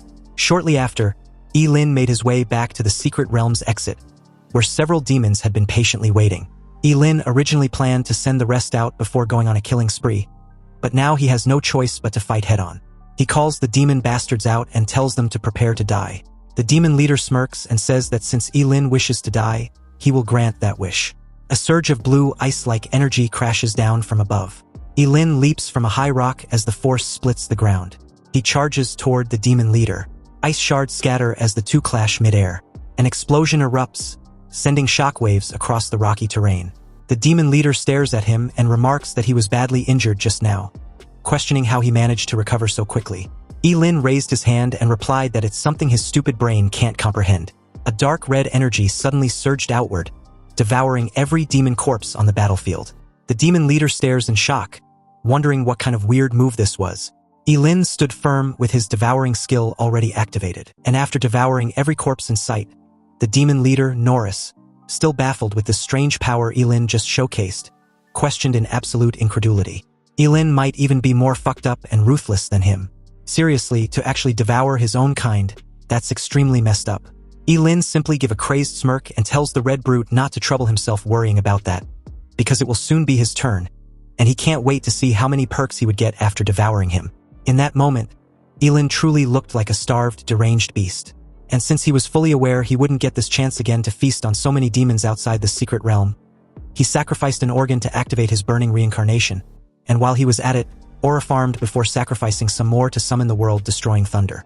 Suddenly, a thick dark cloud was formed directly above Norris, whirling violently with lightning bolts thundering from its eye.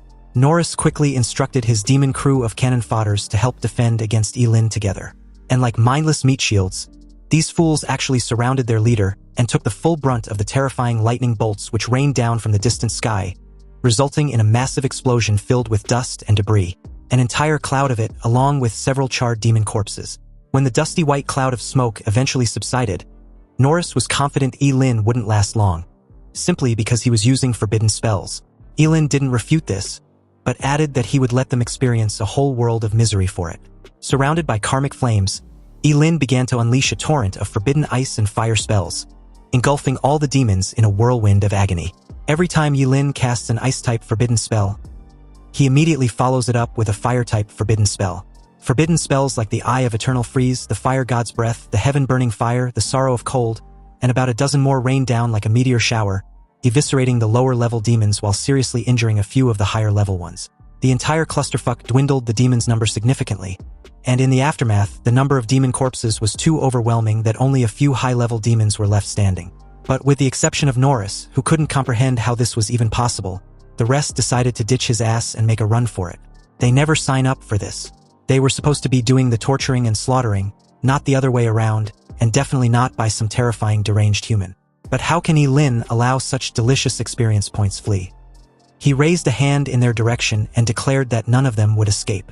Then very abruptly, a surge of crimson flames rose from his body, and as his level increased, the terrifying power of the forbidden spell, the burning reincarnation, began to manifest itself once more. Ignoring all limitations, it directly doubled the three attributes of strength, agility, and spirit. It was like having a cheat code. Lin used this to increase the power of his endless devouring skill. And with similarities comparable to the suction pull of a black hole, every demon in sight with the exception of Norris, being ranked as a low-level demon lord, got devoured by Lin, who hovered at its center. The literal sight was godlike as Norris struggled desperately to resist the pull, his face filled with confusion and helplessness, and his only thought kept circling back to who exactly Lin was. All in all, after leveling up once more, Lin slowly opened his eyes as he was informed that he devoured 185 ordinary monsters, 32 low-level and 4 high-level demons, gaining water, fat, protein, carbohydrates, minerals, and a trace amount of extremely rare dragon blood. His lifespan had shot up by 13,250 years, experience points by 44,280, strength by 485, agility by 338, and spirit by 286. As the only enemy left, Norris charged at Lin with his axe raised, expressing his desire to fight alone while declaring that his great demon emperor would one day enslave all of humanity. But at this moment, Lin decided to discard all pretenses and show Norris their gap in strength. He effortlessly caught the sharp edge of his massive axe mid-swing, which shattered the poor brute's confidence for a moment there. However, like a sudden divine intervention on Nora's part, Xie Xiaoxiao and the rest of her team showed up in that exact moment. Amazed that Yilin had killed all the demons and monsters by himself with the exception of Norris, of course. This was the worst possible time for them to show up, and if he didn't pretend, his identity would definitely be exposed. Yilin immediately loosened his grip on the axe and bore the full brunt of it, sending him crashing into a rock below. Xie Xiaoxiao, upon seeing this, rushed to his side after instructing the others to charge out. She stood protectively in front of him, ready to face off against Norris. Yilin coughed repeatedly and feigned being in pain, before apologizing to Xie Xiaoxiao. He tried his best, but Norris was too strong. Yilin then accused Norris of absorbing the power of all the other demons and monsters to strengthen himself. His performance was worthy of an Oscar because Norris was left absolutely speechless, unable to fathom what the actual fuck he just heard. Like, was this guy serious? Meanwhile, Xie Xiaoxiao, like a naive and gullible person she was, completely bought this bullshit excuse and even praised Yilin for doing well till now. He should just leave the rest to her. In that moment, Norris snapped out of the funk he was in and furiously cursed Yilin for being a despicable human. He was a deranged maniac who ruthlessly devoured all his warriors and the corpses of his own kind. Now he had the nerve to lie about it. Xie Xiaoxiao dismissed this as nonsense and vowed to make Norris pay for the blood debt he owed by his blood. She charged towards him midair with her star puppet strings, and in a split of a second, entangled Norris in a death grip. Norris cursed viciously and struggled as the star puppet strings began to tighten. He managed to free an arm and decided that if he was going to die, then he would drag down Yilin with him. Norris pushed past the painful constraints on his body, made his way directly in front of Yilin, and swung his axe in a decisive strike. But within an arm's reach, Yilin reached out and with just his fingertips, told the brute to fuck off before releasing a strike which literally tore a gaping hole in Norris' chest. So, with almost half of his chest and abdomen gone, Norris dropped his massive axe and fell. And in his final moments, he was furious and refused to accept this outcome. In all his life, he'd never been so wronged until now. Meanwhile, Yilin just watched as he took his last breath and thought he had to keep his identity a secret at all cost. Though Norris was indeed wronged, he couldn't give a shit since he was a horrible enemy. Xie Xiaoxiao anxiously rushed back to his side, wanting to know whether his injuries were serious. He replied that he would live, but they needed to get the hell out of this secret realm, like fast. Xie Xiaoxiao readily agreed as the two head out. But unbeknownst to her, Yilin used his devouring skill to secretly consume Norris' corpse before they reached the gate. And at this point, the others had presumably left. Xie Xiaoxiao suddenly warns Yilin that her father was likely right outside the exit of this secret realm. She then adds that they must pretend they are strangers who met by mere chance. Otherwise, Yilin would be killed on the spot. Upon hearing this, Yilin found it absurd and questioned what kind of person Xie Xiaoxiao's father was. A man-eating monster? Xie Xiaoxiao kept a serious tone and stated that knowing too much won't do him any good. But this only piqued Yilin's curiosity even more. He declared that it doesn't matter who her father was, and since he would come find her again anyways, he had to know. And besides, they've survived a life and death together, so that makes them best of friends. Xie Xiaoxiao was surprised by this declaration and even questioned if Yilin really intended to come find her later.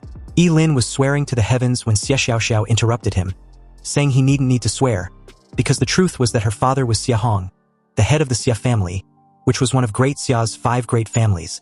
Surprisingly, Yilin had no clue what the hell she was talking about, so she asked if he'd heard of the late Mr. Zhuge Qianqing back in Qingcheng. Yilin replied that he had. The guy was a famous astrologer. Xie Xiaoxiao gave a slight nod and explained that the 5 great families were the oldest and most ancient clans in all of Great Xia. Zhuge Qianqing hailed from the Zhuge clan, which was one of those very families. And since he passed away recently, the 5 great families were all investigating the cause of his death.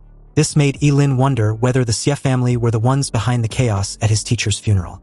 Because if they were, then it was no wonder even Wang Lichuan, being the president of the Job Changer Guild, went into hiding. Anyway, Xie Xiaoxiao, a little nervous all of a sudden, curiously asked Yilin whether he still plans on coming to find her after knowing who she really was. Yilin replied that he still would. So what if it's the 5 great families? Once he, Yimu Shuang, set his mind on something, he always sees it through. Xie Xiaoxiao visibly relaxed after hearing this, before heading out. Since Yilin had confidently put it that way, she would be waiting for him. Oh, and he should remember her name was Xie Xiaoxiao. Yilin reiterated that it was a promise. Meanwhile, at the entrance of the secret realm, everything was just as Xie Xiaoxiao said. Her father, Xie Hong, was indeed at the entrance with the city lord of Qingcheng, Hu Wang. Xie Xiaoxiao was the first to step out, before Yilin followed just a few steps away. Hu Wang thanked the heavens that the young madam was safe and sound. Xie Xiaoxiao rushed to his father's side excitedly, but Xie Hong wasn't particularly pleased that her daughter had run away from home. Even though she was safe in the end, she sure had certainly grown bold. Xie Xiaoxiao presented her phone to her father, told him she knows she was wrong, but he just need to take a look at the video of her holding her own against the demon race.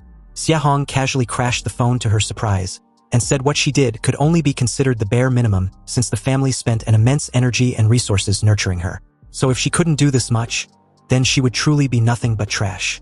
He added that she had disappointed him greatly, and when they return, she will enter the Dragon Pool's secret realm to reflect on her actions. Disheartened, Xie Xiaoxiao told his father that she understood her mistake. She would reflect on it properly. In that very moment, the entrance to the secret realm began to collapse. But Xie Hong paid it no mind and asked Xie Xiaoxiao who Yilin was. Xie Xiaoxiao explained Yilin was an ice element mage she met inside the secret realm. He killed quite a few demons, but that was it.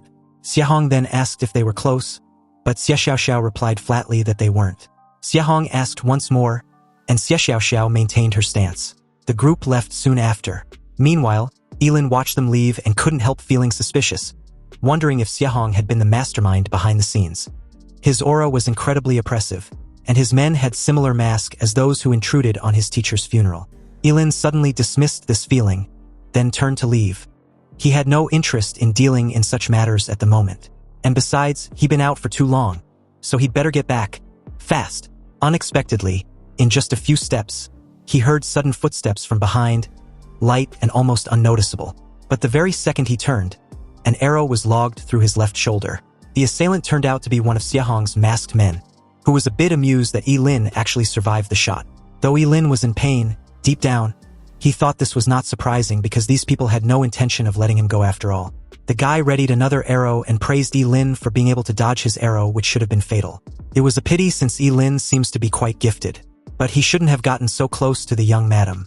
Yilin removed the arrow after breaking it off, then stared back at the masked guy, thinking of what to do next. He was wearing the illusion mask, so he can't blow his cover. Should he play dead? But if that arrow hits his head, he would be dead for real. As the incoming arrow was inches away from him, Yilin condensed an ice blade and stopped the arrow when he cut off the tip. But almost immediately, another arrow was struck straight into his chest. Blood spurted out from his mouth as he collapsed lifelessly on the ground. Yilin simply hoped that now that he was playing dead, the guy would just leave so he can quietly slip away. However, the masked guy wasn't buying the act. He got closer and told Yilin to reincarnate well in his next life. Yilin had to suddenly roll over to dodge the fired arrow, complaining that the idiot won't even let him play dead. He just had to finish the job, didn't he? On the other hand, the masked guy, stunned to realize that Yilin wasn't actually dead, and wasn't only an ice elemental mage, got counted with a raging thunder forbidden spell. The bolt of lightning struck him directly, charring his entire corpse. He died on the spot, and Yilin quickly activated his endless devouring to consume his remains. He tried to show the guy mercy, but he threw it back in his face. He forced him to do this. Yilin was then informed that he had devoured a level 58 job changer, obtaining water, fat, protein, carbohydrates, minerals, and trace elements. His lifespan had increased by 35 years, experience points by 580, strength by 9, agility by 5, and spirit by 4. It seems the dead idiot should be the one hoping for a better reincarnation. 5 minutes later, another masked man, one of Xie Hong's most trusted aide, appeared at the scene and inspected the battlefield. Crouching down, he noticed that there were fluctuations of ice magic. It seems that guy, being Yilin, had clearly made a move. There was also a surge of lightning magic and a spatial one too. The rat-faced masked man noticed this as well and deduced that there was more than one person involved. He got back up and radioed it in through a covert earpiece. He reports that Hanged Ghost was dead, and his initial suspicions suggest that 3 people were responsible for it. The person at the other end gave an order and the rat-faced masked man replied that he understood. Next, they will conduct a thorough search in Qingcheng and the surrounding areas. The scene then shifted to a luxurious villa surrounded with lush trees. But at its dark iron gates stood Yilin, back in his original facial appearance, asking if Master Inxiang was at home. When no one answers, he yells once more that he was looking for Master Inxiang. However, once again he receives no response. Yilin now had a massive boost in strength, so he simply grabbed the dark iron gate, and with a firm pull, he effortlessly broke off the entire thing off and lifts it high in the air as he enters the courtyard. He reasons that since nobody was responding, he won't be impolite. But right in that very moment, In Seong, a senior blacksmith, rushed out of the villa, wanting to know who Lin was. He also yells for him to put the iron gate down. Lin coldly asked the middle-aged man if he was In Seong, and when he replied that he was, he threw the iron gate directly at him. In Seong was knocked hard onto the floor, half of his face heavily bruised. Furious that Lin dare to cause trouble in his house, he yells for his guards to take care of him. About a dozen guards immediately charge towards Lin, wanting to take him down, but the overwhelming pressure he suddenly released made them do a double take. He told the idiots to just give up, before using the forbidden spell, the Eternal Freeze, to completely trap them to the very ground they stood, unable to move. In Seong asked who exactly Lin was, and when did he offend him. Lin simply instructed him to call his other two brothers, Fa and Zhou Heping, if he doesn't want to die. It was then that In Seong, in horror, realized just exactly who Lin was. The guy who's been buying up monster corpses at exorbitant prices at the Job Change Guild.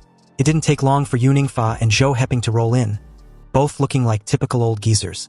They curiously asked what happened to their friend and his villa's iron gate. What made him demand they visit him in such a hurry?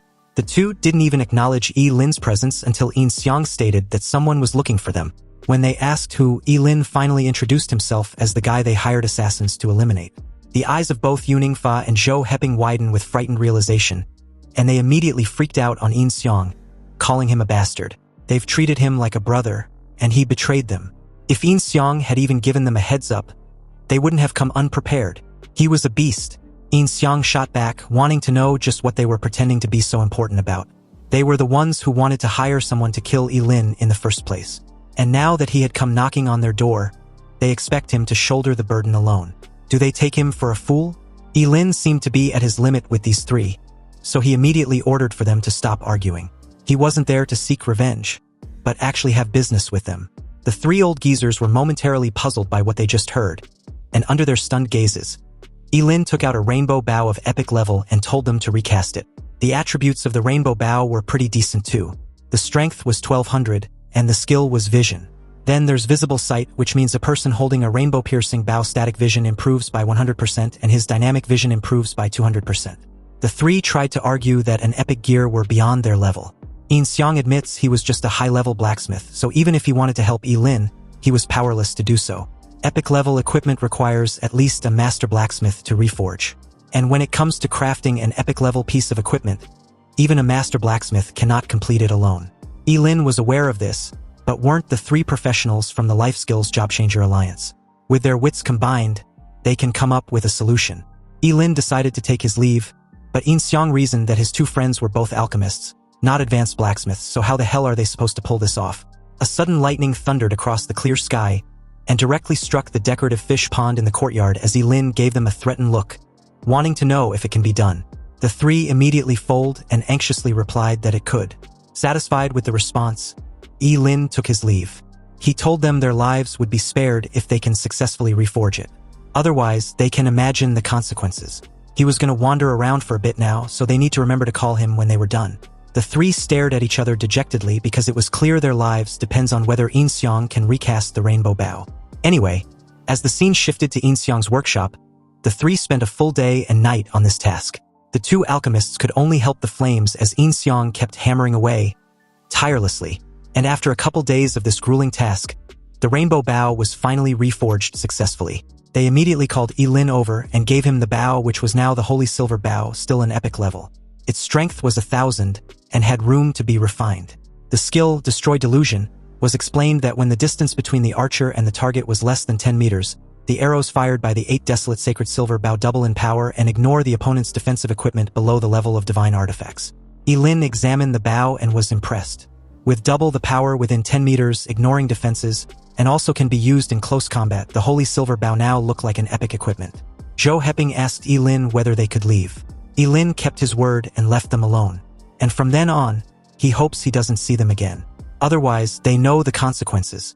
Lin went to the Ji family's mansion, and after announcing that he was back, Ji Lingyu and his father were a bit puzzled to see Lin outside his room. His friend was certain he had been practicing his skills inside this whole time, so when did he leave the mansion? It was then that Lin remembered the clone he left in his room. He gave a lousy excuse of needing some fresh air, before stirring the conversation towards President Ji. He told him that the situation in Qingqing seemed chaotic right now. There were too many people who wants to kill him, so he wants to hire a bodyguard. President Ji agreed with this idea, and Ji Lingyu replied that it was no problem, Lin should just leave it to him. Lin thanked them and decided to leave the matter in his friend's hands. Ji Lingyu reassures him not to worry. He would have everything arranged the next day. Inwardly, Lin planned to become a bodyguard under a new identity, so he could act independently. And with that, he can then appear simultaneously with the clone, making it much safer. The very next day at Jisha Group, Ji Lingyu gathered the 7 candidates who'd made it to the final selection after several layers of screening. He announced that, at the moment, the Jisha Group needs a top-tier bodyguard, so they should listen attentively. They have all successfully passed through the normal selection rounds. But the target to be protected was a figure who had stirred up a massive trouble in the city of Qingqing. Lin, who had blended into the crowd, thought to himself that the illusionary face was really a great help. But even he didn't know he was a figure who'd stirred up a storm in Qingqing. Ji Lingyu continued, informing them that they will fight each other, and the winner will get the job. Now, if they're ready, they should begin.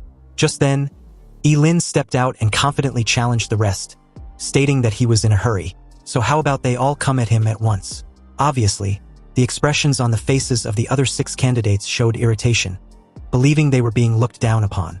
But as Ji Lingyu assessed Yi Mushuang, he found him to be pretty arrogant, exactly like his boss. He even got a bit of his cockiness too. The bald guy among the group warned Lin not to be too full of himself, especially to someone like him. He was a well-known figure in Qingqing.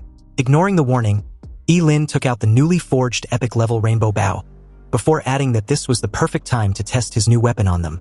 Glasses Guy of the 6-man group immediately informed the rest not to underestimate Lin.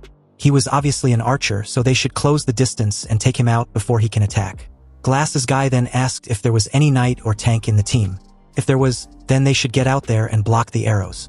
In that moment, Lin's hand had already drawn the bow. He aimed straight at Glasses Guy and let loose, claiming that he was the only one who talks too much. Glasses Guy was a bit panicked when he saw how fast the arrow was. But fortunately for him, someone intercepted the attack heading his way. It was the bald guy who'd held up a shield to block the incoming arrow. The sheer force of it was so terrifying that it pushed him far back. Shocked, he told the rest that the force of the arrow was frightening, and he can't block more than a few, so they needed to take action. The crowd united and charged forward, deciding to deal with this arrogant archer first, then face off against each other afterwards. Holding the line, the bald guy led the charge and ordered the rest to follow. Lin, on the other hand, was busy testing the close combat effectiveness of this bow.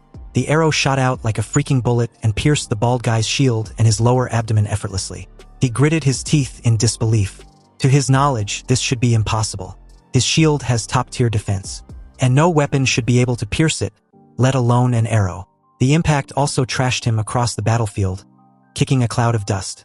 The rest leaped out of the way, and although they were briefly shaken by this, they had successfully closed the distance to stop their attack. They foolishly believed this was their chance and decided to strike simultaneously. Lin tightly gripped the rainbow bow, and in just a split of a second with his fleeting dance, he made light work of them all. The entire group spat out a mouth full of fresh blood with looks of astonishment. And as Glasses Guy bowed his head in defeat, he announced that they give up. It was just a bodyguard job application, and their lives were more important. The scene became desolate, and as they kept groaning in pain, they couldn't help whining how much it also hurts. Ji Lingyu approached and praised Yi Mushuang as incredible. He was certain this guy was the one before asking for his name. Yi Mushuang introduced himself as a level 45 job changer with an S-ranked refined hunter. Yi Mushuang's strength was really impressive, and during his employment, any equipment he would need would be provided by the Jisha Group, and his annual salary will be 60 million. With that, Ji Lingyu gestured for Yi Mushuang to follow. He would take him to complete the procedures, and his boss would definitely be satisfied when he meets him. Outwardly, Lin was obedient, thanking Ji Lingyu for the opportunity. But on the inside, he felt smug. After all, how can he not be satisfied with himself? The scene shifted to another location. A few orcs were carrying a beast on their shoulders as birds flew about chaotically due to the loud noise. Along with that, a formidable army of monsters was advancing. Meanwhile, on a cliff nearby outside Qingcheng, Xiahong and his guards of masked men watched everything unfold. He asked the masked leader whether her daughter had been sent back. Upon hearing the reply that the young miss has returned safely to the estate, another masked man curiously asked his leader whether it was really okay for them to do this. Obviously, Qingqing won't be able to withstand the amount of monsters they've drawn in. But the masked leader asked the other, Chun Long, whether he was questioning his decision. The infamous Ling Yi was in Qingqing, and this was the best way to force him out. The masked guy quickly explained that that's not what he meant. It was just that there were many innocent people in Qingqing. In that moment, Xiahong chuckled, stating that it was just a single city. When it comes to the gate of apocalypse, any amount of sacrifice was worth it. A cunning look appeared on his face as he added that if the origin ancient artifact had truly appeared, then it can only fall into the hands of his Xia family. The scene then cuts to the courtyard of the Inxiang. A couple of agents from the investigation bureau, after their investigation, found the aftermath to be too strange. They can't extract any clues at all. And the entire family of Inxiang had also vanished into thin air. If Officer Huang wasn't mistaken, Inxiang was forging a bow before he disappeared. Though skeptical, another agent was instructed by official Huang to immediately investigate all class-transferred users in Qingqing who possess a long bow. Their search led them to the Ji family's villa. At the entrance, Officer Huang asked once more if his deputy officer was certain it was their suspect. The guy gave a firm confirmation and said that this suspect went to apply for a job as a bodyguard for the Ji group. And that person he was supposed to protect was Yilin. Officer Huang felt a slight unease hearing Yilin's name. After all, starting from Kenson's case, why does it seem like every incident was somehow connected to this cryptic person? The very moment the two were welcomed inside, they immediately head straight to the courtyard in search of their suspect, Yimu Shuang. Feigning cluelessness, he asked what their business got to do with him. Officer Huang straight up showed a warrant for Yimu Shuang's arrest, and added that he was a suspect in the murder of the high-level blacksmith Inxiang. Officer Huang then asked Yimu Shuang to please come with him to the investigation bureau. Yilin cut in at this moment and asked Officer Huang what evidence he had. Officer Huang assured everyone at present that this time around, his evidence was solid. This 8 Desolations holy silver bow on his bodyguard was the best proof. Just then, a voice came from the courtyard's pool, questioning if the men in black suits were from the investigation bureau. Yilin's eyes became vigilant, and Officer Huang gave a reply, wanting the voice to show himself. A masked man slowly appeared on top of the pool and warned them that a massive horde of demonic beasts was about to attack Qingqing. But the forces in the city weren't enough to stop them. However, they have the chance to evacuate the civilians immediately. Officer Huang's eyes widened in horror, wondering if the masked man was telling the truth. He questioned where the guy came from. There were no king-level bloodline demons near Qingqing, so how could demonic beasts gather in numbers sufficient to destroy the city? But a strange phenomenon suddenly appeared in the sky, and the masked man gradually faded away. He added that if it weren't for his lord's orders, he wouldn't have even bothered to warn them. Regardless, he wished them farewell. Yilin assessed the situation and told Officer Huang that it seems the masked man was telling the truth. Officer Huang quickly left, not forgetting to warn Yimu Shuang not to leave the city. They would be back to find him later. Yilin stared up at the sky, which was gradually turning dark. Worried with a grim face, he curiously wondered if the demonic beasts swarming toward Qingqing could be the end. Exactly like the ruined version of Qingqing in the Gates of Apocalypse. Was that what the city would look like in the future? Also, that masked figure just now looked like one of Xiahong's people. To force him into showing himself, Xiahong actually lured tens of thousands of demonic beasts to Qingqing. Yilin judged him to be completely heartless. Shortly after, an alert was issued repeatedly in the city, informing everyone that all class-transferred users in Qingqing under the age of 18 who have successfully awakened should please head to the teleportation array to assemble immediately. Class-transferred users aged 18 and above with a level of 10 or higher should head to the city walls to assemble at once. It wasn't a drill. Anyway, a woman, after grabbing hold of her child from Yilin, cried and stated as she hurriedly scrambled away that if only Master Zhuge were still there. Hearing this, Yilin's heart sank. He couldn't help wondering if everything that's happening was also within his teacher's predictions. Seriously, what should he do now? Suddenly, Yilin remembered the 3 small pouch Zhuge left him. He judged that it was time to open one. And upon doing so, the letter inside stated that Yilin should do as he will. He was to follow his heart. Yilin's eyes widened slightly in surprise, truly speechless. His teacher was really profound. He donned on a dark mask and murderously declared that since they were looking forward to seeing Ling Yi, he wouldn't disappoint them. Elsewhere, strange noises echoed as the clouds thickens, followed by the urgent, rhythmic beat of a drum. Then several commands rang out, instructing a group to go to position number 37 in the east section. They must obey orders absolutely during wartime, and those over 40 or those with brothers they would be the first to go into battle. They would advance or retreat on command. Also, it's a matter of life and death, and deserters would be executed on the spot. Meanwhile, outside the city walls, a horde of monsters were charging forward. Yilin's eyes widened in horror when he saw the sight. He finally understood why humans of this world live behind city walls. Nearby, City Lord Huang asked his subordinate whether that great expert had still not replied to their message. The subordinate replied that he hadn't. Huang then asked about other cities, wanting to know if any of them had replied to their requests for reinforcements. Again, the answer was a no. All messages were like stones sinking into the ocean. Yilin was quick to notice the unease of the city lord. As expected, Huang commented bitterly. In the eyes of those powerful figures, human lives were just a number. He made his way in the air, turned to face his men, and loudly inspire them, his fellow countrymen. Qingcheng was their home, and the city walls cannot hold back this many demonic beasts. He spoke with heartfelt words, adding that only they can use their own flesh and blood to create a line of defense, protect their families, and ensure they retreat safely. Huang's expression was extremely resolute as he declared that he would definitely charge at the front lines. If the city stands, they stand. If the city falls, they fall. They would fight to the death and never retreat. The soldiers below chanted in unison, declaring repeatedly that they would fight to the death and never retreat. Their voices echoed far outside. Suddenly, a huge explosion detonated above as Ling Yi made his appearance, aura farming like the wild card he was. A couple of job changers were actually surprised to see the infamous Ling Yi, fully aware of how terrifying his forbidden curses were. Far worse than Yilin's. Anyway, from the looks of it, the battle had already been going on for a while, and Ling Yi's appearance made them wonder why he hadn't made an appearance before. They deduced that since Ling Yi was entrusted by Master Zhuge Qianqing, the renowned astrologist was still looking out for Qingcheng even after his death. They might be saved in the end. At the front line, Ling Yi firmly inspired the warriors of Qingcheng to join him and drive out this swarm of demonic beasts together. They needed to defend Qingcheng with everything they got. Ling Yi cast a karmic flame which scorched an entire swamp of demonic beasts in a sea of flames. On the other side, Xiahong and his men watched without offering a hand. The masked leader of the group reported to his lord that Ling Yi had appeared. When Xiahong asked if he was certain, the masked leader gave a firm confirmation. According to the Investigation Bureau's files, Ling Yi was skilled in fire-type magic and can summon karmic flames. Kensen also died by his hands. Xiahong smiled with amusement. This was very good. Xiahong then gave the order for his masked men to attack. The group immediately moved out, rushing through the crowd of dead beasts and job changers. They curiously wonder who these dozen or so masked men were. Were they also a trump card left behind by Master Zhuge Qianqing?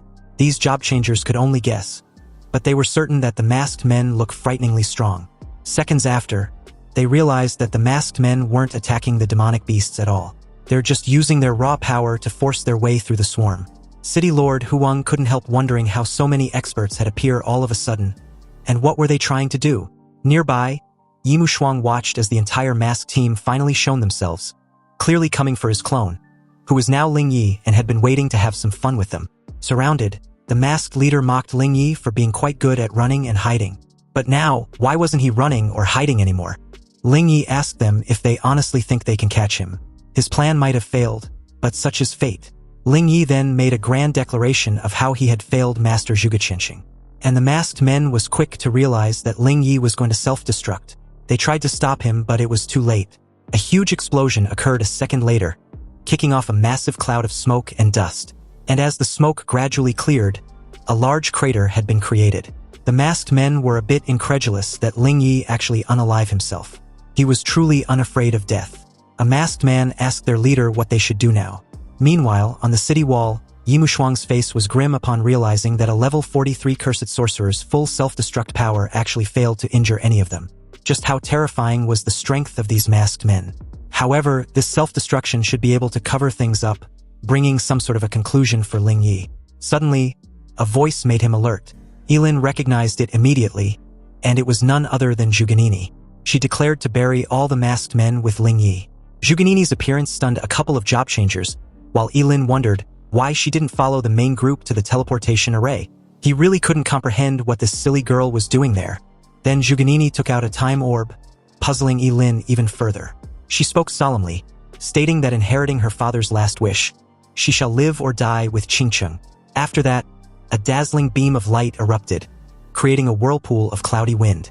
And with the power of the heavenly stars, heeding her command, Hu Wang's eyes widened, recognizing it as the great astral array, the eternal star suppression. Anyway, similar to the city lord, everyone stared up as a barrage of stars fell from the night sky, followed by several blinding light and a strange sound. Seconds after, every hostile being, human or demonic beast within a meter radius, suddenly got trapped in a stone prison. The trapped masked men now realized how it was no wonder no one dared to cause trouble in Qingcheng when Zhuge Qianqing was alive. But how can he still be so terrifying even after death? And how did such a monstrous fellow even die? If the masked leader hadn't seen Zhuge Qianqing's corpse with his own eyes, he would have suspected that he faked his death. Cursing, he reiterated how infuriating it was not to be able to move at all. Hu Wang took the opportunity to charge forward, ordering his men to do the same. Hearing the command, every job changer rushed forward, crushing many stone statues that they possibly could. Hu Wang kept leading the charge with much more efficiency, and in that very moment also, Zhuge Nini was coughing up fresh blood. Her body had been pushed to the limit, trembling as blue cracks appeared on her skin, but she still tried to endure. Yilin was extremely worried. Unleashing this level of power was far more than her body can possibly handle. Below, as every job changer kept crushing stone statues, they also felt immense regret that a good person like Zhuge Qianqing hadn't lived long. Though they still felt grateful, and now his only daughter was taking up the mantle. Nearby, the masked leader, unwilling to stay trapped waiting for death, quickly issued an order for his men to help him break free from this suppression. Otherwise, they were all gonna die. The masked men, forming 12 zodiac beasts, joined forces to break free together, their bodies suddenly enveloped and linked with a warm, radiant golden glow. A second later, they succeeded, breaking free of their stone confinement. Now, staring up at the meddlesome Zhuge Nini, the masked leader conjured a dark blue arrow and let loose in Zhuge Nini's direction, who was unbothered and even believed she was going to see her father soon. But as the arrow got within a hair's breadth of Zhuge Nini, her body moved out of the way.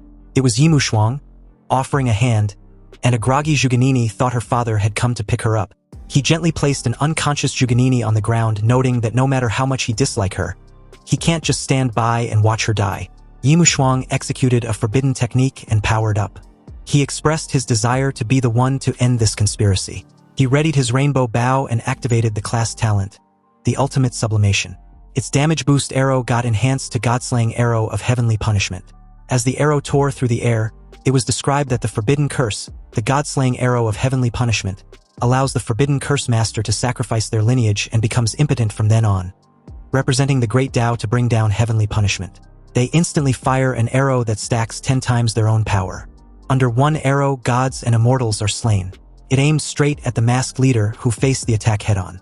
A powerful collision occurred, creating a massive cloud of smoke, and surprising enough, the masked leader remained unharmed. He also believed there was actually a hidden expert on the battlefield. After all, to be able to block his strike of fury was an interesting feat. In that moment, a masked man dashed forward, wanting to deal with the expert solo. The leader instructed him to catch the expert alive, otherwise, he will definitely file a complaint against him before their lord. Meanwhile, with the thick white massive cloud as a cover, Yimu Shuang donned on a mask and took the divine artifact. Yilin was also amazed, wondering just what kind of existence his teacher was when he was alive. The divine artifact began to crackle upon activation, alerting him of this reaction. He realized that the divine artifact actually has a bloodline restriction. Yilin apologized to Zhuge Nini, but for the sake of saving the people of Qingcheng, he would have to borrow a bit of her blood. Yilin also hoped to the spirits in heaven that his teacher not blame him. After drawing a drop of Zhuge Nini's blood on the artifact, it activated immediately with a dazzling light, radiating an endless azure starlight. It created a massive dome, covering the entire city of Qingcheng and spreading outward. Apart from the masked man named Qianlong who got blown away, the other masked men and demonic beasts within the vicinity got eviscerated. The remaining masked men, upon witnessing such terrifying power, realized they had no chance of winning and decided to retreat. The azure dome was so dazzling that it could be seen from miles away, and its invisible barrier was even shown within the forest trees. Yilin made his way to the ground, impressed with the frightening power the artifact holds. He'd also ensure all the monsters had been wiped out. Hu Wang and his men stared at the scene in a daze, and after realizing all the demonic beasts had been killed, he screamed that they've won. Every warrior on the battlefield joined him, celebrating their victory and praising the late Zhuge Qianqing for saving them once again. Lin returned the artifact back in Juganini's hands, planning to make her take the fall for this amazing feat. Lin declared that none of this had anything to do with him. In that moment, a weak cough drew his attention, and as he got up, he saw that Qianlong was still alive. Surprisingly enough, Qianlong thanked Yimushuang for saving so many innocent people in Qingcheng. Lin pointed out how they were the one who attracted all the monsters there, and now he was thanking him. Was he crazy? But Qianlong replied that he had no choice in the matter, so Lin wouldn't understand. With a cold stare, Lin had a bold idea and informed the guy that he can spare his life. But he needed him to do a favor. Pale and quite curious, he asked what favor Lin wanted. As the scene cuts back to Xiahong, a masked man told him that the artifact left behind by Zhuge Qianqing was incredibly powerful, so they had no choice but to retreat. Xiahong replied that there was no need to say anything, he had already seen it all. Just then, Qianlong made his appearance from the forest, and the masked leader announced his return. Qianlong, holding a ragged sack, knelt before his lord before tossing the sack in front of him. He informed Xiahong that the job changer who attacked from below the city had been killed by him. But according to the investigation, he had no connection to this incident. Xiahong gave a slight chuckle, then suddenly raised his hand towards Qianlong. The guy was pulled towards him by some invisible force, his neck grabbed seconds after. He questioned when Qianlong had learned to lie to him, since he was the one he personally raised.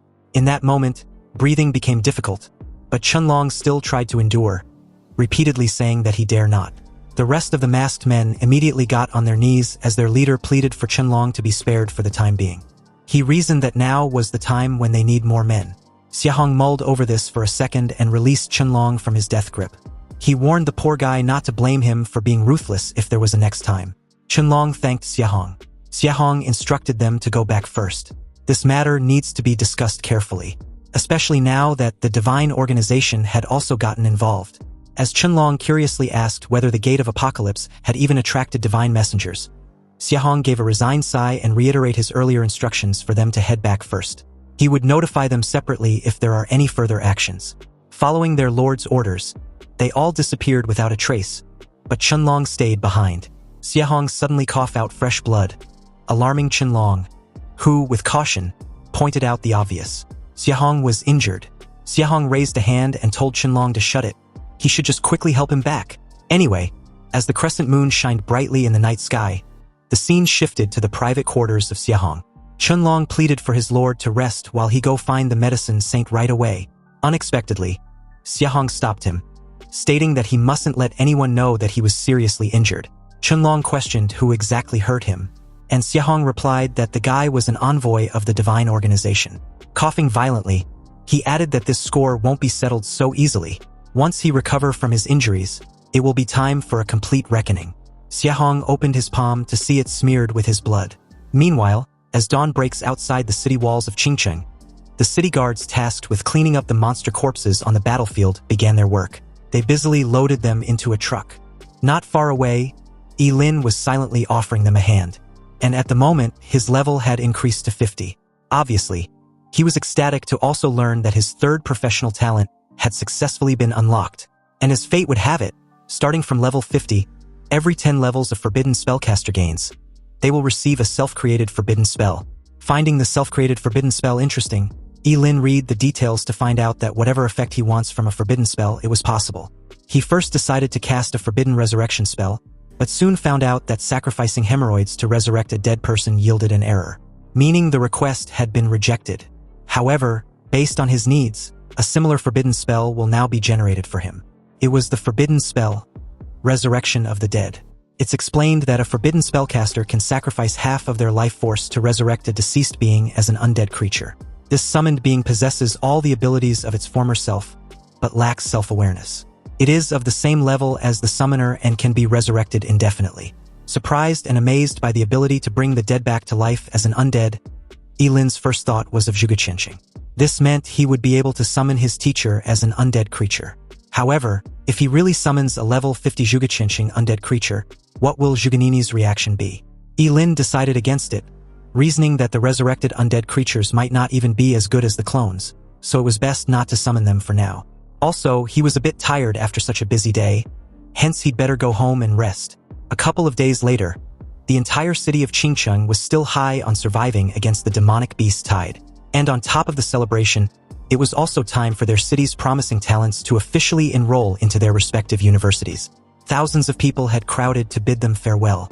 A very chosen few like Juganini got the privilege of being enrolled in the Supreme Academy, while the second-rate talents got enrolled in universities like Dasha Academy.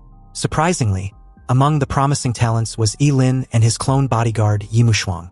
With the identity of a bodyguard, this fucker can go to university alongside his clone, and this really saves him a lot of trouble. In that moment, Juganini unexpectedly approached his direction, before casually brushing him off. She wasn't looking for Yi-Lin, but rather his bodyguard. Juganini, after receiving a confirmation that Yimushuang was truly Yi-Lin's bodyguard, points out that he saved her during the beast invasion. And although Yimushuang denied this, stating that Juganini had mistaken him for someone else, the silly redhead admitted that his life force was on the astrological compass, so he can't fool her. This news briefly stunned both Yi-Lin and his clone, and as he kept wondering how it was even possible for his trace to be left on the divine artifact, he told Juganini not to worry about it. He rescues cats and dogs whenever he sees them. Regardless, she thanked him, but stated that she didn't like owing people favors. Juganini took out her contact info and offered it to Yimushuang. If the bodyguard need her help in any way, he should feel free to come to the Supreme Academy to find her. Yimushuang took the card, unimpressed, and replied that he would definitely go for a visit. But it wouldn't be to find her, he added inwardly. Juganini gracefully took her leave, arrogant and proud as always, though Yi-Lin could hardly give a shit. Shortly after, the city lord Huang offers a few words of inspiration, stating that the journey of these promising young talents were to the stars and the sea. Their era has begun. And with that, the teleportation array was activated. And all students were informed to use the teleportation array to travel to their respective universities.